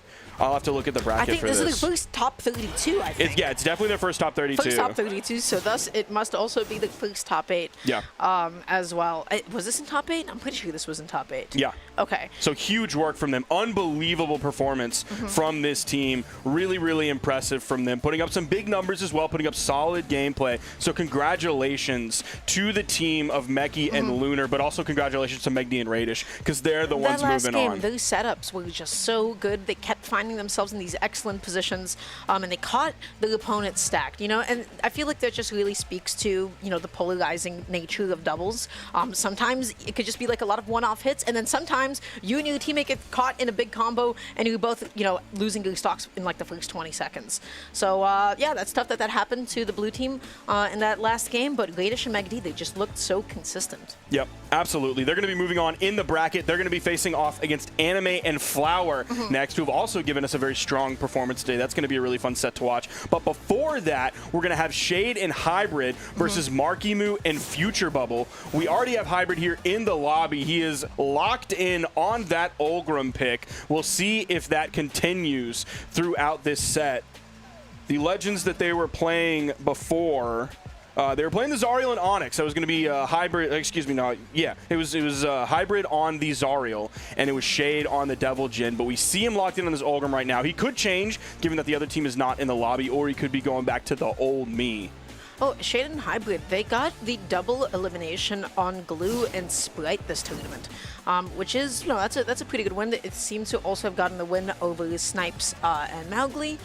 So yeah, a couple of solid wins to get up until this point, but now Markimu and Future Bubble. This is definitely a super, super tough team coming on in. They just got knocked down from the elimination side. Who do you have going into this? You know, it's an interesting question because it was really fun watching Twitch chat earlier and their polarity and the shifting between the polarity of like Markimu needs to drop Future Bubble right now. Future Bubble is not good enough to play with Markimu. He's holding him back. And then like 3 or 4 minutes later be like, wow, Future Bubble is carrying this game right now. What is happening? Future Bubble is amazing. He's the GOAT. So seeing Twitch chat going back and forth between the two, but I got my eyes set on Markimu and Future Bubble to come out on top here. I'm loving the Markimu Onyx. I love watching him in 2s because we get to see his Onyx more than we do in 1v1s. I love that he has a completely different pick. And it's like his cannon is amazing. He's not just like a guy who plays Mordex and plays Gauntlets and then just like happens to pick one of those legends to play it and mostly focus on Gauntlets in 2s because his cannon is awesome. I love watching his cannon. Now we're getting into game 1. All the legend picks I feel like are super standard hybrid on the Ulgrim. You know, you say that we have undergone a de-Ulgrimification. I haven't seen it this weekend. Maybe like a little bit less, but like there's definitely less Ulgrim for sure. It's a noticeable impact, but that still doesn't mean everybody is done with this legend for sure. Definitely like not like even in danger yet. Just the, you know, population went down like a little bit. Oh man, Shade almost getting into the side stick. That could have been huge off of Hybrid's End Light. Already, Shade disarmed, looking to pick up a weapon. The GCD Light into the recovery, just swatting away Future Bubble. Hybrid not going to go down there. This is a very high defense team with Kaya and Ulgrim. There's a D-Light into the side air. He doesn't opt for the recovery there. He wasn't in sweat beat, so I still believe he had it. Had the potential for it, but it's going to be a recovery from Markimu. Almost gets the side air too. He hit that recovery and was immediately ready to follow up. It wasn't right bang on, but amazing that he was still ready to follow up with the Gauntlet side air right after that. Look at him off stage. Uh-oh, this is Markimu's favorite position to be in. That time Hybrid was able to fight back on, but we have seen Markimu delete stocks off stage. He does it with cannon. Obviously, we know all the work he's done with gauntlets. There's the side light into the side air. Goes for the GC side light right after, landing back on the main platform. Hitting Future Bubble actually into the side air from Hybrid right after that. Is there an edge guard from Future Bubble? No, he's going to disengage. Doesn't want to get caught out there, but he does get caught with the signature and the down air and the side air. Can he get back in another down air? Hybrid, the target swap back and forth. Markimu to Future Bubble to Markimu to Future Bubble. Gets the stock. They get it on the right side. Goes over to the left. They get it on the left side on Future Bubble, and it's a team wipe. That JC Ensig into the Lance down was such an amazing play. I can't believe that they were able to just set that up. They had that combo on lock. They're ready to go. And now the blue team is quite a bit behind. Let's see if they can close out one of the red team stocks anytime soon. Shade just going for an Ensig in the other direction because why not? Markimu fishing for that D-Light, looking for perhaps that neutral or true combo. Maybe take a stock off the top. But they haven't found any big hits. The series not enough on the Zariel. Shade still going to be living. Dude, Hybrid is just flying around with this Lance. He may take a hit here and there, but he's throwing out so many moves that aren't getting punished. He's throwing out threats constantly. Back-to-back neutral airs onto Markimu. This is huge. They have a very solid lead right now. If they can keep adding up damage onto Markimu, then get the 2v1 on Future Bubble. Okay, Hybrid's going to lose his stock there. There's going to be Future Bubble from the middle of the stage, choosing to go back over onto the bow as Hybrid and Shade are respawning back in. They're making this comeback, just Future Bubble has to be the one to play safe here. You see, he's not committing to anything at all. He's just patrolling, waiting for a pass for Markimu, or maybe just trying to support him from behind. Landing with a down air. Shade gonna take full advantage of that situation. Left without a weapon. Future Bubble, you have to run. You have to escape. Hybrid looking for any way to be able to catch him, but the neutral air did not cover Future Bubble's landing. Yeah, Future Bubble didn't get hit a single time that entire time as Markimu came back in. He's taking both weapons. Let's see if he can make it worth it. Future Bubble finally grabbing that spear, but Markimu is getting 2v1'd over on the left side. That's a really tough spot for Future Bubble to be in. Sidelight neutral air. He's trying to find his way in, but they're finding so much damage onto Markimu. Hybrid and Shade, every single hit always converts into another hit. They have found so many 2 pieces, 3 pieces in the middle of combat. The sidelight neutral air recovery just like that. In the middle of combat, they find the critical combos. Here comes the gauntlets for Markimu. There's the recovery. See if he can split up this red team. A second one came out. The GCD light gets punished immediately with the sidelight recovery. That's going to be the unjumpable option after Markimu burned his dodge. There's the GC in light. That's the disarm. This is such a tough position to be in, but he lands with a series that is so good because if you get caught neutraling, you can easily get punished by your other opponent. He almost got the lead. Sidelight Sailor is able to come through. The Sailor comes through. Is he going to be able to make this 1v2 comeback? What is happening? What do you got versus the neutral air? Did he get the touch off of that? that. He goes for another neutral air, and he throws him down into the blast zone below. Marku with the 1v2. You saw his switch-ups on the cannon. He did side-light side air one direction. That got a hit. He turned around, went side-light neutral air to switch things up on the other member. Then the next time he picked him up, he did a side-light side air just to switch things up. Then swapped over onto the gauntlets. The weapon toss goes high. So here's the gauntlet swap. He's so patient here. Waiting the sweat beads. He got the touch. There's the neutral air. And look at him, look at him. He goes for another one. Immediately go through the attack because he knew that he had all the momentum in that position. He was just waiting for his opponent to mess up to do something exploitable. And so he baited out the dodge and he was able to punish it successfully. So to be able to play like that in that moment is absolutely insane. That is a crazy comeback. But something I do want to point out, I've seen so many people unarmed getting back onto the stage. They land with a neutral air and then they lose their stock for it. I think we saw that in the last set. He landed with a sailor. That is such a huge, huge difference because if you get caught in a multi-hit like that, you can so easily get punished and end up losing your own stock instead. It's such a small interaction, but it means so much at the end of the day. Now the blue team, they have a 1-0 lead. The red team probably kicking themselves a little bit here. What can they do in this game too? I mean, the craziest thing for me is like how strong Hybrid's Lance was, and then finding himself in that moment where Lance is at such a disadvantage. All of a sudden, it becomes a liability because your opponent is right below you. They have gauntlets. Okay, there's the ground pound. There's the down air. Now he's showing it. Almost got the ground pound, but the weapon toss up from Future Bubble's bow saves them from losing potentially 2 stocks in that moment. Oh, Future Bubble just landing with that side heavy, nicely done. Marku, can he make it back onto the stage? He's being patient, waiting for his teammate just to give him some coverage, and he lives another day. They're still up a stock. Shade gonna be landing with a sailor. Can he close out one of these stocks on the blue team? 6 coming in from Shade here, hoping to catch an aerial opponent on the blue team. He doesn't find one.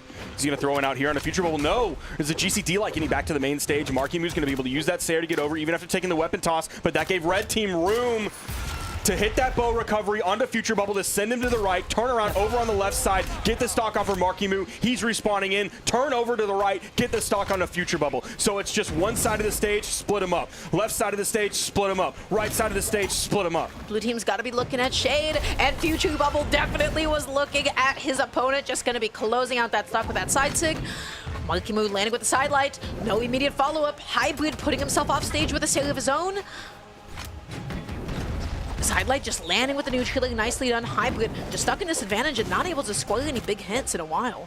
Now, one thing we're seeing some struggling from Future Bubble here on is these follow-ups off of Marku. We see him just hit one there, but he's taking his turn to follow up off of Marku, and a lot of times he's just missing the enemy and also hitting Marku right after. So it's not a lot of team damage, but it's turning what should be a team combo into team damage, which is basically 180 degrees in the other direction. He did the least amount of damage last game. He took the least amount of damage, which means as a high defense legend, he's getting KO'd earlier than everybody else. Okay, there's a D-Light into the side air. See if he can get Shade away and let Marku recover. The D-Light into the down air. Marku avoiding the weapon toss, but he was all out of options at that point. But you know what? The game is still totally even at this point. It can be going to anybody. Hybrid able to connect that end light, puts himself off stage with that sail, and then, wait, what?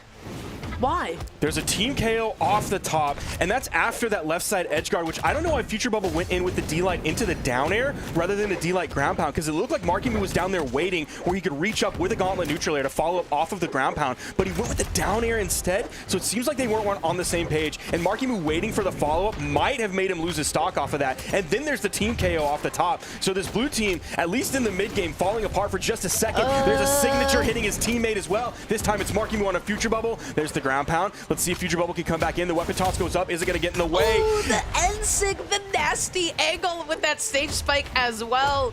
Look at what happens when you fight with your teammate. That was a little too much friendly fire for comfort this game. I mean, you saw Marku connect the signature out to Future Bubble. You saw whatever happened that last stock off the top. Oh man, this is going to be a tough comeback for the Future Bubble to make, especially when it's 1 versus 3 stocks. I don't know if he has it in him. I think very few players, if any, would have it in them in this exact spot.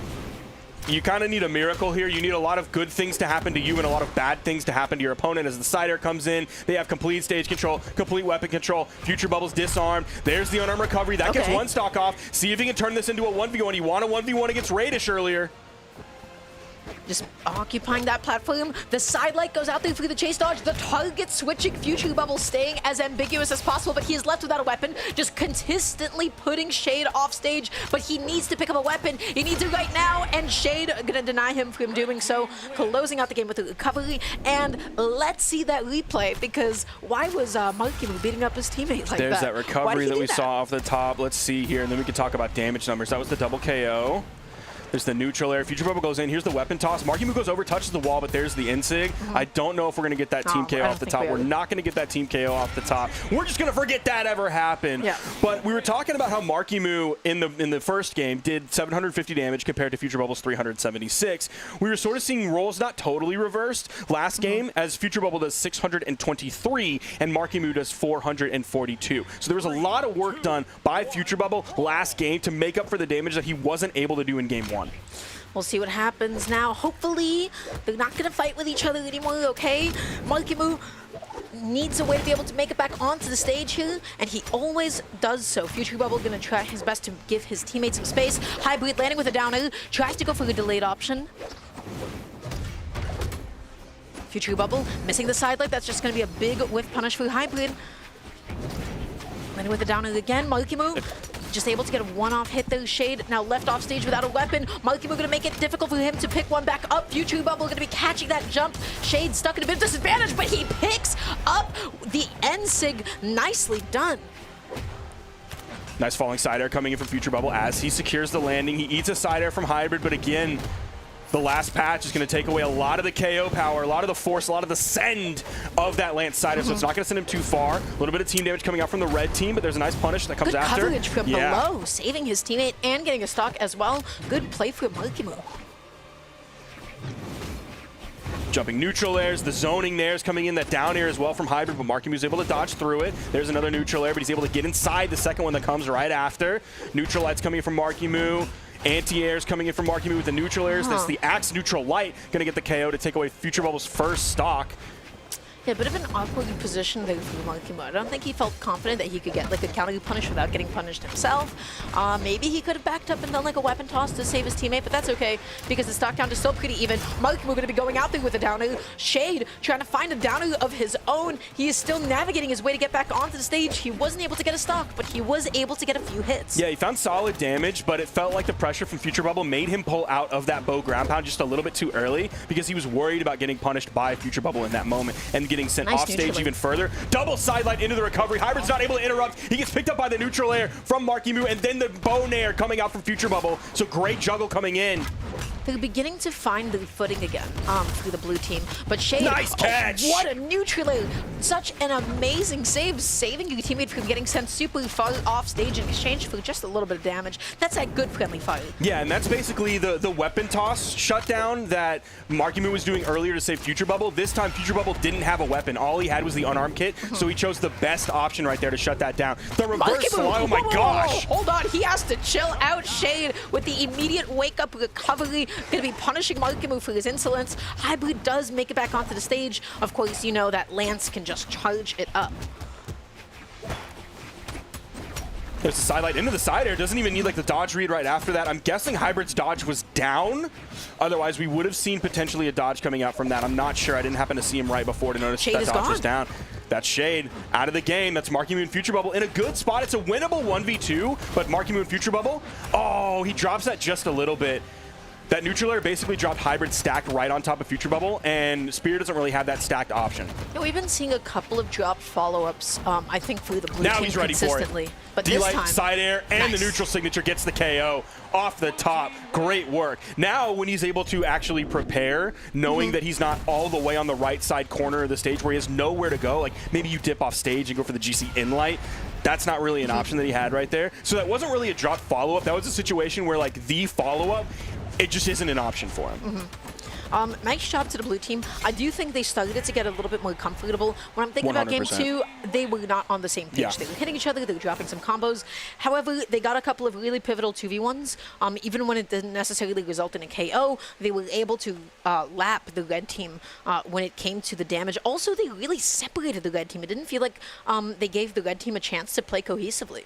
And you see that reflected in the damage numbers as well on this red team, is you see 665 coming out from Shade, and you only see 363 coming out from this hybrid pick, from this hybrid Ulgrim, where he's not able to follow up because he's split off from his team. Have you seen that accuracy stat? Right here, man. Okay, that's enough. I don't have to point that out. Okay, anyways, guys, we're going into the next game. It's going to be happening soon. We're loading up into it. It is currently 2-1 in the favor of Marku and Future Bubble, but I feel like this can still go either way. Yeah, it feels like based on what we saw in Game 2, there's always that risk of this blue team just kind of falling apart, and the edge guards don't go their way, and then they start team attacking and maybe team KOing each other. And look at the way this is starting. Already 50 damage, maybe even more than that, put out on both members. And you saw the neutral air from the cannon. That turned Future Bubble orange from his own teammate, so that's tough. There's the sidelight, GC sidelight. Turn around, gets the dodge through. There's the side air. Shay goes back on because he wants to regroup. It's that focus that you were talking about earlier. You split up the red team, and they're in trouble. If you don't, that means they're together and they can put work in. Oh, Monkey Move! Oh, and he's going to lose his stock, but what a trade. He saw that he was going down, and he said, you know what? At least I'm going to go ahead and take you down with me. That was amazing. Marku going to be spawning back in. Almost got that neutral air to pick up his teammate after that side air from Hybrid's Lance ended up hitting Future Bubble. These in-lights. There's one member of each team on the ground and in the air. They're battling. Okay, there's the Axe side air. Can they finish this next one up? It's Shade with that downer over the edge, but he retreats back to the middle of the stage to hold on to that weapon control, force Future Bubble to fight unarmed, at least for a little bit longer. Picks up the spear, there's the inlight, and they're going to pick up something big here, and the ground pound as well, while Hybrid was recovering back to the stage. Hybrid with the sidelight on his own teammate, a little bit unfortunate. The red team just looking for any safe way to land. Marku Nice gets interruption. into the D-light, but just as he said, amazing interruption. Where's the downer coming in from the spear? Hybrid gets away from it. Future Bubble wasn't bang on with it. Another one coming in and missing, but that third one ends up hitting and taking the stock off the bottom. See if they can get a combo on a Hybrid, take out this stock. They get the KO off the top with the recovery. There's the inlight, a little bit of team damage, but sidelight into the recovery, into the turnaround down air. So a great, huge string. He is going in on Shade. He is seeing the fact that he is on his last stock, and he is already in the yellow, approaching orange, and there's already so much damage. The D-Sig comes through, but that is Onyx at the end of the day. Not going to be going down anytime soon. The Sil going to get caught in the startup frames of it by the neutral. Still not enough to take out Future Bubble stock. Marku and Future Bubble, they're hanging on. They're keeping up this lead. The D-Light, friendly fire. Don't love that, but they don't lose their stock yet. Yeah, because there was a great spot dodge coming up from Future Bubble, expecting the punish coming in from the other red team member. But it was actually just Marku there, and that neutral air from his gauntlets. Okay, there's the down air, but the recovery gets him back on. There's the down heavy from Hybrid, gets the KO onto Marku, putting him on the final. But if they can get this stock on the Shade, the ground pound from Hybrid is going to technically stock-wise put this in lead of the red team. But you got to look at Shade. He has to be simultaneously active while not getting hit whatsoever in this game. Marku's looking for the KO. He's hunting for it. There's the side air on two members of the red team. Can they clean up Shade here? Weapon toss goes in. That's going to deny Marku coming in. You see the tail whip. Life or death for Shade? That is the question. Shade just looking for a way to make it back onto the stage. He is sick of playing off stage. He wants to go in. He wants to be able to help out his teammate, but now it is a 2v1. Shade must survive a little bit longer. He runs off stage. That is the only place that he knows. He's not on the soft platform. He's just over on that wall. There's the sidelight. He retreats back over onto that corner. There's the inlight from Marku. Future Bubble's just going to let Marku go to work here. And the recovery bouncing off the stage. He makes one major commitment with his signature, and he gets punished, loses his stock, and is out of the game. Blue team potentially staring at a 3-1 against Hybrid and Shade here. Who's going to take the lead? Probably going to be Marku. Unless Hybrid finds like one of those series that puts you off stage and then hopes to like cheese out your stock, he's going to have a very difficult time. He's already struggling to get back onto the stage. The neutral splits up the blue team for just a moment. They're not overcommitting. They're not pressing anything that they shouldn't. The weapon toss into picking up the cannon, into tossing it again. Neutral recovery, two-piece combos, some good damage. Hybrid is not able to yet find an opening. What a weapon pogo. toss, yep. That's it. To shut down that recovery, and you know that sound as a Lance player. When you hear that recovery charge coming, you can expect a weapon toss, and they shut him down. 3-1 for this blue team. What a great final game for this blue team to show us that real cohesion, the best that they have to give us. I love that. I love that. Yeah, I think they got a lot more comfortable as the set went on. Absolutely. We got to see a lot of really amazing follow-ups. I think Marku was kind of a beast off stage. We definitely got to see that over the course of the set, but also at the end, when it did become a 2v1, they didn't give any comeback opportunities to their opponent. They stayed at center stage. They didn't overcommit. They didn't put themselves off stage. The biggest win condition that Lance has in that position as to like be able to 1v2 is to be able to like catch you jumping and then sailing you off stage from the same direction you came from. So as long as you're not jumping in that position, you can easily eat a sail. Let's say you're on the right side of the stage and you're going to the left because you have your teammate to back you up and hopefully get a counter punish. So they played safe. They didn't give Hybrid any openings. Yeah, they just look super consistent. That's going to be seed 6, Marky Moon Future Bubble taking out seed 4 of Shade and Hybrid to move on in this bracket into the elimination semifinals. They're going to be fighting against Rise and Soul. But before we move on to these next 2 sets of our block, we're going to be taking a short break, and we'll be right back with some of the thrilling conclusion of the elimination bracket of the 2v2 North American Spring Championship.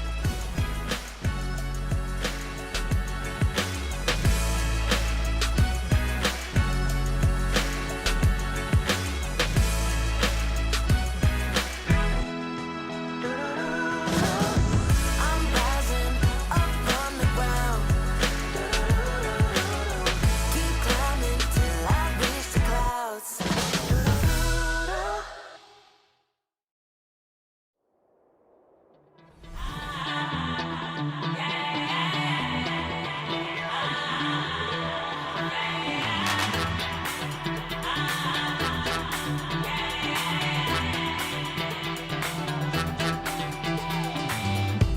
Can't back down. You got to get on up. Got to get on up. Can't back down. You got to get on up. Got to get on up. Got to throw your worries out the door. Keep on pressing, pressing, pressing on. Yeah. Don't you run from the unknown. We gon' make it. Hey, that I know. Yeah, oh, that I know. So ready or not, here I come. Taking you higher, making you fly, you finally go. Oh, ready or not, here I come. Taking you higher, making you fly, you fly, you fly, you fly.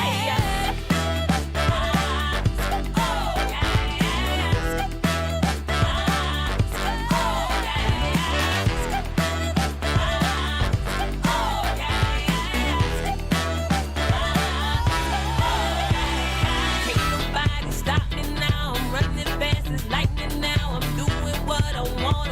I'm gonna take it on and on. Can't nobody stop me now. I'm running fast as lightning now. I'm doing what I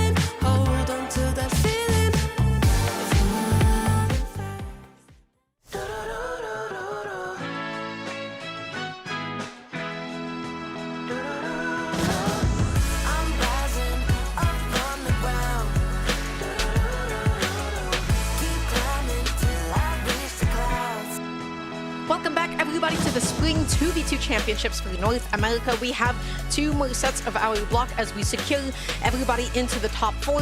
I am joined by Sparky. We had a couple of awesome matches, and coming on up, we have a couple of good ones as well. I believe that we will be starting off with Megd and Raidish going up against Anime Fan and Flower. Yeah, we basically have the clash of potentially 2 eras right now. We have the people who kind of rose up during the pandemic, during the all-online era. That's like Megd and Raidish. And then we have sort of the group that was right after them that were occasionally placing well during those all-online tournaments, but also are really making themselves known at this point. I'm really mostly looking at Flower, but like maybe starting now going forward, we're really going to be looking at Anime Fan from that more as well. You know, I've heard rumblings of Anime Fan and people talking about Anime Fan on Twitter. I believe calling him the Resource. I've not gotten this at all, actually. It's only a few people, but I've seen a few rumblings of that we need to be looking out for the Resource here in this bracket today. So Megd and Raidish got to be looking out. Is that a for cool the nickname? Resource. Is that a cool nickname? Is that tough? It's not a cool name. It's not a cool. I'm sorry, guys. You could go with not... like the Warden. You could go with like the Weapon, but they're going with the Resource. We'll see if that sticks after this weekend. I certainly like saying it. I take it back. I love saying that. You know, I can tell. I just don't feel like I can give it that intonation to make it sound as cool as you can. So that's how you're going to call him for the rest of the set. But yeah, no, this is an exciting match coming up. They played, you know, a couple of years back in the Autumn Champs in 2024. This was a set that went to Megd and Raidish, but Flower and Anime, they've definitely gone on quite an arc since 2024. I don't think it's that useful of a comparable. So we'll see what happens in this game 1. Yeah, we're going to get some more different picks coming out from these players. Like we've seen a little bit of Sidra today. We're going to get some more of it here. Back-to-back inlights coming out from Anime Fan, but also Flower on the Nash. I am loving a Nash pick. I would love to see this develop maybe a little bit more from Flower. I think it deserves some time to cook, and I can't wait for that because you have side sig like that. You can just dash in side sig and almost get the KO because he basically has the stats of Taros. He's Taros, but for spear players. So fascinating seeing Flower on Nash. I love it. As well. Definitely like Smart pick. Flower for the spirit play when you see him on the Kaya every now and then, but like, yeah, definitely not grappling the bow. So we'll see how this ends up working out. Flower holding onto the stage, looking for the recovery. Raidish just stalling his descent with that gravity cancel, but that is not going to save him from that sail. Megd eating an end light now is being put off stage. Flower tries to go for the target switch. There you go. And what a 2-piece. Now Megd's finding it. The worry is when Raidish sends the opponent over into Megd and it's not just right at the height to find the neutral signature. Because when it's not at that height, he doesn't seem to be able to adapt quite yet to jump up and gravity cancel or find an option that will hit, like a gauntlet recovery or anything like that. So we'll see if he's able to dial that in a little bit more. There's a falling side air, but it's not enough to KO. It is enough to disarm Megd over. Nice recovery into the side air, then the D-Light side air, and then Anime goes in with the ground pound and another side air follow. The weapon toss barely dodged through by Raidish. He's not able to get over, but the save from Megd, and here comes the Kraken in. Can they keep this pressure up on Megd? No. He attempted the save, he failed the save, but he didn't lose his stock. But this is so sad. The downer, the boots downer, he wanted to touch the side of the stage with it. He didn't get it the first time, and then he got the chase dodge, and he was pixels away. Anime going off stage, able to get the 2 hits onto Megd. I mean, the red team is popping off, or the blue team is popping off, excuse me. I'm loving Anime's solo play. I'm also loving his follow-up off of Flower. Flower's doing a great job of setting up these stocks for Anime to take, or at least like forcing these edge guards, especially with the sword so far. D-Light into the neutral air, no worries hitting his teammate whatsoever, although that one was just straight up on his boy. I don't know who Anime was ground pounding, but that's okay. He was still in a position to continue his edge guard. That is a lot of hits dealt onto Raidish. Megd making it back on, looking to pick up a weapon, and is able to pick up the spear. Can he catch that landing? He cannot. Flower stuffing him out with a sail. Okay, there's Megd with the neutral signature. This time it's on the spear. Weapon toss going to send Anime back over, but he comes back on the main platform. Meanwhile, Flower gets the KO off the top. Megd all by himself in this game. He's very healthy on this stock. But the second he sets foot on the stage, we could see a quick team combo. At least that side air is going to knock Anime away. He's heavily damaged, so any hit onto Anime is going to send him pretty far. I mean, even a spear neutral air. That time it's a spear side air, sending him all the way to the right, giving Megd that 1v1 that he's winning. He even gets the disarm, and he gets the KO onto Anime. Now sight set in a true 1v1 as Anime is respawning back in. Zoning neutral airs. There's the recovery. The turnaround from Megd with his own recovery. Does he land? does He land lands successfully. safely.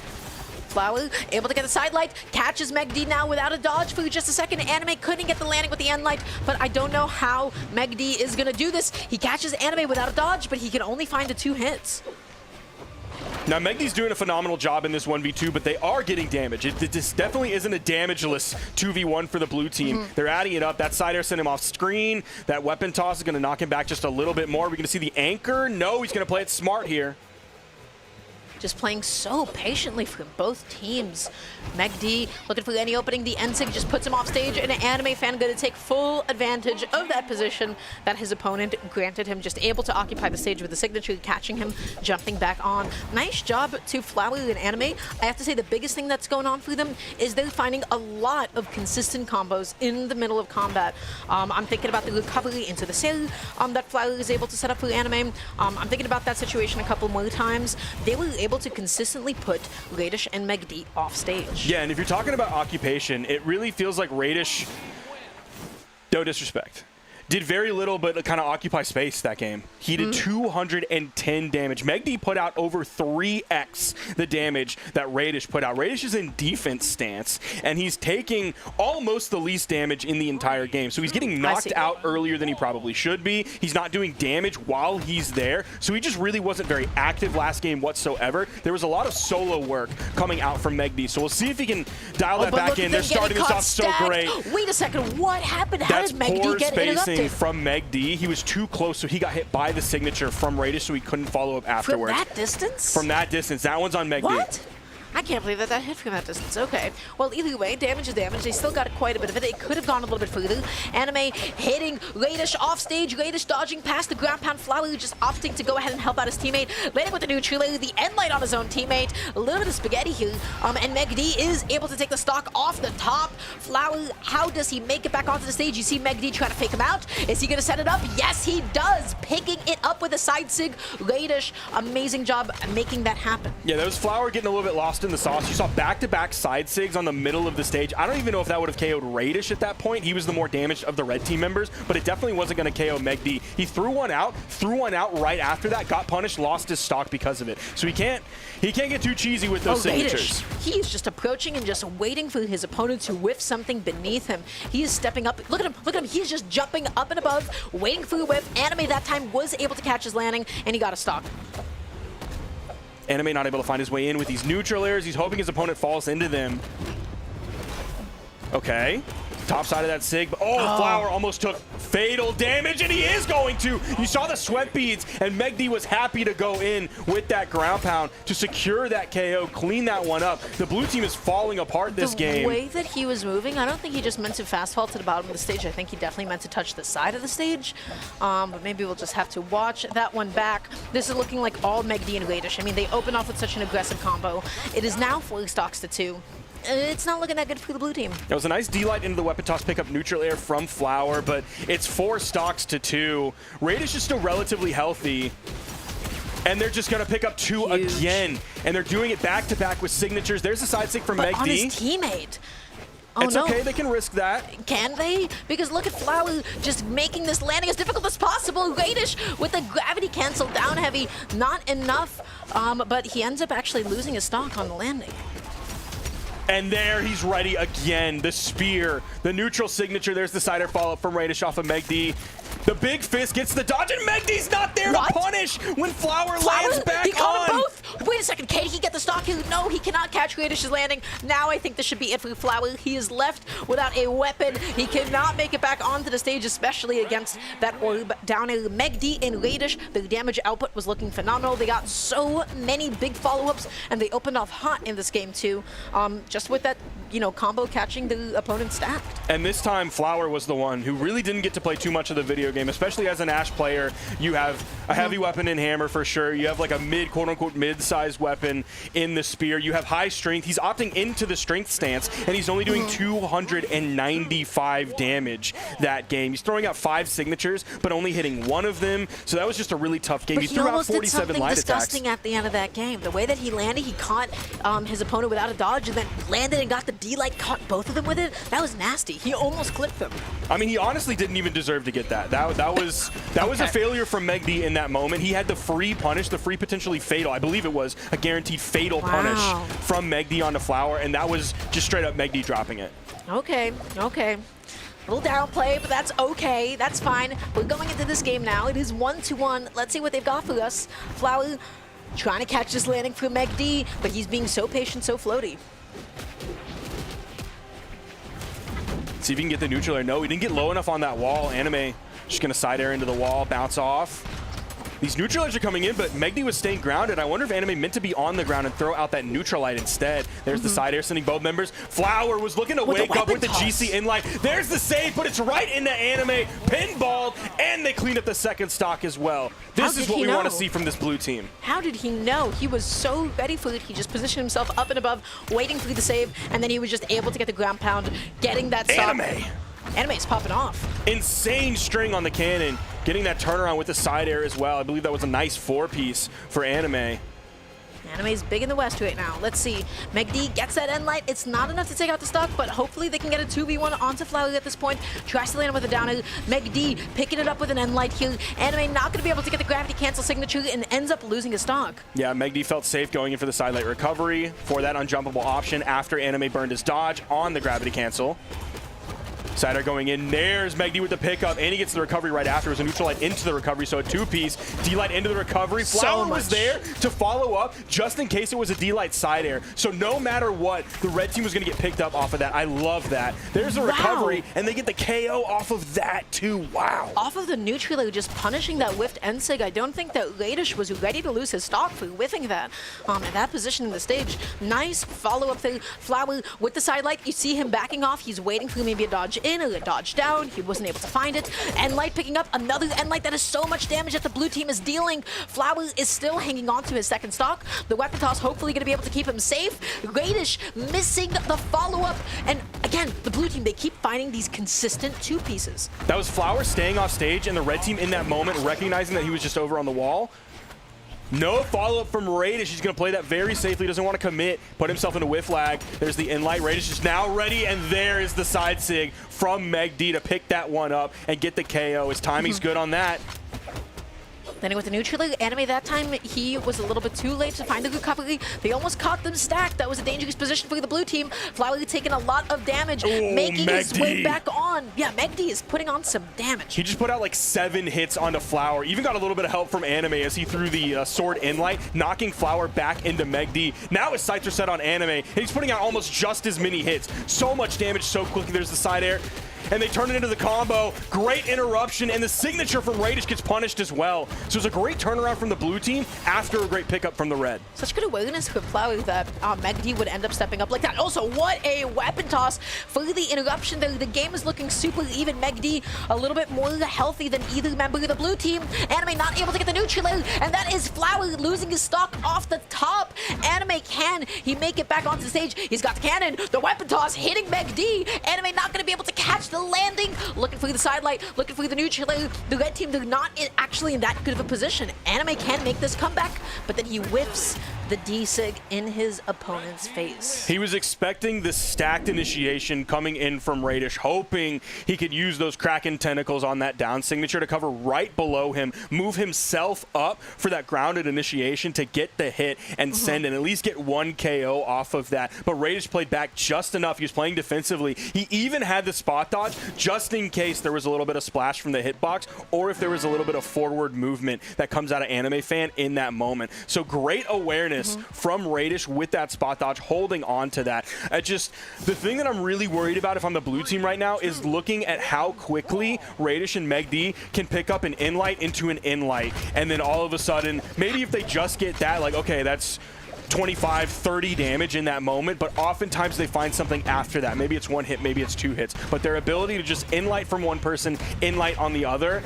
they're doing it so consistently and so quickly, and that's something the blue team... Juggles. Oh my Raidish gosh! Just still leading. We need that replay. Anime, he was not in any position to interrupt that to stop that from happening. That was ridiculous. That was like 25 seconds into this game. Anime, though, he is popping off, chase dodging up. Megd has to find a way to get back onto the stage. They're just going to focus on Raidish for a second. Anime getting hit by a Nash signature there, landing right into the end light. Pretty disastrous friendly fire. Didn't lose a stock for it, but still a significant amount of damage. And then Anime Fan keeps getting hit, and Flower tries to find his way back in. Sometimes he hits Anime Fan, putting out damage. There's a side light after the side air follow-up, D-light into the side air. This time it's just a GC side light as well. Not a KO move that they needed on a red opponent.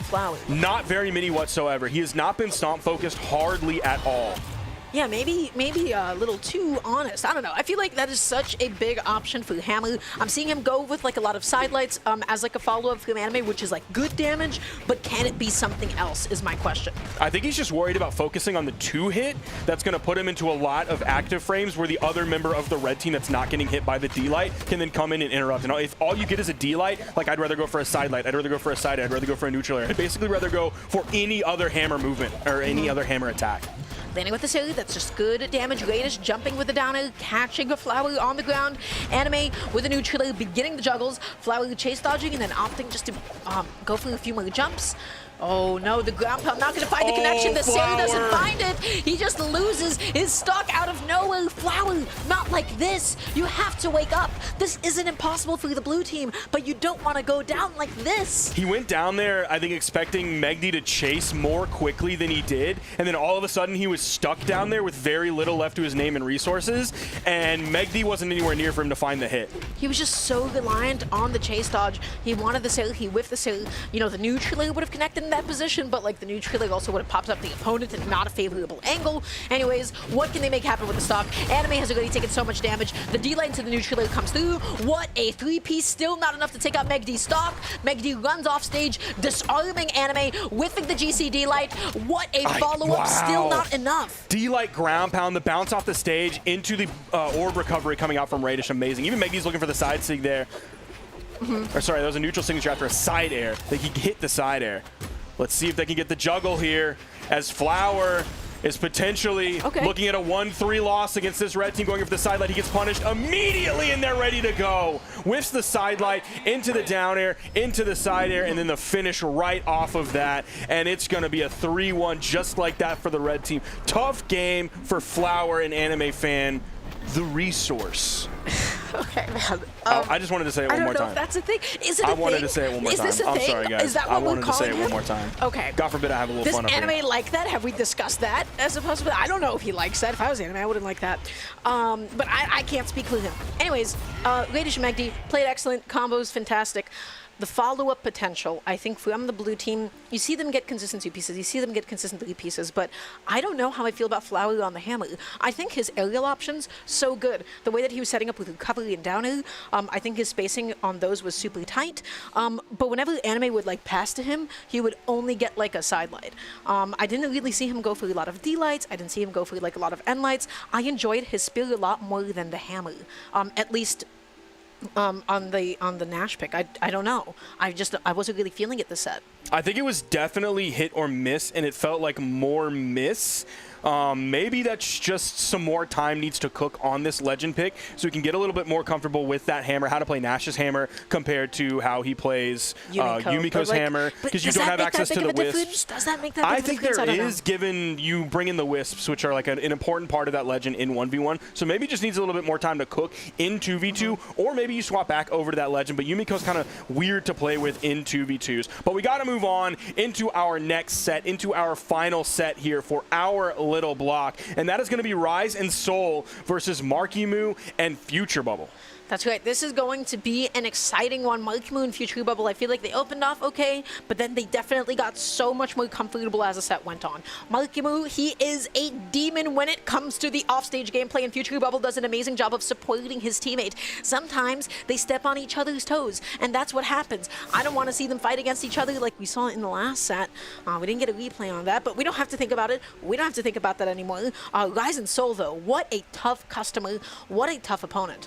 Yeah, and we've seen them change their legends here as well. This was a Kaya Olgrim team previously, and then now they've moved on to Soul has been playing the Bryn, and then Rise has been playing the Rayman. Now, Rise is no stranger to Rayman whatsoever. This is like his main legend, aside from when you want to play the Kaya in 2s. So I'm loving that we're seeing people swap off of it, but you're pointing out some history, and I want you to explain the history between these players. It's just not looking so good for Marku Okay. Future Bubble. It is a 5-1 set history in the favor of Rise and Soul. Most recently at the Winter Championships of this year, it was a 3.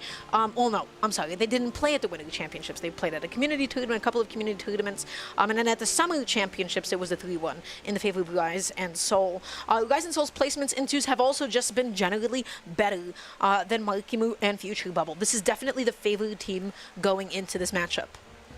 But we'll see what they bring to the table here. We have Fortress of Lions, Western Air Temple, and Mishima Dojo. And, of course, we're going to Fortress of Lions. I don't think we're going to see too many shenanigan maps coming today. Like we saw all the Jikokus yesterday and all the other shenanigans that we saw. It's going to be a lot of Fortress of Lions, as we've seen so far.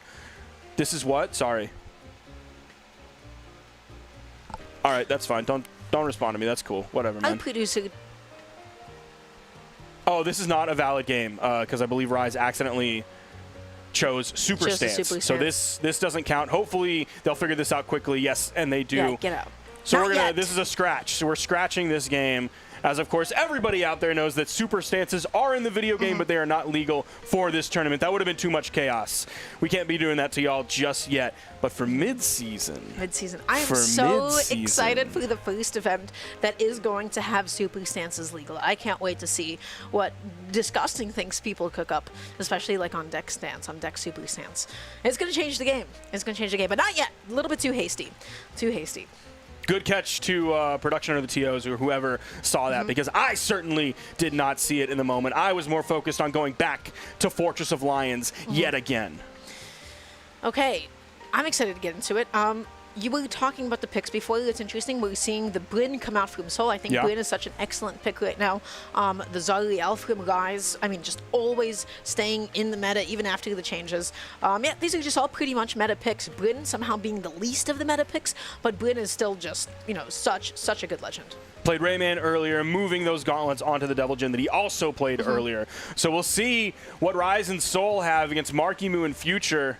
Marku, the only person here with a level 100 legend that they are playing right now in this game on that Onyx that we've seen so much of from him in 2v2. Hot. Just immediately jumping in, kicking his opponent with a sidelight. What a follow-up. What a follow-up. Up and down.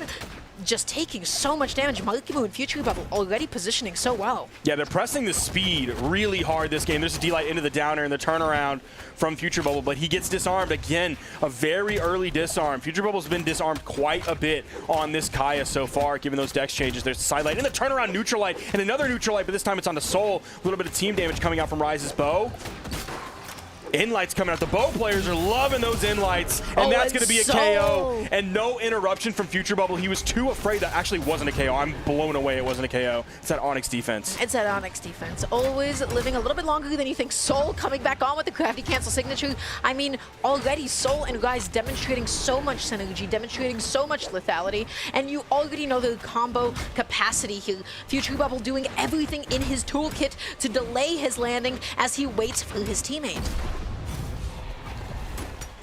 Future Bubble goes in with the side lights. Soul spot dodges and stays high. And even Marku comes in and flubs the opportunity right after that. Not enough. Soul landing here. How is he going to be able to hold on to his stock? This is so scary for Future Bubble. He is going out there. He wants maybe some sort of gravity cancel option. Instead, he just flips back onto Marku. Soul they can't KO Soul. They just straight up cannot do it. Rise almost did it before the blue team did. There's the side light. You got to look at Future Bubble here. He's on second stock. Finally hits the D-Sig into the recovery for the follow-up. He was done either way. See if they can clean up Rise. Great down air, but the save from Soul. He gets over in time, and now they get the stock off of Future. Put the damage onto Marku. Can he even land? He hits a neutral air. He gets hit by a neutral air. He waited out the dodge, but he still missed his own neutral air. That could have been huge, putting Marku off stage in that position without a dodge. That could have been the end of his stock, but now Future Bubble down air.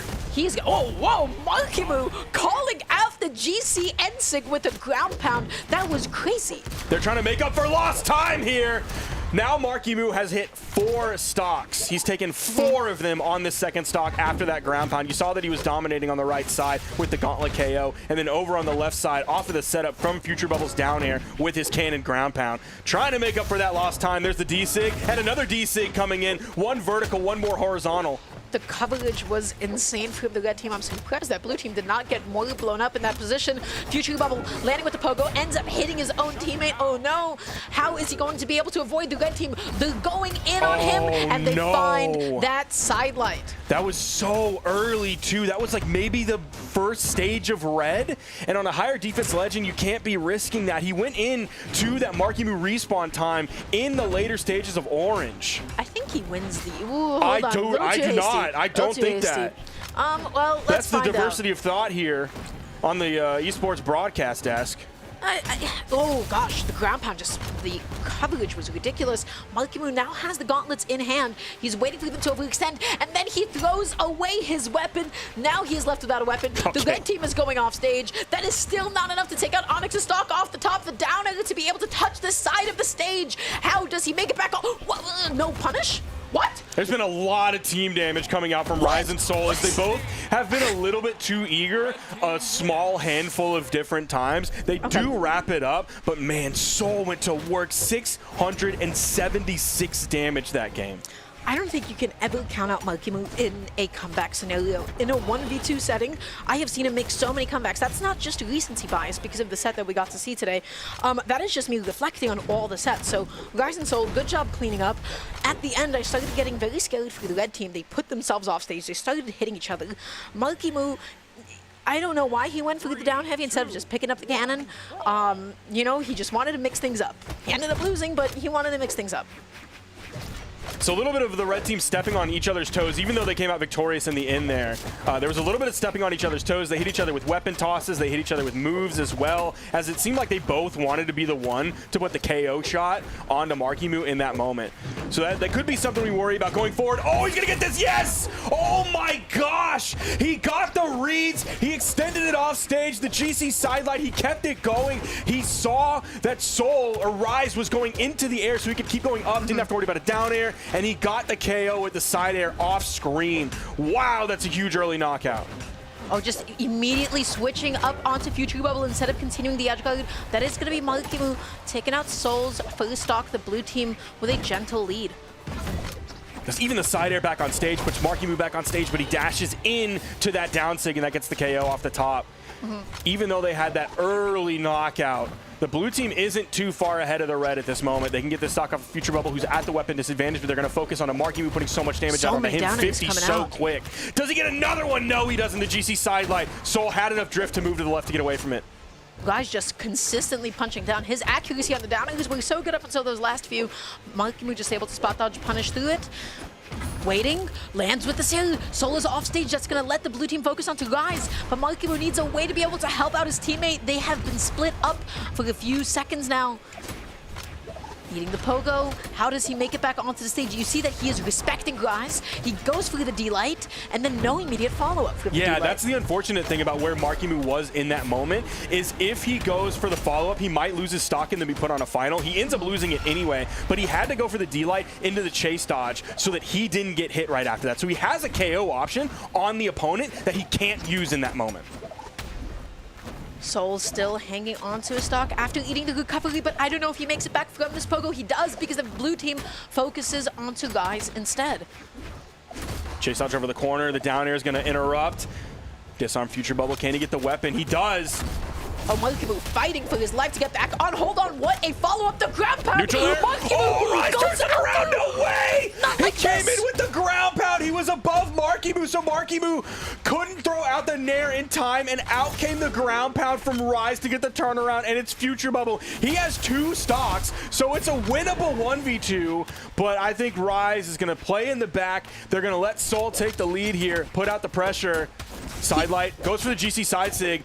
Nice turnaround, but even the send over from Future Bubble, he goes in with the ground pound to get below the dodge up. He's not able to find anything. D-Light into the ground pound. He doesn't go for the side air. He wants the more damage that he can get off of this to put Rise into KO damage. Down heavy. That's enough to KO. No way. Who does it in a 1v1 between these two? But Soul is making it so difficult for Future Bubble to land. He's going to consistently deny him of picking up a weapon. Future Bubble not being too hasty to go for it. Whiffs the Endlight. Soul whiffs the Endlight. This is such an even 1v1, but the difference in damage, it might be too high. Gets the Endlight as a whiff punish. Weapon toss as an extension. Tosses it away again. Soul is swinging.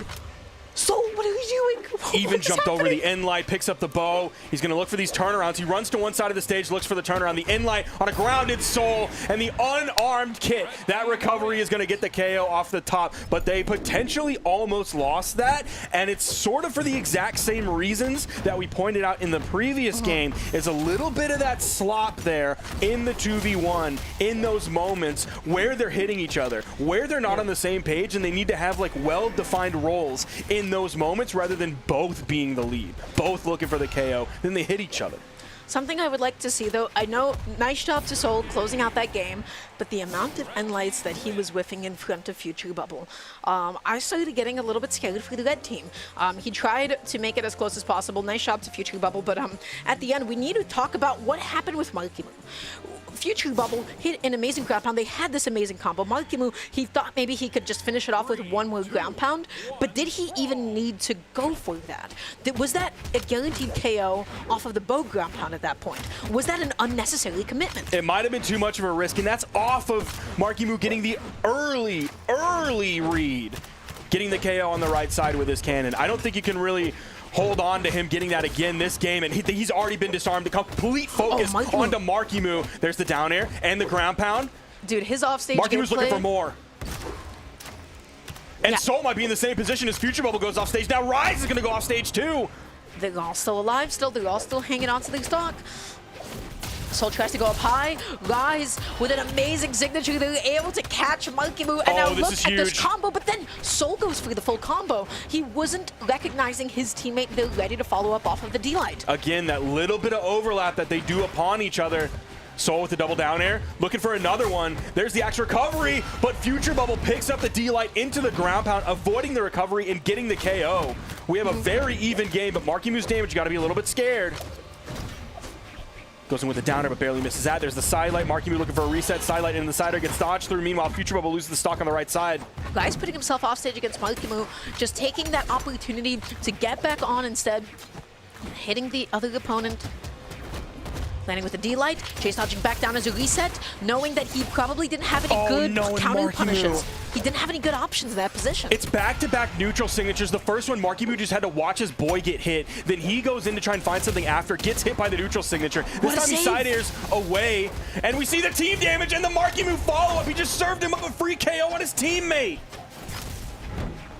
The D-Light into the sider. Such an interesting follow-up, just wanting to call out that dodge in that position. Future Bubble, oh my god, drifting past the end light, still making his way onto the stage. The blue team, they have the gentlest of leads by stocks, but it can easily become advantageous for the red team. The D-Light was enough to take it off the top, tries to go through the double chase dodge, and then Rise with the recovery from below. All of a sudden, recovery. Turnaround neutral signature. Now Marku's chasing Soul into the air, but Rise is right behind him. They're really focused on Marku in this moment while Future Bubble is at weapon disadvantage, waiting for that spawn to come in. They're focused on Marku. no way to be able to follow up off a Future Bubble setup. But that's okay. Damage is damage. He gets the recovery. It is still not enough to take the stock off the top. Bo's just like that sometimes. There's the inlight and the down air from Future Bubble. Maybe a recovery would have been the better option there because you could pick it up for that KO without bouncing off the stage. There's the side air, enough to KO. Soul's in the 1v2 for just a second. See if they can find this damage. He's halfway through this stock. He didn't take any damage. He even hits the turnaround neutral light. And Marku puts team damage onto Future Bubble with the side light follow-up off of that.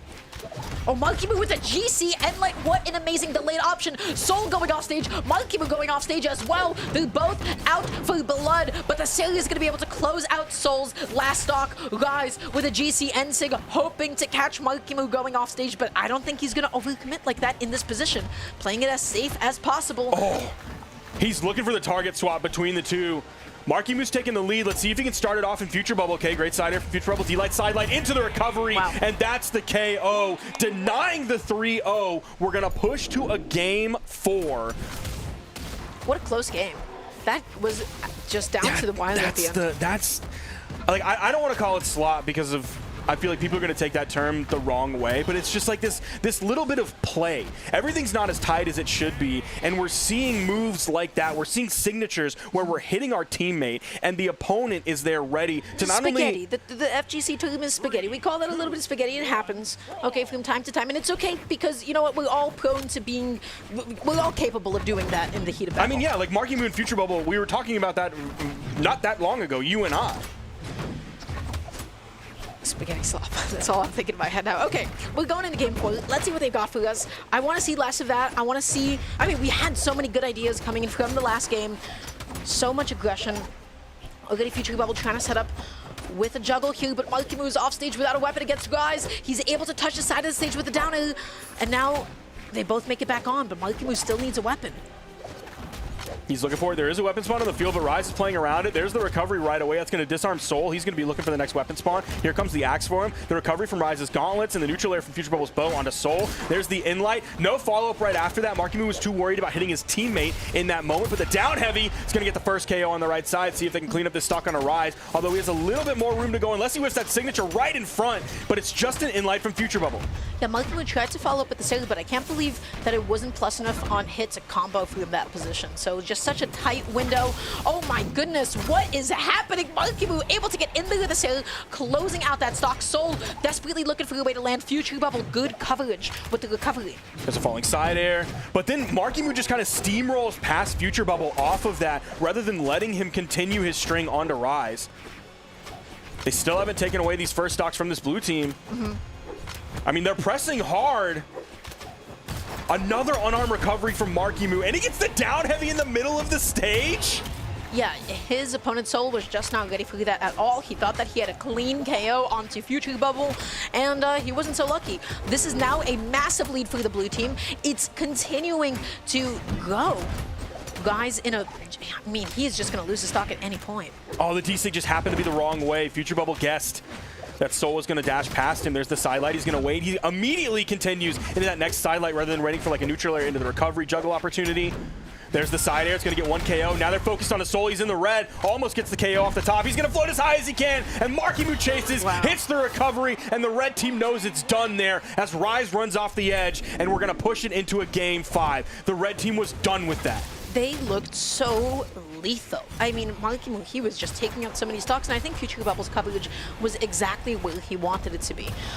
So they weren't stepping on each other's toes. They definitely looked in sync. I think the red team had a couple of good saves, but for the most part, they just felt like they were split up. Yeah, I definitely think the same thing. And just for a little bit of reference onto Rise and Soul and their team damage in the previous game, not the one that we just saw, but the one right before that, it was like 130 and 140. One from Rise, one from Soul. Meanwhile, this game, Soul only put out 36 team damage. Rise put out 3 team damage, but that's also because they weren't able to put out very much damage at all because they were shut down so heavily by Marky Moo and Future Bubble. We're going into game 5, so this is going to be it to secure your placement into top 4. There is so much on the line here. I'm impressed with both teams' gameplay at this point, but the question is, can Soul and Rise play the way that they had at the beginning of the set? Or have Future Bubble and Marky Moo just adapted and changed their game plan that well? Rise tried to turn the speed up here a little bit, but he didn't have a weapon, so the damage that he put out on the unarmed kit high and to the right, I believe onto Marky Moo, wasn't too much in the moment. He's hoping this Sidra swap is going to be what he needs. The Enlight, the final swipe of that Enlight, is actually going to contact Marky Moo as well. So he picked up both members of the blue team with that. There's the Enlight, not able to pick up with the Enlights in the back into Soul for maybe a sidelight into a D-light after that. The ground pound all the way over there. The sword coming through. Now they get the combo. What was Soul doing? He was holding it. He was hoping that the side sig would connect, but I'm still thinking about Guys off stage against Marky Moo because he played with a chip on his shoulder. Soul, though, going to be losing his free stock in this position. Guys getting hit with the sail, almost getting hit by that end sig. That could have been huge, but actually turning that into a stock of his own, knocking out Future Bubble's free stock. If Future Bubble not being there to hit that neutral signature to potentially get a KO off of that and then losing his stock in the process right after, that's tough, man. That's really tough. You need to be able to nail those. There's the D-Sig. Oh, Marky Moo tried to get the 3-piece with the down air, but still a good idea. The blue team is, wait, they're actually a little bit behind. Yeah. I can't believe how early they lost their stock. The red team just opened off so hot. Marku jumping over the side light, the cannon blast coming in with that neutral signature. There's the neutral air. The ground pound going in, but he pulls out early. Potentially could lose his stock here, but he touches the wall on the bottom. Future Bubble relieving that pressure, putting that pressure onto Rise, but there's the D-Sig. He hits the D-Sig this time instead of charging up that side sig that he did previously. Side air, both members of the blue team on the right side. The zoning cannonballs coming through. There's the D-Sig picking up behind, swinging forward, getting the KO, the D-Light into the neutral air, and this is really getting away from Marku and Future Bubble. This Sidra is popping off, especially. Very good. I am loving the switch. You can see how much that has impacted the game, and now Rise and Soul are so ahead of Future Bubble and Marku. They're continuing to have them be split up. There's the side light, interrupted the recovery, and the recovery from Rise and the neutral air afterwards. Just so much damage. Future Bubble's disarmed. He's going to have to look for the next weapon spawn. He hits the unarmed recovery, but he doesn't have a weapon, so it doesn't KO. They get one off the right. See if they can clean up Soul here. He's in KO damage, but he's going to get 2 hits on a Marku. Juggle him up there, just barely missing the side air, but they're still not able to get the stock. Soul's juggling has been absolutely disgusting. He has caught so many landings. He has connected so many neutralers, so many downings at this point. You can see him fishing for the next one. Once again, the blue team split up until Marku finds that a massive end light, landing with the side light. Not able to find the end light behind him, maybe hoping that Soul would just dash into him, and that is Future Bubble knocked out of the set. I don't know if this is a possible comeback with the way that Soul and Rise have been playing. End light, D-Light, Sil, not going to be able to get the D-Sig, but Marku's left without a weapon. And that's going to be Soul, put on second stock, but here comes the D-Light into the ground pound from Rise. The boldness, the audacity of Rise to go out there like that while his teammate is respawning back in against the 1v1 world champion Marku to shut him down unarmed in that moment with a D-Light ground pound. And that is Rise and Soul moving on in Game 5 over Marku and Future Bubble. I have to say, Rise's lethality was absolutely ridiculous. The way that he was going off stage with the Sidra, the way that he opened off the Game 5, but Soul's is juggling. The amount of damage that he was putting out was so difficult for the blue team to match. They could not find a safe passage onto the stage to be able to pick up a weapon, to be able to reset neutral without taking a minimum of 2 neutralers and 1 downer. They took so much damage when they were already behind. Marku was shut down. He really couldn't do too much. He did 411 damage, which is that's like a decent number, but if you look at his light attacks, he put out the fewest light attacks out of everybody there, but he also had the lowest accuracy as well. So that's really putting him in a bad spot. 37% accuracy on 52 light attacks. Everybody else is above him in that. Everyone else is in the 40s, and they're also putting out more attacks than him. So they're putting out more, hitting more, and he's able to do like decent damage numbers, but other than that, he really struggled that game. Future Bubble also struggled reasonably well that game, but they couldn't fight back. That was a really tough game. Rise and Soul on that Sidra swap really leveled things up and looked really confident. Dara. Yeah, they were not able to get a lot of interruptions, and you know what? At the end of the day, the combos from the red team are looking phenomenal. I'm excited to see how Rise and Soul progress throughout the rest of the bracket, but everybody that is going to do it for Sparky and I hope that you all have enjoyed the show and the set so far. We have top 4 coming on up, so don't go anywhere quite yet, and we'll be back with some more Brawlhalla matches in just a few minutes.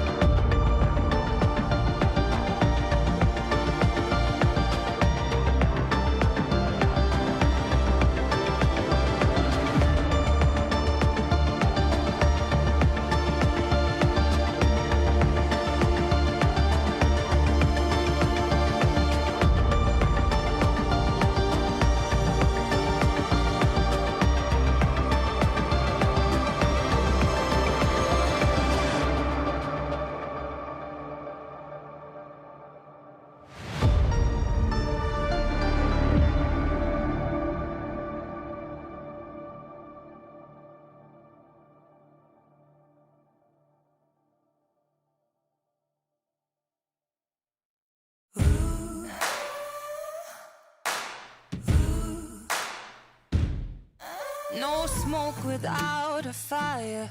You can taste it in the air. This unquenchable desire from my soul beyond repair. On the prowl, yeah, we like that. I'm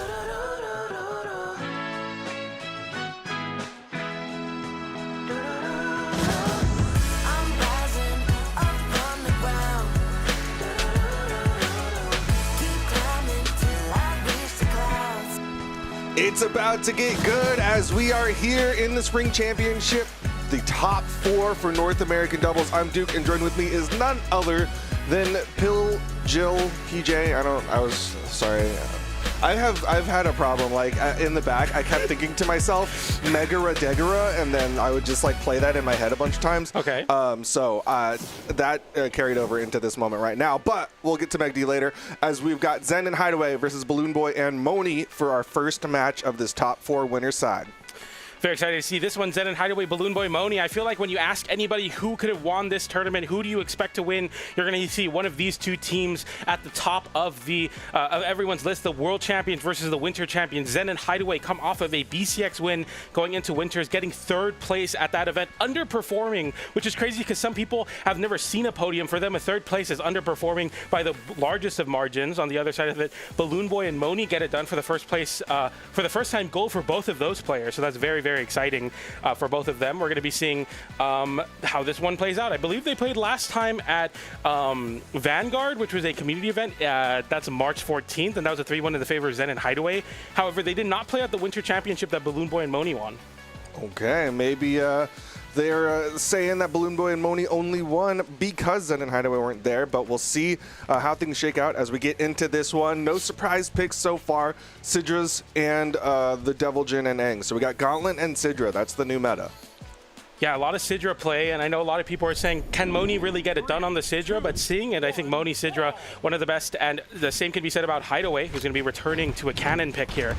Nice sidelight into Nair already. Hideway getting right on the action, taking up that space. Mooney and Balloon Boy will split up as Balloon Boy is the last one to pick up a weapon here. Mooney getting sent off stage by Hideway. And we see a lot of scrap already with Mooney getting a big extension onto Hideway, barely dodging through that recovery. Mooney will be able to make it back with a side air into the wall. But we're already starting out with Hideway, the first one to drop his weapon. Yeah, I felt a little bit like Zen wasn't sure if he should continue fighting against Balloon Boy or try to help Hideway.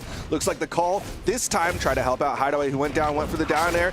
Mooney taking a decent amount of damage here, but Hideway also in the red. Big ground pound from Zen there, clearing out Mooney as Mooney's unable to make it back. Balloon Boy gets an upward hitting hitbox on Hideway, was unable to find that KO. Will get one there with that recovery. Not a KO, just a hit, sending Zen up in the sky. Mooney, the first one to drop the stock. Hideway very low for sure. Nice pick up there to the down sig will confirm. And Balloon Boy getting both of those KOs off the back of Mooney, setting up those signatures with that sword end light. And that consistent 1-2 punch is going to be so important for this Devil Jin Sidra pick. You need to find a way to convert into those signatures. And both of these legends having great signatures to do just that. Yeah, that was a tough call on the side of Hideway. He saw Zen get caught by the neutral light and opted to try to punish Mooney rather than try to save Zen, and that resulted in a double for Balloon Boy. Big side air for Hideway there as Balloon Boy stuck off stage. Mooney without a weapon. The weapon toss comes in to try to put up some interference. D-Light into side air will catch Balloon Boy. Mooney with a down sig there. Balloon Boy will get hit by the pogo. Mooney now the only one on the red team back on the stage. Picks up a cannon. Doesn't take too much damage for it. The stock's even up once again. Hideway, nice edge guard onto Mooney. The side air, is it enough to KO? Yes, it is. Mooney unable to make it back. Balloon Boy immediately takes to the right side stage wall here, trying to avoid any interaction with punish on that end sig with a side light, but nothing more. Mooney now looking to pick up a weapon. The blue team holding that center stage control. Side air into the end light. Sorry, the Nair unarmed there, unable to find an extension. D-Light into down air. We're seeing a lot of hits onto Zen, but Hideway answering right back to Balloon Boy. Ooh, the spot dodge forced out by Zen's falling down air. Mooney going to take a lot of punish because of that. Finally, they take out Zen, just enough to get that stock count evened up. D-Light there is going to snipe out. The Nair will catch Mooney again. No weapon on the side of Mooney, and Mooney's almost completely removed from the game here. Nice end light there from Balloon Boy, creating some space, but Mooney gets ping-ponged around a little bit to the right side of the stage as both the red team members are stuck. Side stick comes in. Mooney still on the wall, goes for a side light there, unarmed into a pickup, into the Nair recovery, and now it's just Balloon Boy in a 1 stock to 3 situation. And the world champions prove that they are that, even versus the winter champions, getting a nice extended combo there, unarmed into the spear, getting 5 hits onto Balloon Boy. Managing to kind of improvise that one because Hideway had no weapon, and they still got a decent amount of damage onto Balloon Boy. There's the neutral light, and Balloon Boy knows it. That's going to be game 1 in favor of Zen and Hideway. Yeah, and showing here that the power of just passion alone is not enough to take out the world champions, at least for game number 1. That is a confident restock there. And Mooney and Balloon Boy did some great things. I mean, at certain times, even Balloon Boy was the only one to have a stock lead on everyone else in the lobby, but they were just able to bring it together towards the end there. And I think a big thing is that the blue team kind of split up the red team pretty harshly. And whenever the red team tried to go over to assist the teammate, they were taking so much damage, allowing for those KOs to come in. And they're just so consistent at finding them. Hideway and Zen on their comfort picks and showing they're comfortable. Even at winners finals of Spring Championship, they're up 1-0 right now. I also want to shout out just recognition of the game state. Zen knew that Hideway had a second stock. He side-sigged Hideway and Balloon Boy, got the first KO, and then took out Mooney. So that was that double that got them into that final stock position. But they're both caught up. Down sig, recovery. Oh, got one. Yeah, Hideway will get caught up there. Zen, the damage wasn't quite as built up, but a clean conversion there. The 2v2 combo will lead into that recovery, and already the red team swinging out of the gates once again with a very, very strong start. We'll see if they can actually capitalize in this game. The recovery will disarm Zen in that instance, and Zen looking to pick up a weapon here will be a spear to put some space between. Dash jump, side air from Mooney, sending Hideway off stage. A landing side air sending Mooney as well. Balloon Boy and Mooney are split up, and Hideway will immediately go over to his teammate's aid, but actually hurting him there with that downer. They make it back, but the recovery comes in, and Zen loses that stock, and it's now a big lead as the ground pound comes in, does not connect, goes for the N-sig. Hideway unable to make it back, avoiding that N-sig, and now the red team pull ahead with a 6-3 lead. Zen waiting for Hideway. Hideway comes in, down like ground pound. Balloon Boy almost got the wall touch, but Zen with a good denial. Gets this one a little bit closer, 4 stocks to 3. It's definitely not curtains for the blue team yet. If Hideway loses this stock here, it is over. The game goes to the red team, so a lot of the blue team strategy might play around that. Hideway saying, you know what, I know I have to hold on to my stock, but my cannon will get a lot of action going. Mooney, cannon doing the same against Zen here as the damage slowly builds for both teams. Yeah, a lot of the job is now on the shoulders of Zen. Hideway had put out so much damage in the last game, but right now he's kind of relegated to sitting back and finding those punishes, and he's getting some good damage in.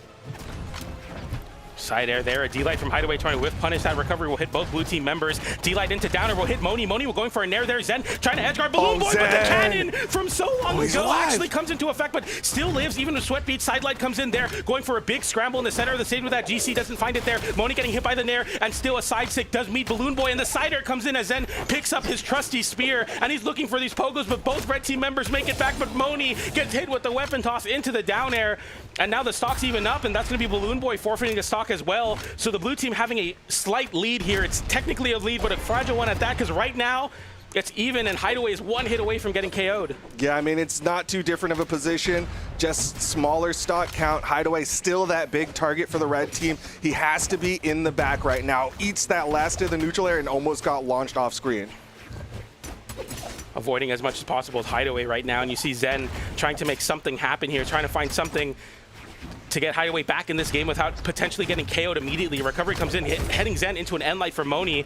Hideway and Zen swarm over to the left side again. Mooney tries to step forward with an N-Light, can't find it there. The nair comes out from Zen as well. Dash jump side air does not catch that nair whiff. The pogo sends Mooney away. So does the ground pound of the blue team rally here. They have a bit of something. The N-sig comes out. The ground pound sent into the wall. The recovery hits. Zen unable to make it back. And Hideway now in a 2v1, but chances still available here as Hideway has somehow held on to his stock after being in this deep red for so long, but Balloon Boy will deny any chance of that 2v1 with a dash of N-Light, and Zen going a little too ham off stage. He saw the opportunity. He was hitting ground pound after ground pound onto Mooney. He knew how valuable it would have been to take out Mooney, but he never reset the jumps, so he ended up falling there. I think he was relying on that final hit to connect, and he just did not quite land it. And that, unfortunately, left it all to Hideway, who had been the most damaged leading up to that moment. Which is so crazy to think that Hideway was coming into this last stock for the blue team so injured. I mean, really any signature would KO. Holding that on, and I feel like Zen there kind of needs to realize, like, although it's good to go for that play, you also have to realize your teammate is in such a vulnerable spot that even at the best case scenario, you're still like very susceptible to even getting 2v1 there, for example. Even for the world champions, a spot like that is tough, and especially when you forfeit your stock away for nothing.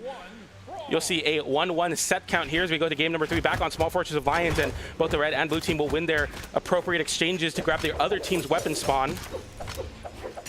Yep, everybody weaponed up right now. Balloon Boy starting off with the bow, getting some decent damage. So far, I feel like every time he started with the bow, he's gotten a pretty decent juggle on top of Zen specifically. All right. Oh, didn't get the side sig out. Zen actually able to interrupt. The Nair comes out, covering that soft platform again. Zen with a spear Nair, and that's going to be a nice conversion into a side sig. No interruption. Even with the side air, and we get a pickup off the top with that recovery. And Mooney and Balloon Boy come back out of the gates with momentum, and they swing, and the swings hit, and it's now 6 stocks to 4. Yeah, those are the swings you don't want to go to the playground for because they hurt really bad when you get hit by them. Nice little neutral light. Hideway still not able to find that finishing blow. There's the recovery. Balloon Boy still sitting on the first stock. Yeah, Zen with that Nair there sends Balloon Boy on the wall. Balloon Boy so much confidence avoiding that side air from Zen, getting right back on the stage.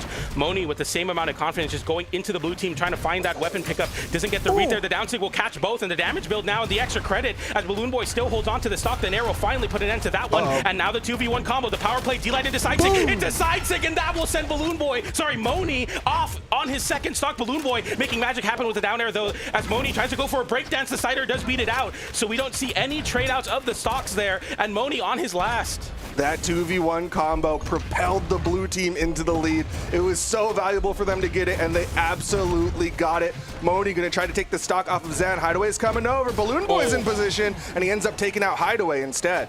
Zen now having to play a little ballerina routine on the right side, just avoiding all the hitboxes as Balloon Boy just puts an end to that edge guard attempt and picks up a pair of gauntlets here. Cider sending onto the platform. Mooney with a great recovery into a chase dodge, up into a Nair, using that momentum. Mooney is so on top of the follow-up there, off of any stray hit. Balloon Boy getting a side air there. A bad spot for Hideway, but Balloon Boy makes it back with a hit onto Zen there. And we all make it back as that got really tricky for the blue team, but they make it all back here. A Nair into side air. A side air from Mooney to respond to Hideway hitting his teammate with his side air. And it's a very back and forth game here so far as the blue team got a sidelight recovery, does not KO Hideway. He is about to get KO'd though. Downsig comes in, Balloon Boy getting sent far away. Mooney in a 2v1 on the stage avoids it, but an N-Sig will confirm that stock off Balloon Boy, and we're 1 stocks all. Mooney knows the situation, trying to run away. Down signature, which Sigger will go down first? The ground pounds on top of Balloon Boy. Balloon Boy, the healthiest one. He's trying to keep Mooney alive because if one of the blue team members falls, it's very doable for the red team. They pick up a cannon he's here. Still alive? And he has no weapon, and he's still fighting unarmed. Mooney even goes for a weapon starve there. Balloon Boy will pick up a pair of gauntlets. Mooney from coast to coast does not get KO'd. N-Sig trying to cover that space. And Balloon Boy in a 2v1 on the left side. The weapon toss comes in. GCD light into Nair. Now the blue team have a clear path to victory, but Balloon Boy is kind of healthy here. That's the D-Light. That's the double. That's the side sig. It's not enough to KO, but it will disarm. And Balloon Boy with a chance here, but it's so tough now in this 2v1. Covering. Oh, the team damage to fake out. Balloon Boy eats the downlight side air. Still will get the wall touch. The neutral air not going to KO. He gets back up. The down air, gets the recovery there, won't KO. Balloon Boy splitting up the blue team. Sidelight waiting, no recovery from Zen. Balloon Boy dash jumps forward into Hideway. Hideway will retreat and run away. The N-Light will come in. The weapon toss will not connect. Balloon Boy with one more chance here. Still alive, 2 exclamation points. Scary spot to be in. Just a sidelight behind Zen. Balloon Boy doing it all unarmed. The recovery still not enough. Nazario still living here. Gets onto the right side wall. Tries to come up, but the recovery from Zen will close it out. They narrowly win it out in game number 3. That was incredibly close. Even with Mooney getting KO'd so long ago, Balloon Boy with chances there, but the blue team compose, rack up the damage, and they don't overcommit off stage. They don't allow Balloon Boy to get any reversals, and they don't give any cheap stuff. No GC breakdances, no side airs off stage, no unarmed recoveries, making Balloon Boy work for every hit, and he got 1 hit in that 2v1. It was not enough to KO off the side with the recovery. That was it. It's so crazy to me how long so many people survive. Like Hideway was deep red last stock, getting launched off screen and still surviving so many hits. And then in the very end, Balloon Boy, deep red, getting launched around, but he would still survive. Very scary situation for everyone. And I think that's why Small Fortress of Lions is not an option for this next map. We go to Small Wasteland here. Our single platform that slowly moves from the left to the right side of the stage, from the middle, of course. And we're going to see if this kind of platform change is going to be enough. It's a little bit lower, of course, and we're going to be seeing it now as it makes an appearance into Winners Finals. 1 game separates Hideway and Zen from a grand final spot where they will outplace their last placement at Winters. And another game separates the red team from forcing a game 5. Okay. Ooh. Soft platform got a little bit in the way of that one. Hideway had the downlight down air. Ended up getting eaten by that soft platform. Lots of vertical plays coming out here. Mooney looking for a recovery on the Zen. Oh, and that little bit of crossing of wires there as that end light will actually hit Zen, so you have to pull away there. Mooney going for the ground pound there, no punish. Balloon Boy getting sent far off stage on the left side, approaching that red end light there. Mooney fighting back, sweat beads with the side air, getting a chase dodge. Down sig comes in, GC end light will be the answer from Hideway as we set up a team combo on Balloon Boy with an end light into side sig, and Balloon Boy will try to make it back here. Can he do so? Yes, he does with an end sig, and they try to go over to Mooney, and Mooney will live as well, and that's a bit of a drop there as they try to immediately write off Balloon Boy and go over to Mooney. Now no one is KO'd. The side air comes in, interrupts both Balloon Boy and Hideway in that spot. The breakdance comes in as well. Both the blue team members getting split up. Zen with a D-light and a side light the wrong direction, and we're looking for something. Down sig missing the D-light into recovery. It's now pandemonium as a down sig whiffs and a D-light into there. Will not KO that recovery. Will, and the blue team claim first strike with Mooney still fighting on the stage 2v1. Zen finally finds the second one. Double side light into the recovery, but still they're hurting as well in the red. Red team, that neutral air puts Zen off screen. Not quite enough to KO. Neutral light almost puts Hideway off screen. Oh, ground pound hitting both the red team members. Finally, that recovery for Mooney will find the KO there. Mooney going off stage with the recovery there, didn't find it. Zen fighting fire with those siders, but that exhausted recovery will come in, and Balloon Boy misses the extension off the sword recovery into the nair, dropping a little bit of damage there, but it's nothing too serious, at least right now.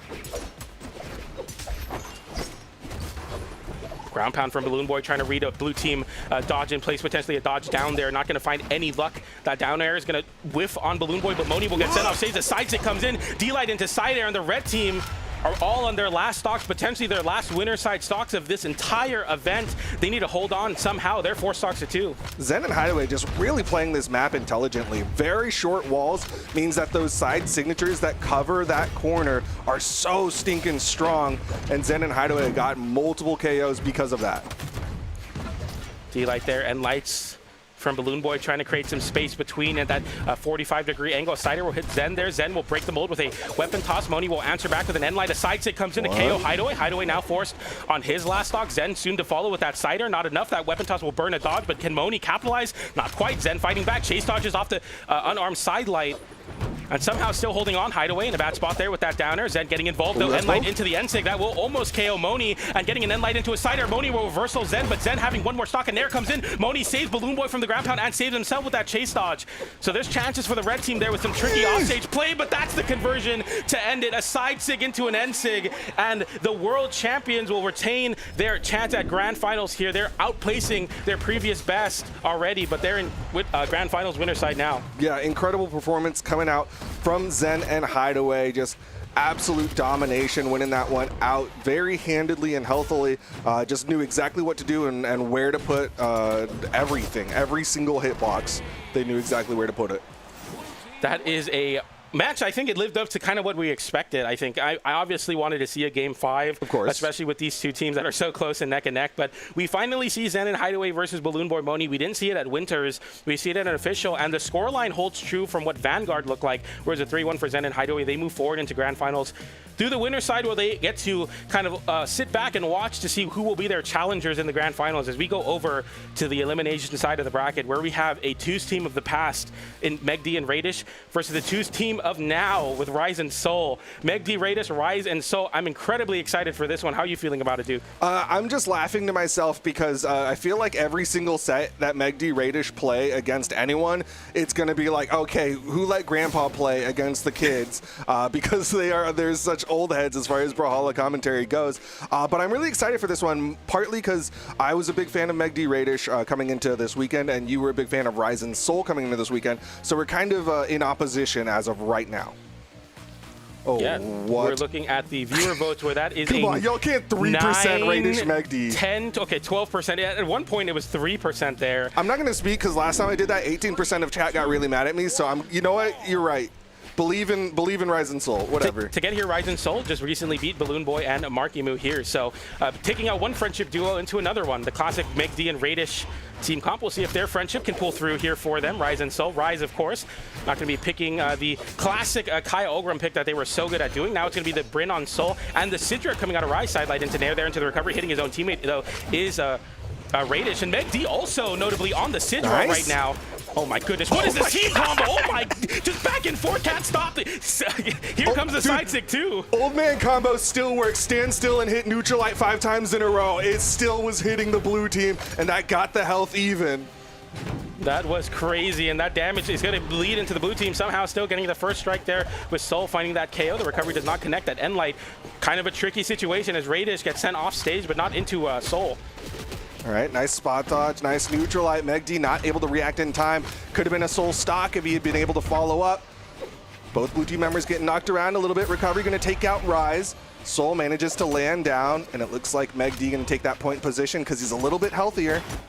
Double D-Light side air. Rise is not going to be able to find that Nair to find a KO on the unarmed Sidra here. The side air looking to catch that orb recovery whiff, and it does. Megd in a 2v1 now. Nair off the side air. They don't get the side air into Nair as well. And that's going to be a KO off the top as we even up the stocks here. A little bit of damage there, but Rise is able to move away a lot. Raiders at GC sidelight. I love that stall recovery, side air, ground pound, immediate pull to stall in the air for your teammates. So able to pick up a weapon in that time as well.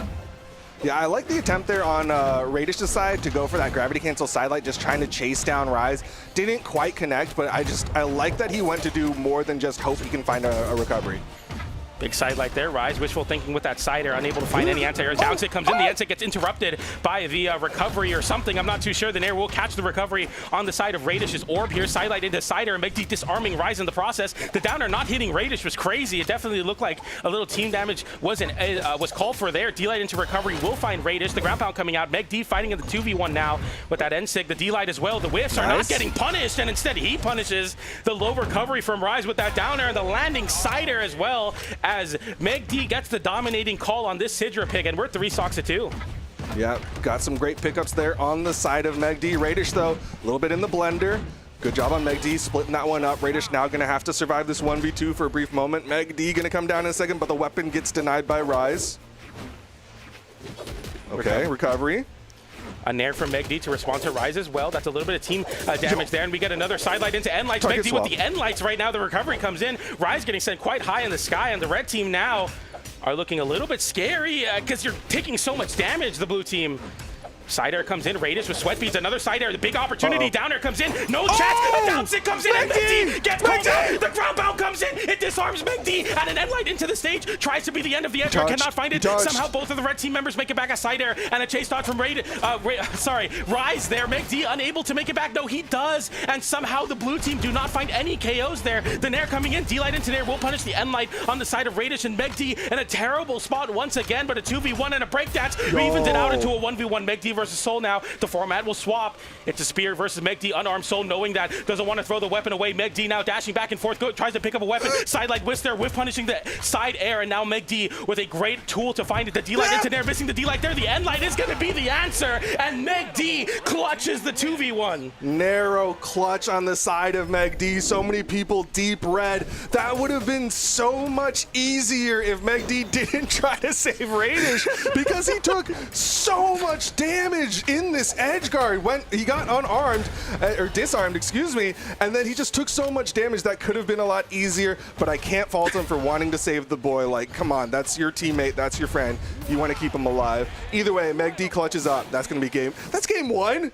I wanted to pull a slow motion and shake you and say it's game 1, dude. Like, what? I can't handle this, by the way. If this is how every game's going to go, my voice is going to be gone by grand finals. That was game number 1. Welcome to a Megd Raidish set. Wow, these games feel like sets, and we got 5 of these games potentially lined up for you. Ryzen Soul now looking to get this damage going here, and they come out of the gate swinging as they know that that 1v1 situation is what I was talking about in the pre-show, where it almost always comes down to that in game 5s, where they lose a game just to a 1v1 and unable to clutch that one out. It's going to be big for the blue team.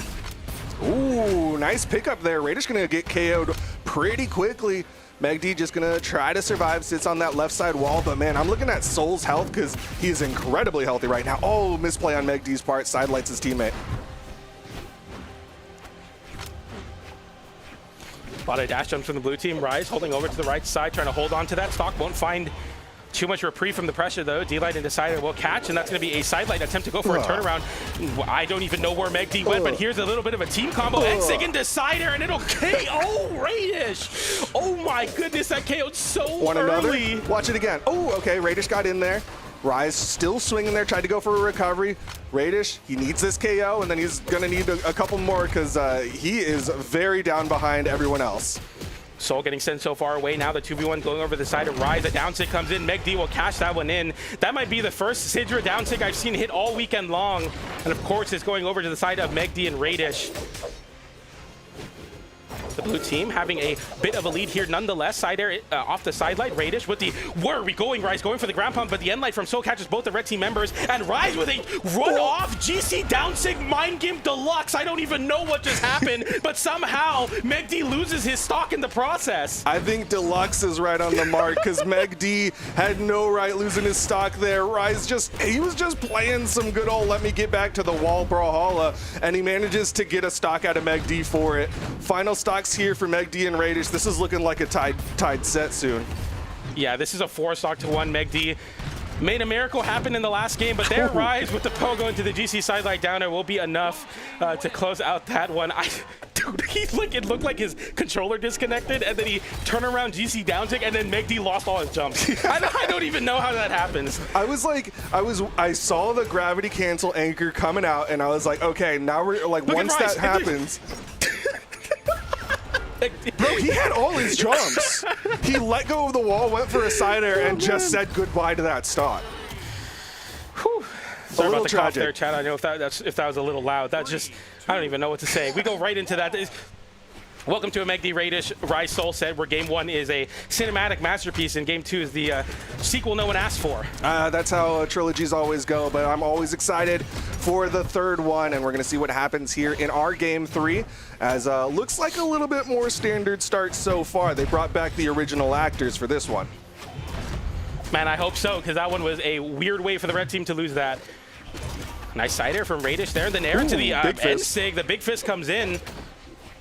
Nair sending Megd off stage. Another one comes out, and it did connect, even though we didn't see the full fist. Rise getting sent very high up in the sky. And Sig will come and catch the grapple. Soul, yeah, that's big, and that's going to be a nice conversion. That's an end light into a side Sig. And Megd with a double KO, and the red team coming out of the gates. I feel like whoever loses comes out and takes the first 2 stocks immediately. We saw that in the last game as well. Yeah, a little excited going into the next game, of course. But some solid axe play on the side of Soul. Megd with a down air on his way back down. Down air coming in, the side light as well. The end lights from Rise as Raidish quite elusive on the wall, and Rise picks up that end light KO, and also a side air onto Megd, and the down air as well, and Rise finding both those stocks to even it out. An unofficial double KO there. And Soul and Rise have devious intentions right now as Raidish just forfeits that stage control right back to the right side of the wall, saying, I don't want to play versus that cannon and axe. I know what you can do here. Sidelight on Megd. Megd jumping high. Soul getting a nice nair there. Raidish getting some action started with the sidelight on the ground with the battle boots. And we're just trying to swing back and forth for the red team here. They're at a slight weapon range disadvantage right now, and they're going to look for a team combo to equalize that. Okay, boom, passes back, nice. The tentacle getting some good damage and disarming Rise. I do want to give credit to this blue team because despite the explosive start from the red team, they've pretty much brought this one back. Raidish gonna get aggressive for the offstage opportunity. There's the anchor. Megd respects it and decides to keep the controller plugged in.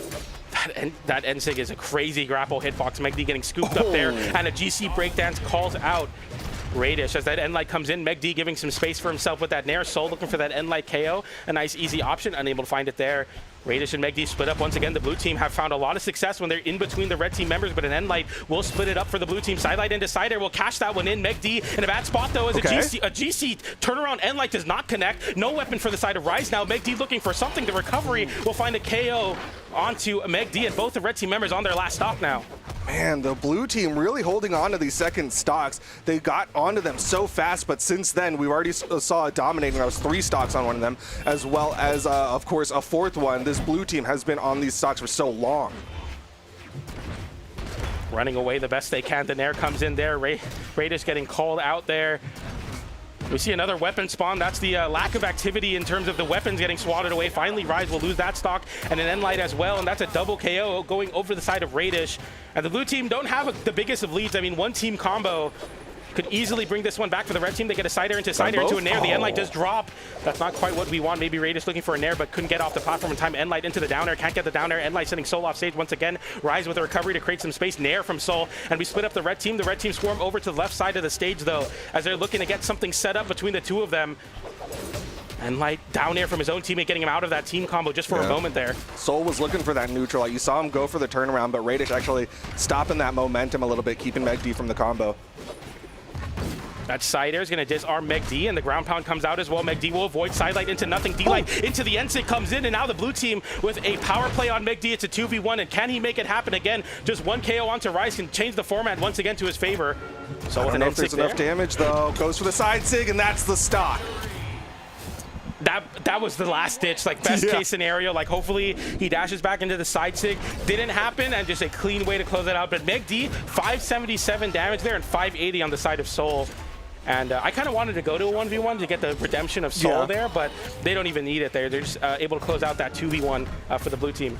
And again, I got to point out how well they held on to those second stocks, because the red team had so much momentum. You talked about it at the start of that one. Whoever loses the game before usually comes out swinging big, and they did. But then the blue team just decided to pump the brakes, put some brick walls on the roadway. Very dangerous, but they managed to do it and get those stocks extended and then win out game number 3. I just don't know what to expect anymore, Duke. I feel like the roller coaster of games that this 3 games have had so far, this could easily be maybe an opportunity for the blue team to pull ahead. The red team could try to get out a scrappy win to force game 5. Nonetheless, we're on small force of lines with the same pick. 2 Sidras, an Aaron, and a Bryn. Walk into a small fortress of lions. Yep, that's true. They do walk into small fortress of lions. They casually walked in. End of statement. It's not a joke setup. Megd trying to find some hits onto Rise, but you see Soul come over, and Raidish sitting a little further back. He's already recognized he's taken a lot of damage early here in game number 4. Yeah, this is really bad. The ground pound comes in, though. Soul's the weapon toss will come out, and the down air hits Raidish. As Raidish is in a bad spot, the Nair will beat out whatever attempt Rise had there to go horizontal. The breakdance comes in to punish hitting Soul, and the blue team come out with first strike once again. The weapon tosses go up, and we get a little bit of a starve on Raidish here, as Megd is looking worse for wear as well. D-Light into downer, just going for the damage, and then immediately resetting, trying to get a weapon pickup there, throwing the sword away. Raidish will pick up an orb instead. Yeah, I like the decision from Rise in that moment to go for the down air, just try to get him back to the teammate for more team combo damage, because they weren't quite damaged enough to go for that recovery. Soul, though, in the red, and they're just going to sit on this wall. Once again, I think the blue team's like, we're just going to play the rest of our stocks like we did those last 2, because they're just extending them as long as they can. Nice pickups for Raidish will give them a double. Side air, no active input, so you get the KOing hitbox and you don't move, and then you're immediately hitting the dodge and the end light to close out those stocks. And Raidish getting involved here on the orb. I really like to see that for sure. Megd getting sent quite far away. The blue team getting a bit of a 2v1 combo. Megd returns with a down air, but at the end of that exchange, a D-Light into Nair will meet a Megd. And that'll be him losing his first stock here. So it's a very even game in terms of the stocks. But I was going to say Raidish is very much so hurt here, and he actually loses that stock, and now the first person to be placed on their last. And this could potentially be his last stock of Spring Championships if he can't muster a win here with his teammate Megd. A bit of team damage there with that D-Light. D-Light into downer will be the answer to Megd, sending him off stage. The end light again. Raidish coming in with a side light. Will get punished by a GC side light from Soul, and a Nair hitting Megd. That's going to be a side light into a Nair. The Nair won't connect, and that's a lot of damage trading here to a team that has somebody on one stock. Not great for the red team. Yeah, they're really chasing down Raidish, and Megd is also kind of left ineffective. He keeps missing on these approaches and getting punished for it. The ground pound connects, down like ground pound, Rise. Gonna take Raidish out of this one, and it's all left to Megd against the 4 stocks of the blue team. Now, I don't want to count anyone out any given Sunday, but also, if Megd does this, this might be one of the greatest comebacks we've ever seen in a 2v2 space. D-Light into Nair on the unarmed, and now Megd evens it out in terms of everyone being on their last stock. And Megd, if I know him, he can slow down this game and try to make something shake. We got 5 minutes on the clock, man. He has no reason to approach, at least for the next 3. NSIG there, Soul and Rise. Rise knowing the same. Soul just jumping around these NSIG. Megd with a side light, immediately with punished by that. Side light into a side air, trying to go for the option that doesn't get him punished. But there, we're going to drop the team combo. D-Light into unarmed recovery, so Megd with a chance still. Rise and Soul just one hit away, and that's going to be it there. The D-Sig into the NSIG, and Rise and Soul go into elimination side finals with 3-1 scoreline. And we say goodbye to a former great team in Megd and Raidish, who made their return here, getting 4th place at Winter Championship. I don't know why, but it sounded so mean when you're like, this former great team. I mean, like, former, like, you They're know. old, decrepit, great team of old. Can't make it anymore. But no, incredible plays on the side of Soul and Rise. Just managed to eke out the win there, because Raidish and Megd just could not find footing in those last couple games.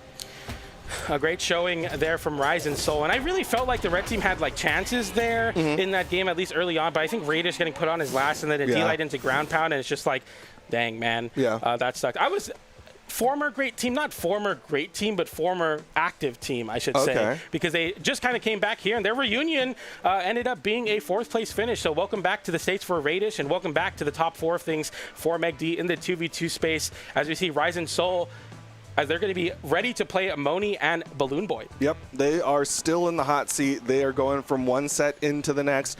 As like you said, they're going to be going up against Mooney and Balloon Boy. Might take a minute for them to go catch their breaths because it definitely wasn't too easy of a set in the last one. We're going to need to catch our breaths because we're going to take a short little break. When we come back, we'll bring you the final 2 sets of the North American Spring Championship doubles. Stay seated.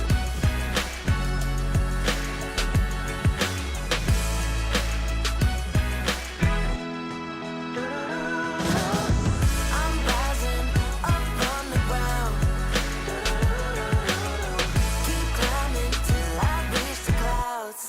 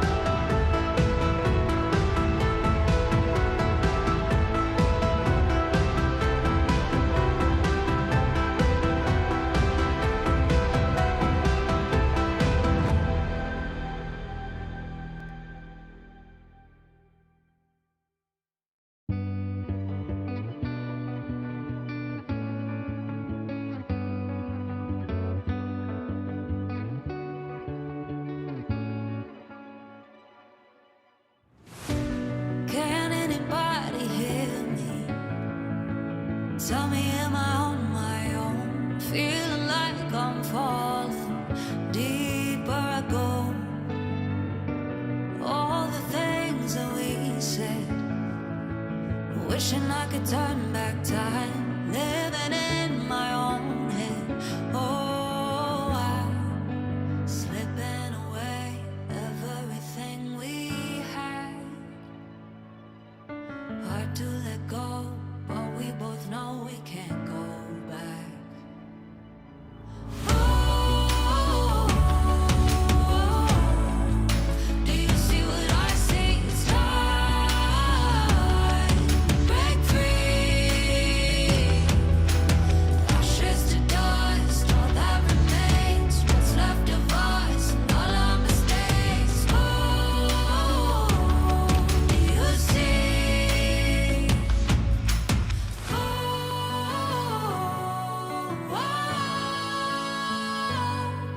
it's time to break free.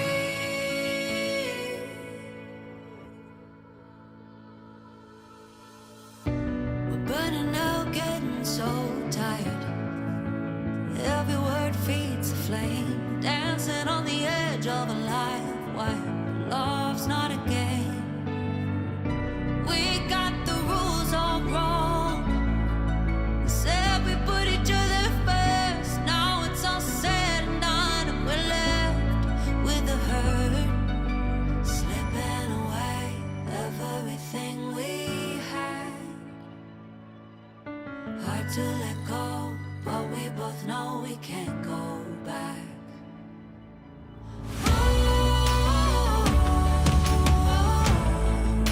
Do you see what I see? Start, break free.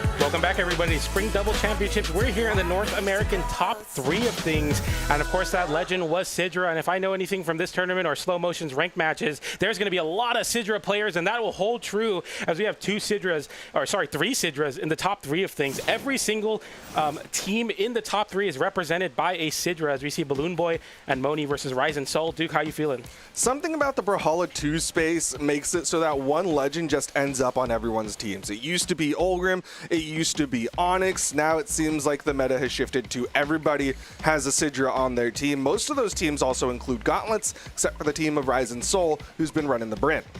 We'll see this now where Ryzen Soul, last time they played, actually beat Balloon Boy and Mooney, but it's 5-1 in set count for the favor of Balloon Boy and Mooney. So they have been kind of having the number of Ryzen Soul. In every iteration of their team comp, they found a win. And we'll see this iteration where Mooney is going to be playing the Sidra now instead of a Greatsword legend.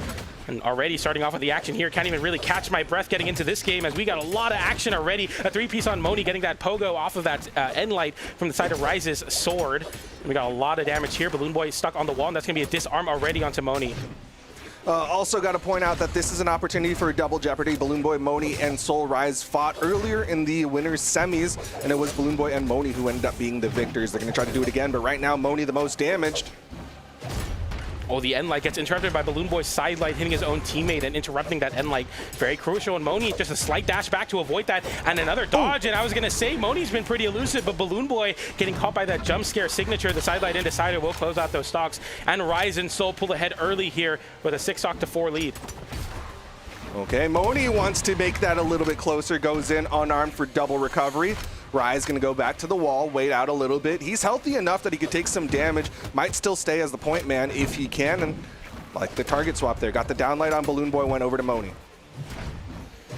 Balloon Boy kind of putting himself off stage with that cider. Works out as we get a recovery to punish Rise. As Rise still on his first stock, a cider will come in. A cider into recovery on the side of Brawlhalla's sword into Balloon Boy's recovery. Nair comes out as well. Sidelight into recovery. End-sig for Mooney. And it's going to be a recovery coming in. Rise trying to go for that weapon toss and holding on to his first stock. Still down there from Balloon Boy into a down sick. Will not find anybody there, but Soul's taking a lot of damage as we try to hold on to Soul's stock. Sorry, Rise's stock, and Soul now into the deeper orange as we even up the stock count here, and definitely Soul the target of the red team's aggression so far. Yeah, I mean, he's been getting taken out a little bit faster between the two blue team members. Soul burning the dodge for the gravity cancel. Neutralite didn't find connection, and Mooney able to punish with a jump side air. Soul now waiting for any sort of weapon spawn so can maybe help out Rise, but Rise taking some damage in the meantime.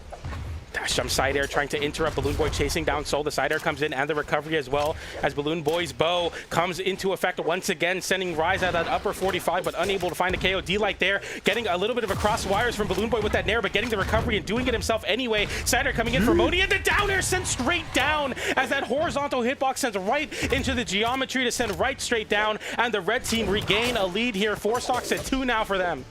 That was a great response from Mooney. I gotta believe he was paying attention to the previous set because Rise really likes to do that falling neutral air against opponents, and Mooney was like, okay, well, I'll just wait it out, hit you with that down air. Mooney will fall. Balloon Boy still in the red. Opportunity, down sig into the Nair. Yep, stock count evened up. Yeah, and this damage is great for the red team here as they've been able to show that they have those very quick confirms, and quick confirms mean quick kills with damage. D-Light into N-Light there for Balloon Boy, racking up a bit more onto Soul as Rise got a little aggressive with Mooney on the right side of the stage there. Nair getting whip punished by the Enlight, getting a down air as well for his troubles, and the blue team right now scrambling to get through here. Just a couple Nairs on the spear have been what the blue team's gotten for this red team. A big offensive side air into the Enlight, into the down air. Again, some vintage combos here for the red team. Shades of Megd and Raidish, of course. Enlight coming out, side light as well. GC D-light on the side of Mooney, and the blue team struggling to get anything to stick. Finally, some down airs from Rise, but the damage is so extreme onto Soul that a signature will KO. Side light coming in, immediately interrupted by the side of Rise and Soul as they throw out those weapons and those hitboxes. Side light into Nair, does not find the Nair. The recovery from Balloon Boy will catch Rise. The side will catch Mooney. Rise and Soul and Mooney on the left side of the stage. Off stage, the Nair will give him some time, but Mooney comes through with a down air and a Nair, and Balloon Boy putting up the perfect distraction on the left side as Mooney's able to get that cannon to stick and take game number 1. I was worried there because Mooney got sent flying and both blue team members were right along that wall. I was like, if Balloon Boy doesn't do anything, this could be really bad for the red team, but he did something. He went out there, threw out a neutral light, and it was enough for the blue team to get distracted and let Mooney come in and hit the dare and the Nair. I think some of the narrative coming in out of Winters was like, okay, Balloon Boy's just goated at 2s and kind of carried Mooney. Mooney has been proving time and time again this tournament, 629 damage in this game, also taking more damage than Balloon Boy in that game, but really just showing that he is a present threat in the 2v2 space, and he is very seriously a competitor in this format, especially even on the Sidra. I also feel like this kind of solidifies Mooney as just a generally strong Brawlhalla player. Yeah. Because again, we know him so much for the Greatsword, and coming into this this weekend and last weekend, we kept being like, oh yeah, he's playing Sidra. We don't really know what to do say about that because he's playing Sidra. It's so different and so weird. And he's like, nah, man, I'm also kind of goated with the Sidra, and he's coming in here and showing it how it's done with this cannon.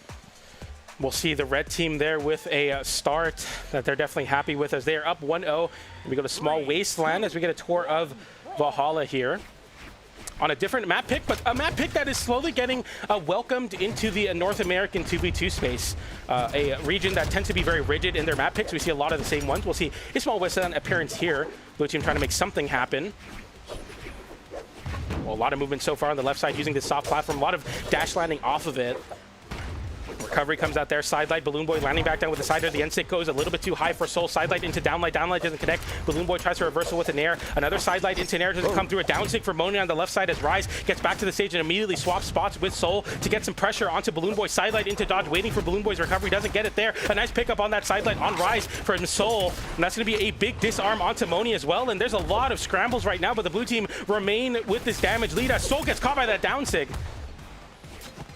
Blue team building up some decent damage here. Mooney is going to get the first stock with a gravity cancel downlight into the recovery, picks up a cannon. Was looking for the hit onto Soul, but instead it's Balloon Boy just catching him with the downlight, and Soul finds a response. And Sig, it's going to be the blue team with that slight stock lead. And okay, just an end stick to close. Oh, okay, yeah, close out that stock. Took a little bit longer than I expected, but we'll find it anyway. And that end stick continuously showing how consistent of a grab hitbox it is and how hard it is to interrupt it. Yeah, we've seen a couple times already where it grabs the teammate, but the opponent gets into the range of it and then ends up being the one who gets thrown. Recovery there, a little bit of team damage will cause Rise getting a 2-for-1 on that Nair. D-Light into side air, sending Mooney quite far off stage. Another D-Light from Soul center stage, trying to catch Balloon Boy. Whip punish on that attempt. The side stick comes in, and the side stick from Soul as the red team and the blue team trade away some side stick damage there. Nair comes in, Balloon Boy in a bad spot. GZ D-Light into Nair will meet him where he tries to land. And a side light there, and already chasing down Mooney is Rise, who's done a great job on the Sidra pick. The end stick does come out from Mooney, which is going to give him some space, but an end light into a downer comes in, down stick from Soul, sending Mooney so far away. Balloon Boy in a 2v1 pogo into the GC end light, and we try to go for a side air. Balloon Boy will reversal. Mooney will get the extension into that, and we get a save from the blue team, and they both make it back for a moment at least as Rise meets his ultimate end of that second stock with that down air from Mooney. Soul now in a 2v1 has to avoid as much as he can, landing with that side of the recovery comes in. That's going to find a KO onto Mooney. Soul the only one with a stock lead once again. Balloon Boy in a dangerous spot here. Both blue team members there. Mooney immediately comes in, trying to give some reprieve to Balloon Boy. Falling there on the side of Balloon Boy, trying to take out Soul, who's still on that second stock. Their recovery, that's going to be a nice and easy whiff punish for Balloon Boy. Wishful thinking from the side of Soul as Rise rises in the air and gets another classic Rise stall recovery, side air ground pound. Downer landing right on the top of Mooney's head. The end light comes in, double chase dodge as well. End light the wrong direction, side light waiting. Balloon Boy trying to go over to Soul and get something going on these gauntlets, but a side light into Downer will separate the red team for a moment. Rise going crazy on this cannon and wakes up with an air, and this is all but over as Mooney, I think, kind of contemplating maybe just falling off the stage there and going to game 3. We'll fight this one out. I mean, he still has a little bit of health here. Definitely could find some damage. You already saw the trail effects because both blue team members are hurting. Mooney trying to do it unarmed. Does he have movement now? He burned a recovery already, and yeah, I don't think he's got the height. That's going to do it. Blue team on the board. Blue team on the board indeed, and looking very good on small wasteland. I feel like they really utilized the lack of room and utilized the soft platform very well. Being the only spear on the map, that soft platform is really going to help you out at controlling that space with that nair, and I think the red team fell right into that game plan as we go over to the next stage, and we go right back to Small Fortress of Lions as the red team ban out small wasteland and any of the new additions in the map pool for game 3. Yeah, I really feel like that was Soul finding his comfort zone, able to put out a lot of damage there, 528 alongside his teammate of 501. But still, I felt like Soul really looked a lot cleaner in game number 2. But like you said, we're going to the Fortress of Lions. And we'll see both the red team and the blue team take to a more conservative playstyle even to start off the game as they look to just pick up their weapons. Already showing the kind of vibe shift here as we see Balloon Boy chasing, and Ryze getting a lot of horizontal there on that down tick. I'm surprised, and that's going to be a big opportunity for Ryze with that edge guard, and the ground pound does not connect, neither does that down air from Ryze, and Mooney makes it back. That was a great call on the red team because Mooney definitely had the movement there, so Balloon Boy had to just give some reprieve, tried to just put the blue team into distraction mode, but a nice side air from Soul. Balloon Boy will get that wall touch, but the blue team is looking healthy right now as they're starting off strong. Nice gravity cancel down 6, still not enough. Soul not damaged enough. Okay, falling side air. Balloon Boy trying to take down Soul here. Mooney left in the 1v1 against Ryze. Side air will disarm, and Mooney going for that ground pound there will get swatted away with Soul Spear being a big part of the blue team's success in these last 2 games. Recovery once again, getting a side air there as well. I think that was a charge up of that down tick, and Amazon looking Ryze getting 2 for the price of 1 with that ground pound. Actually, no, it's just 2 ground pounds, but 1-for-1 on it. 100% accuracy on those cannon ground pounds on the right side of the stage as we see the blue team pull ahead in a big way. 6 stocks to 3 now, and a big extension from Ryze there. The ground pound almost meeting Mooney, but Mooney having just enough vertical hitbox on that side air. But we go right back to Balloon Boy getting bullied. Ryze still fighting Mooney as he's still on his first stock. The ground pound beats out. Balloon Boy gets an end light there. A side light into ground pound. They are going for something nasty, but finally a recovery comes in from Balloon Boy, and we get a semblance of normalcy as it's 4 stocks to 3 now. I feel like Ryze got fired up after hitting both of those ground pounds onto Balloon Boy and Mooney because he was just going for side air into ground pound into side air into ground pound. Like he kept trying to find those cannon ground pounds, but Mooney gonna make him regret it. Ryze gets the wall touch with the anchor, and Mooney doesn't have the movement.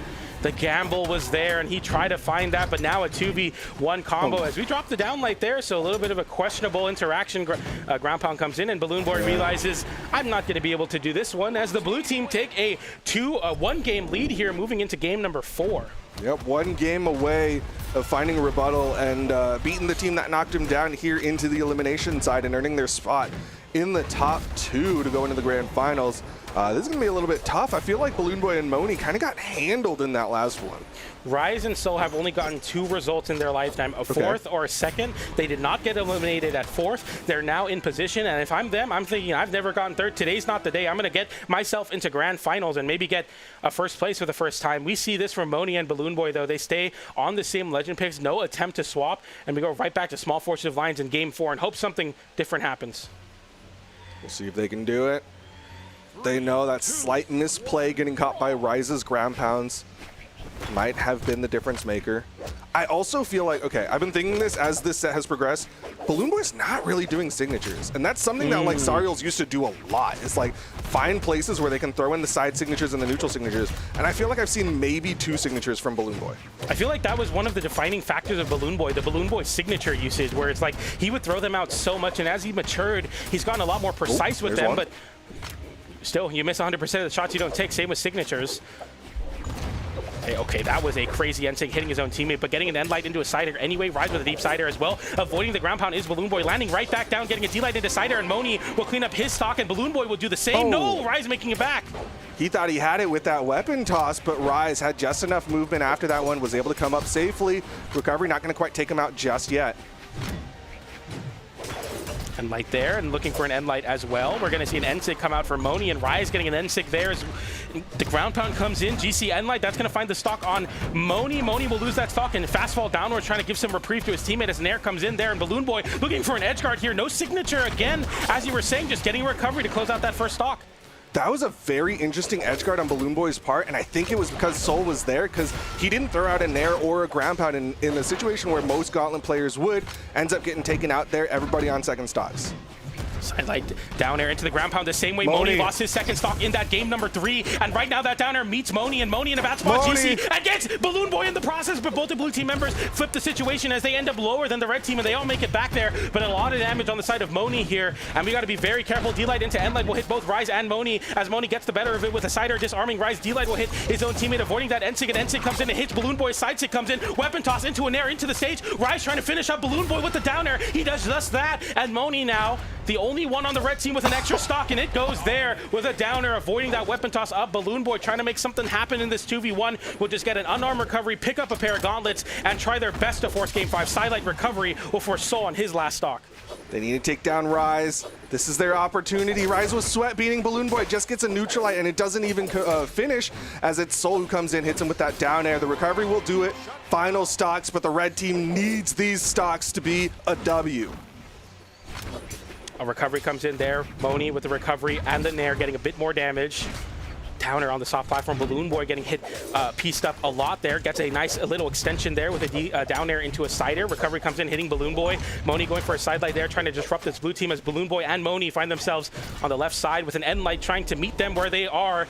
D-Light off that GC will give a little bit of space. N-Light into the side air, but we drop the combo. The N-Light comes in, the side air from Soul as the response to Mooney. Mooney without a weapon. The D-Sig will hit Mooney away. He picks up a cannon though. We got some lethality for the red team once again. Mooney wanting a sword here, and that down Sig not enough to KO, but one more chance here. Cannot eat many more of that, and Soul so much discipline, not even going for that, just going for a pogo. Balloon Boy in a bad spot will make it back. Mooney fighting back and creating some space. The bow recovery comes in, but Balloon Boy is so far away. The pogo comes in, and Balloon Boy cannot make it back, and Mooney in the 2v1, and it's not enough as the ground pound comes in and the side air, and Rise and Soul say I've never gotten third, and today won't be it either as we move to grand finals. Well, they're definitely looking for more than a second, as this is going to be them going to the grand finals. Like you said, they want to get the dub, but in order to do so, they got to go up against the world champs. The world champs that got a underperformed in Winters, getting a third place there. Definitely not wanting to see that again. And now with a chance to win the tournament here for them, and Rise and Soul trying to break that second and fourth place curse with a win here, but they're going to have to do it versus the best that North America has to offer and a similar team comp as well. It's going to be interesting to see for sure. Do you mind pulling up the bracket for me, anyone who is within earshot? Because I want to know, have Zen and Hideway lost a game? Because the ones that I've seen have all looked like 3-0s, but maybe that's my psychosis acting up. Balloon Boy and Mooney took a game. They took game 1. Okay, yeah. See, this is psychosis. And this is why they put me here, because sometimes crazy people like to talk. Waiting for them to get into the lobby, though. Zen and Hideway versus Rise and Soul. Obviously, a much higher awardage on the side of Zen and Hideway because they've won the World Championship. But you know, Rise and Soul, like you said, they have made many a silver medal for themselves. So to paint a picture here in Winter Championship, Rise and Soul double eliminated Zen and Hideway, where Zen and Hideway only took 1 game. However, that was the only 2 sets Soul and Rise have ever taken off of them. The game count is 5-2 in matches, but 16-3 in games. So 3 sets they've lost were at a margin of 1 game, just about. So it's very, very close in terms of the game count. And the last official they played at each other was a Winter Championship at Vanguard. However, it was a game 5 in grand finals, no reset, just Zen and Hideway winning through the winner side. Okay. Well, Zen and Hideway got here through the winner's side. We'll see if they, again, repeat that history. Rise, though, was looking so clean. I know we're talking about Soul's spear, and his spear was on point, but, man, there were so many times where I felt like Rise just had the perfect number to respond to the cannon of Mooney. He was able to spot dodge so many of the options. You saw him slip through that weapon toss at the very end as well. I'm curious to see how Hideway's Sidra plays differently, and if Rise knows how to respond to this Sidra this time. We'll have to see for sure, and it's so crazy how prevalent Sidra has been this weekend. I mean, this is a real big surprise, I think, if you're not really tapped into what's been going on with all of the changes. And I think with Super Sances on the horizon, we can see an 8 strength Sidra make a return as well. We'll see this now, though, as we are in Grand Finals North America. If you don't already know, this is a double elimination bracket, meaning Rise and Soul need to not only win this set, but the next one in order to win the tournament. Hideway and Zen just need to win one. They're looking to do so in championship form here. The world champions will try to get their win for the first time in 2026. Enlight into D-Light into Ensig, and that'll find a KO onto Soul. And the red team already come out of the gate showing that they have what other teams don't. They find those connections, just as Experience said. They get those team combos. They're consistent. They have the best synergy in North America, and they show it there. They're so quick at recognizing, okay, we got the neutral light. This is a big opportunity. Just do the team combo. It will lead to a KO and extra damage. Zen sweat beating, and it's going to be Soul who takes advantage. Gets them both with the Spear ground pound. And with Rise having his first stock still, that's going to be a stock lead going over to the blue team. The recovery will come through and disarm Rise in the process for Zen and Hideway.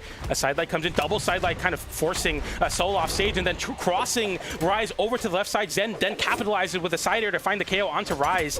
And like D-Light, chase dodge from Rise. He's trying to get something going on the sword. D-Light there, but hitting his own teammate. So Zen's going to pull out of that combo quite quickly. Ground pound coming in for both the red team members. That's two Sidras on the left side of the stage with ground pounds whiffing. They both make it back, and an Ensig will be Zen. So far off stage, sweat beats come out. The side airs do not connect, and that's going to be a side air and a down sig coming in. No connection on either of those, and it's a scramble on the left side, and we all make it back with very little damage. Nice interruption there on that Ensig with that nair from Zen. Zen's spear already showing a very supportive playstyle, and one that can also finish stocks very complete in his Aang. Gets a nice falling side air to punish the whiff down sig from Soul. Rise going to split up this red team. That neutral light launching Hideway all the way to the left side, and Soul again with that down signature.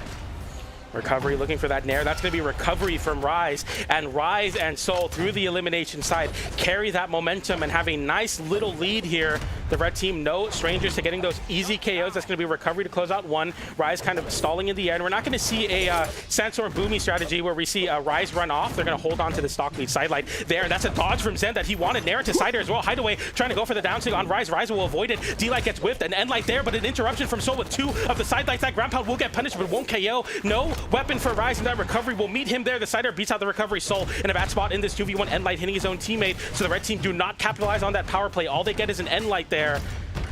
Rise and Soul could definitely snowball this into a KO onto Hideway if they can find it here. Sidelight does whiff on Hideway. The Endlight will send him so far off stage, and that's going to KO. And Rise and Soul have a 2v1 over the world champions. Yeah, Rise with plenty of health to work with as well. The disarm off of the spear side air. Zen getting bounced around here. Could be curtains soon, as he has not been able to swing an attack out. And yeah, Rise, gravity cancel downlight recovery. That's going to be the elimination side team with one on the board.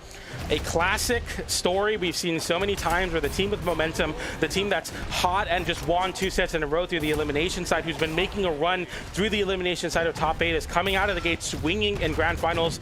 No legend swaps, no map swap, just right back to Small Fortress of Lions as the world champions. Tried to compose themselves again and take it, try again on Small Fortress of Lions. Let's run it back.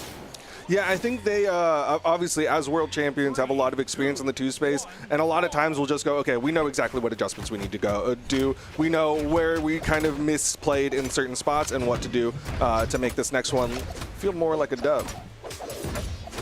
I love that movement from Soul, and I think Soul's spear, one of like the slept-on aspects of this blue team, when he just kicks into a gear where he's almost perfect on this, and right now we're seeing that there are a lot of interruptions and then follow-ups with that down sig.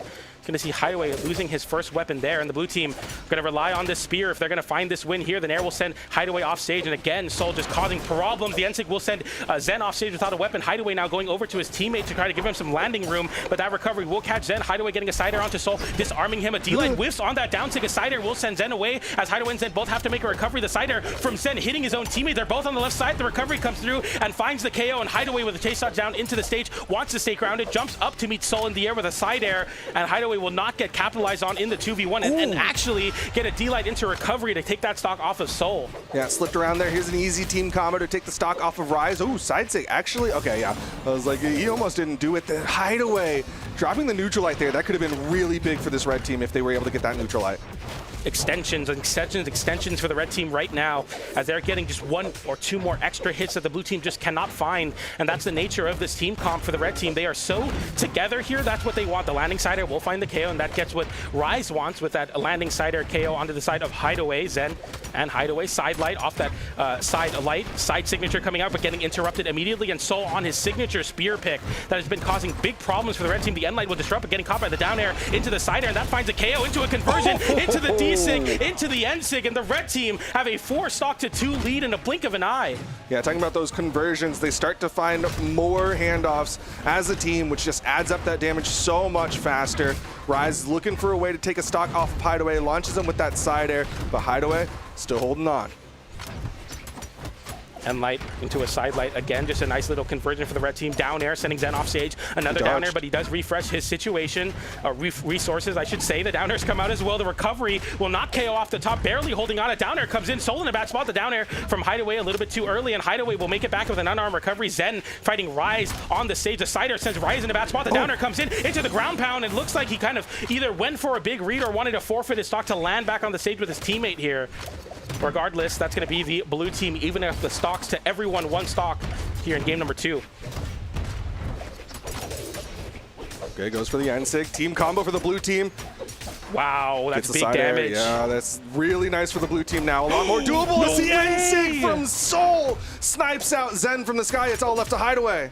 And Ryzen and Soul come back from behind with that big 2v2 combo. And Ryzen and Soul move over to Hideway. He was on the right side using that soft platform to avoid. The recovery comes in. Now a 1v1. Ryze versus Hideway. A Sidra versus a Sidra. And the damage is close. And one has a cannon. One has a sword. And who will win this match as we see a potential 2-0 lead? Ryze throwing his weapon away. Hideway does the same, but it's a weapon starve Ryze. Another weapon toss comes out there. Dash jump side air can't connect. Hideway now holding that center stage with that recovery. The down air comes in. Going for the end light. GC. D-Light into Nair to whiff punish and end light, and redemption for Ryze as he wins a 1v1 to go up 2-0 in the set. Clutches it out there, was just waiting for the cannon. He threw away the sword and we were worried, but it was also that when he gets that cannon, he gets the downlight into the neutral air, that one slight whiff on the side of Hideway, and he had the range advantage with the downlight. I also, again, we've talked about Soul Spear so much, but man, that final moment where he gets the gravity cancel, or sorry, not the gravity cancel, the neutral signature onto Zen, absolutely massive. And I also want to point out he didn't drop the combo this time, so that's really good too for him. Just to remind everybody, Ryze, 5th place at Winter Championships and 13th, PR number 12 in the 1v1 space. So Ryze is definitely no stranger to that format. He'll do a very good job there. Kind of the 1v1 specialist of this team. We see a potential reset in a 3-0 fashion here. The blue team scrap out a win in that last game with a 2v2 combo leading to Hideway getting KO'd, or sorry, Zen getting KO'd very early. And the red team coming out of the gate swinging, getting a nice little lead here in terms of the damage. Hideway and Zen kind of stuck in a weird situation. Blue, red, blue, finally getting a ground or down air there, or from the Zen spear. Soul getting a nice one there. Ryze going for that ground pound. That pogo will hit Hideway in a bad spot though, but the pogo into the recovery, and they all make it back to the stage, but so much damage on the side of Hideway, Soul, and Ryze. Zen getting caught out with that N-Sig there, and that's going to be KO off the top for the red team as they first strike onto Ryze. Hideway with no resources cannot find a way to close in for Soul there to get that down sig on Zen. Didn't get it there. That recovery will not KO Hideway. And the blue team now with a slight stock disadvantage, but can definitely make something happen here. If they can find that stock, and the D-Sig will be the answer there. Soul really utilizing that down signature as a punish. If you misplay, he's going to dash in, hit that down signature on the stack up. They do manage to get the stock off of Hideway, and it's Soul, only one still on that first stock as the team combo starts to come out, but a neutral light in the wrong direction, and Zen gets out of it. A classic situation for the blue team where Soul is just leaning into that stock tank. The ground pound comes in, a big side air into a downer. The pogo hits Ryze. Ryze able to make it back there, getting sent away. That's going to be a forfeit of the stock from Soul to save his teammate as that ground pound sends him too far to the side there. And then N-Sig gets whip punished by a downer. Ryze now in a 1v1 versus Hideway, but Zen and Hideway swarm over to Soul to get a little bit of team damage there as the blue team try to recoup on the left side, but they can't find any footing because the red team are unstoppable right now. Side air into N-Sig, avoiding the ground pound again, missing the pogo. Now Hideway in a great spot. Sorry, Ryze in a great spot with the GC and light, sending Zen off stage. Zen can make it back. The recovery does connect, and Hideway unable to trade out that stock as Ryze now goes over to Hideway and gets the down air, and Zen won't even try to save him, and they are up 4 stocks to 2, and Ryze is dominating this game. Check your nostrils because we're all smelling a reset coming out here. The blue team looking so solid. Unless the red team can clutch up and get a team combo, this is looking like a reset and a final best of 5. Hideway with the side air. You know the red team wants to take this one here in the first set if possible. Recovery comes in, Ryze holding on to the stock, so is Soul, and Ryze and Soul with the spear, and Zen with the end light will find that KO, and the recovery will come through, and the world champions with back against the wall in set number 1 take those stocks. and look to try to force a game number 4. They don't want to go to the reset just yet. The Nair from Zen hits Soul, but not able to find a follow-up in that edge guard. Nair comes out from Ryze as well. End-light into the D-light, into the side light from Zen, getting a nice bit of damage. D-light into downer, no follow-up. Soul going for the N-sig. A side sig comes in with team damage, and now the red team completely squandered their opportunity. The side light doesn't connect, neither does that down sig. Hideway fighting off stage. Ground pound comes in. Ryze avoids it. The Nair comes out, so Zen has to dodge and cannot get a hit onto Ryze. An opportunity for the red team, but it goes awry. And a D-light into Nair will connect onto Zen, and that'll KO Hideway, and Zen will not be able to hold on, and we go to a grand finals reset.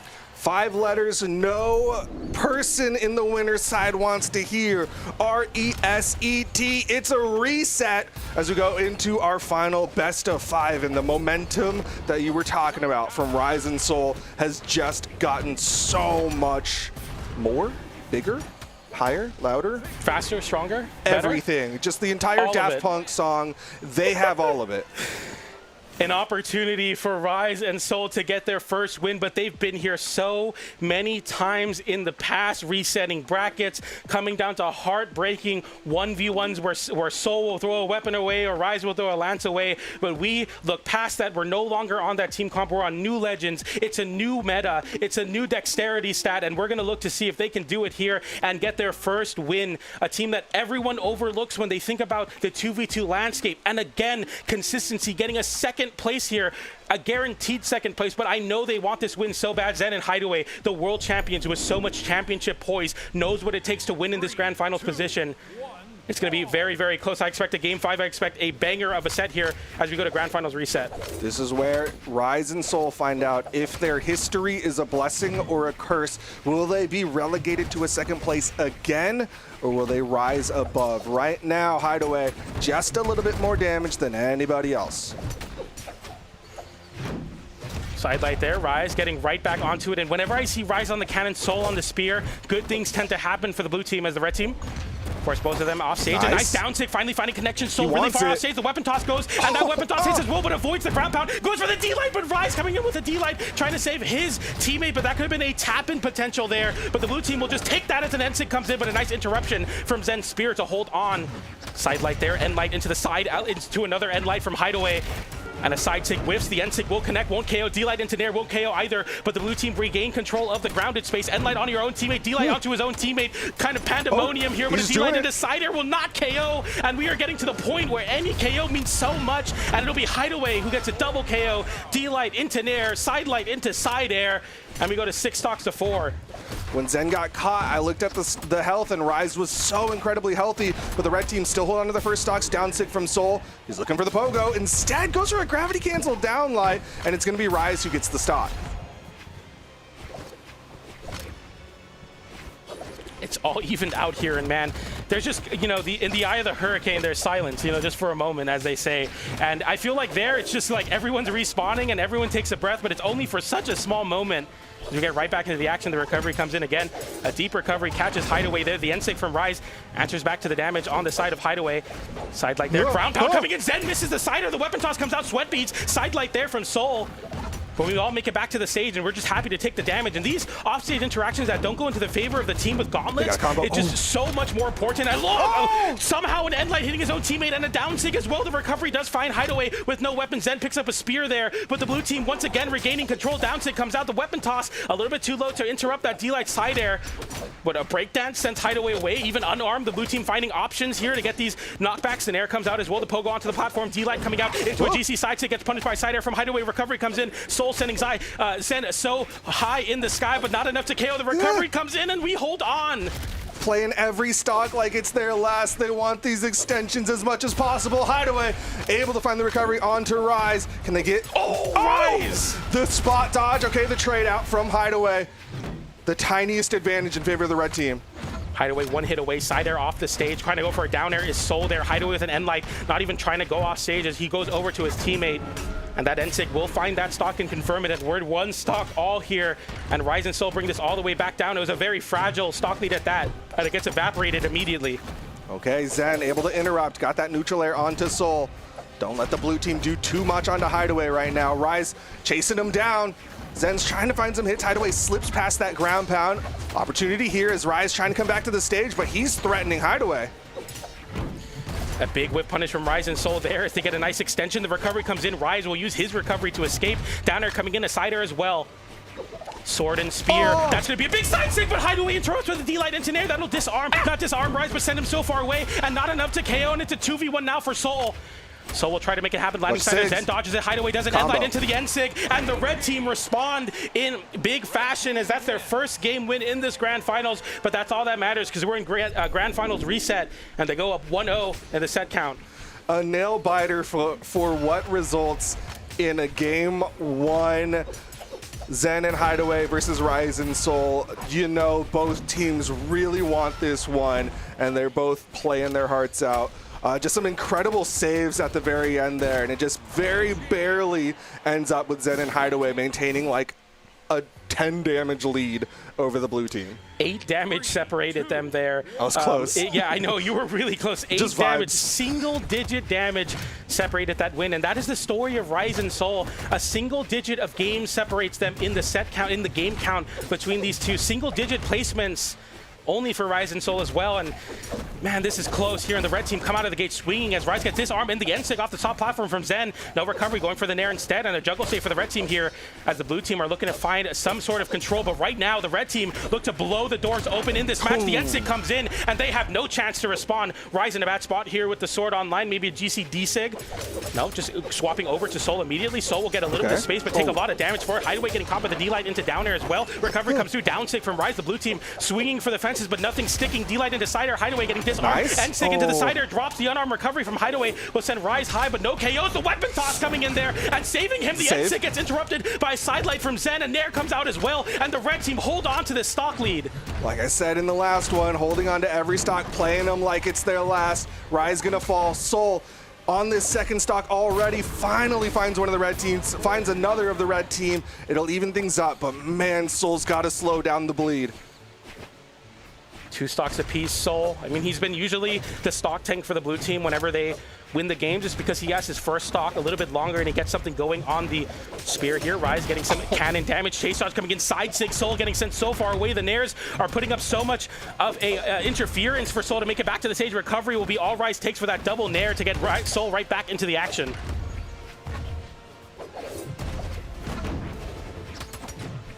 Blue team not able to get the combo. They had the opportunity onto Zen while Hideway was coming back onto the stage. Instead, Zen with the recovery going to put Soul down to his final stock. Red team just building a bigger lead here in game number 2. With Ryze here on his second still, and without a weapon, he's kind of getting nullified. This stock doesn't mean much if he can't get going. That side air will be the start of something potentially for the blue team. The side air will beat Hideway there. No chase dodge, or no dodge there as that gravity cancel comes in, but a little bit of interference from Zen's weapon toss. D-Light into recovery, unarmed, separates the red team from his teammate in that edge guard attempt. Sidelight coming out there. Recovery will not connect. Hideway getting caught by Zen's hitbox there. Landing side air, not enough to KO. That's going to be a side air, but a weapon toss. Another interference catch, but a GC breakdance will send Zen on his last, and that'll be the last for Hideway here. And the blue team regain a lead with Ryze being the one with the stock lead here. But it's still all about Soul, man. He is that linchpin. If he falls, the train gets off the tracks or whatever linchpins do. Gravity cancel, N-Sig. Zen about to take Soul out of here. Ryze fighting unarmed, realizing that he wants to take attention away from his teammate because Soul has a spear online and they can make magic happen with it, but they only can take a couple hits. Grounded into the GC side sig, D-Light into the dodge away. I love that patience. Zen tried to punish Soul for potentially going for a side air. Doesn't give it down. Sig will catch Ryze though. Ryze without a weapon still. An end light will send Soul off stage. That's a Nair into an N-Sig. That'll hit his own teammate in the process though. A Nair from Soul to get some space. Side air catches both the blue team members and they look to close this one out. Ryze hitting his own teammate, giving Soul an opportunity here to make this 2v1 clutch happen, but it doesn't look like it's possible because the red team have too much of a lead and they go up 2-0 in Grand Finals reset. Nodding their heads, decided to lean a little bit closer to the monitor as they lock in for the final set. They are one game away from continuing to prove that they are the dominant force here in North America. Zen and Hideway looked so incredible in game number 2. It feels like in Grand Finals set 1, Ryzen and Soul were making the impossible happen game after game, beating the world champions, and it looks like it was a sloppy Brawlhalla, it's sloppy KOs, it's just chances and comebacks, and then now when Hideway and Zen return to championship form in this reset, it doesn't even look possible for the blue team when it comes towards the end. They have glimpses of hope, but the red team are so good at snuffing out those little moments of a sparkle, and they look to win this Grand Finals reset in a 3-0 and wipe the slate clean and get themselves himself back in the win column here in North America. We'll go into small wasteland for potential conclusion of the Spring Championship. It feels like Ryzen Soul spent hours fighting a boss in like Elden Ring, and they finally get the first health bar down, and then suddenly it's phase 2, and Zen and Hideway are here, and they are gonna make you regret getting rid of phase number 1. There's no saves in a double elimination tournament. This is it right here. You have no takebacks, no chances. The NSIG will disarm both the blue team members. Downsig on the soft platform as well.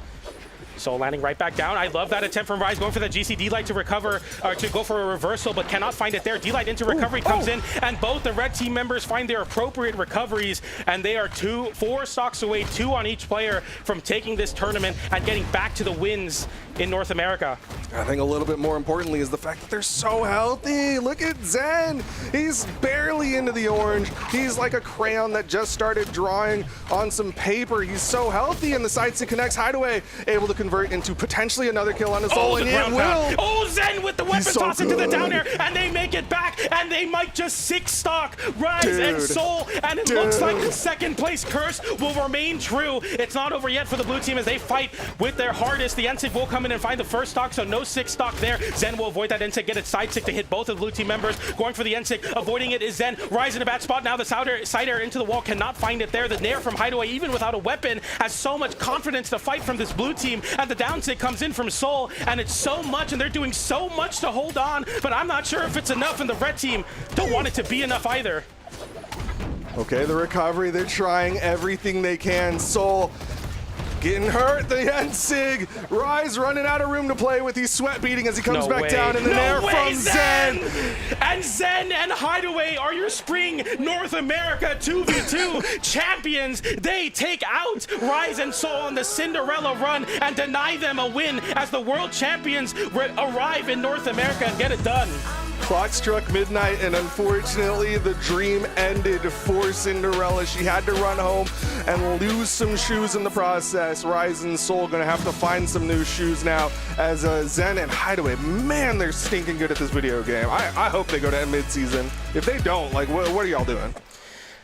Just the return of World Championship form. That first set of Grand Finals, Ryze and Soul put on a show.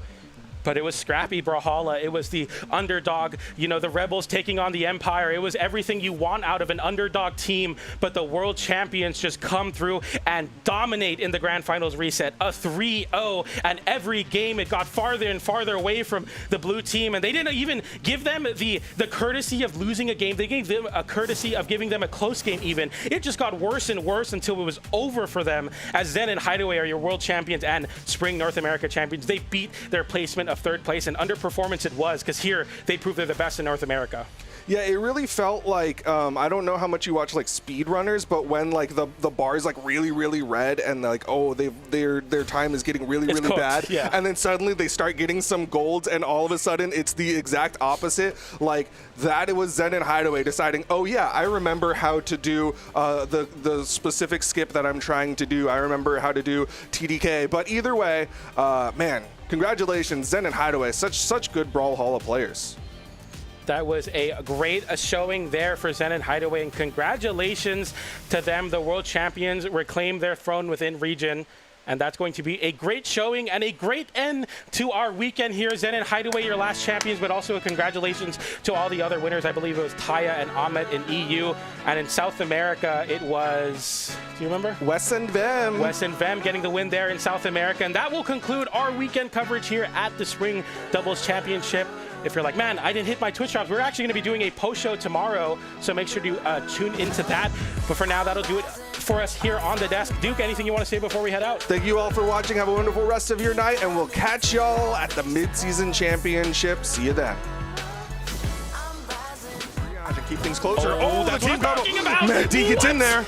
Megd with the downer was crazy, hitting his own teammate. The Megd comes in the nair as well. Marku comes in, but Marku loses the stock. No, Megd does, and we go to a 1v1 Future Bowl versus Bears. Flowers in a bad spot there, trying to go for a head guard. Is Hybrid getting into the D-line into the recovery? Hybrid just shot, cannot get it. My God! Well, there's no shot. He does, and on recovery, Soul back over. Is he gonna get the hit Wow. on Ryze? Ryze gets back. That's crazy, Flambeau. Raidish sent out. He's on a spot enough. Can we get some fours? We have this very tall map. That sends it down. Now it's a 1v1 Brawlhalla. Finishes it with a Safety is still off stage, though. Megd Committed to the crowd. Come on, Becky. That Keep kiss the instinct doing, Becky. His teammate with an amazing save. And another side air, Becky. Is he going to be able to make this 1v2 comeback? What is happening? What do you got first? The neutral air. Did he get the touchdown for that? He goes for another neutral air and he throws him down. They're doing it so consistently and so quickly, and that's something that The jungle. Oh my Raidish God. fighting for his life to get back on. Hold on. What a follow-up the grab.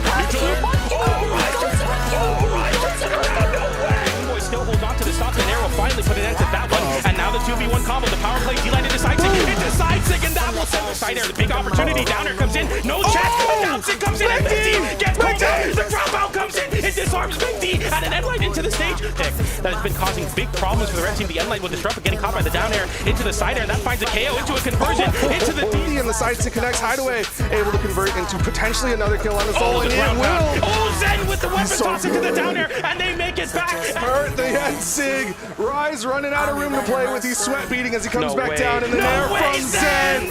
And Zen and Hideway are your spring North America 2v2 champions. I'm rewriting my story. Come and watch me be free.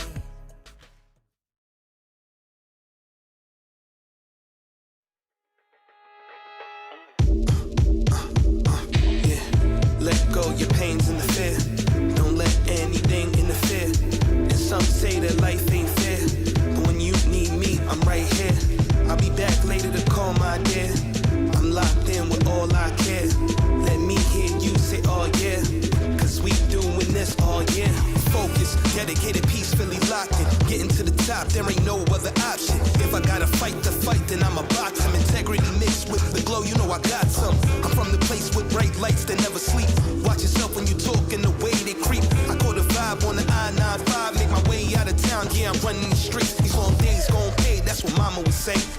I pray to God ain't no drama today. Some trying to distract me, wanna get me confused, but I'ma make it, cause ain't no way I'ma lose. Yeah. Let go your pains and the fear. Don't let anything interfere. And some say that life ain't fair, but when you need me, I'm right here. I'll be back later to call my dear. I'm locked in with all I care. Let me hear you say, oh yeah, cause we doing this all year. The flow I expose, it shows it, I suppose. If I want it, I get it, I got it, now let me go. Watch me muster the essence, prophetic, it overflows. Ain't nobody that can stop me at anything that I know. See me on the net, or try catch me in traffic.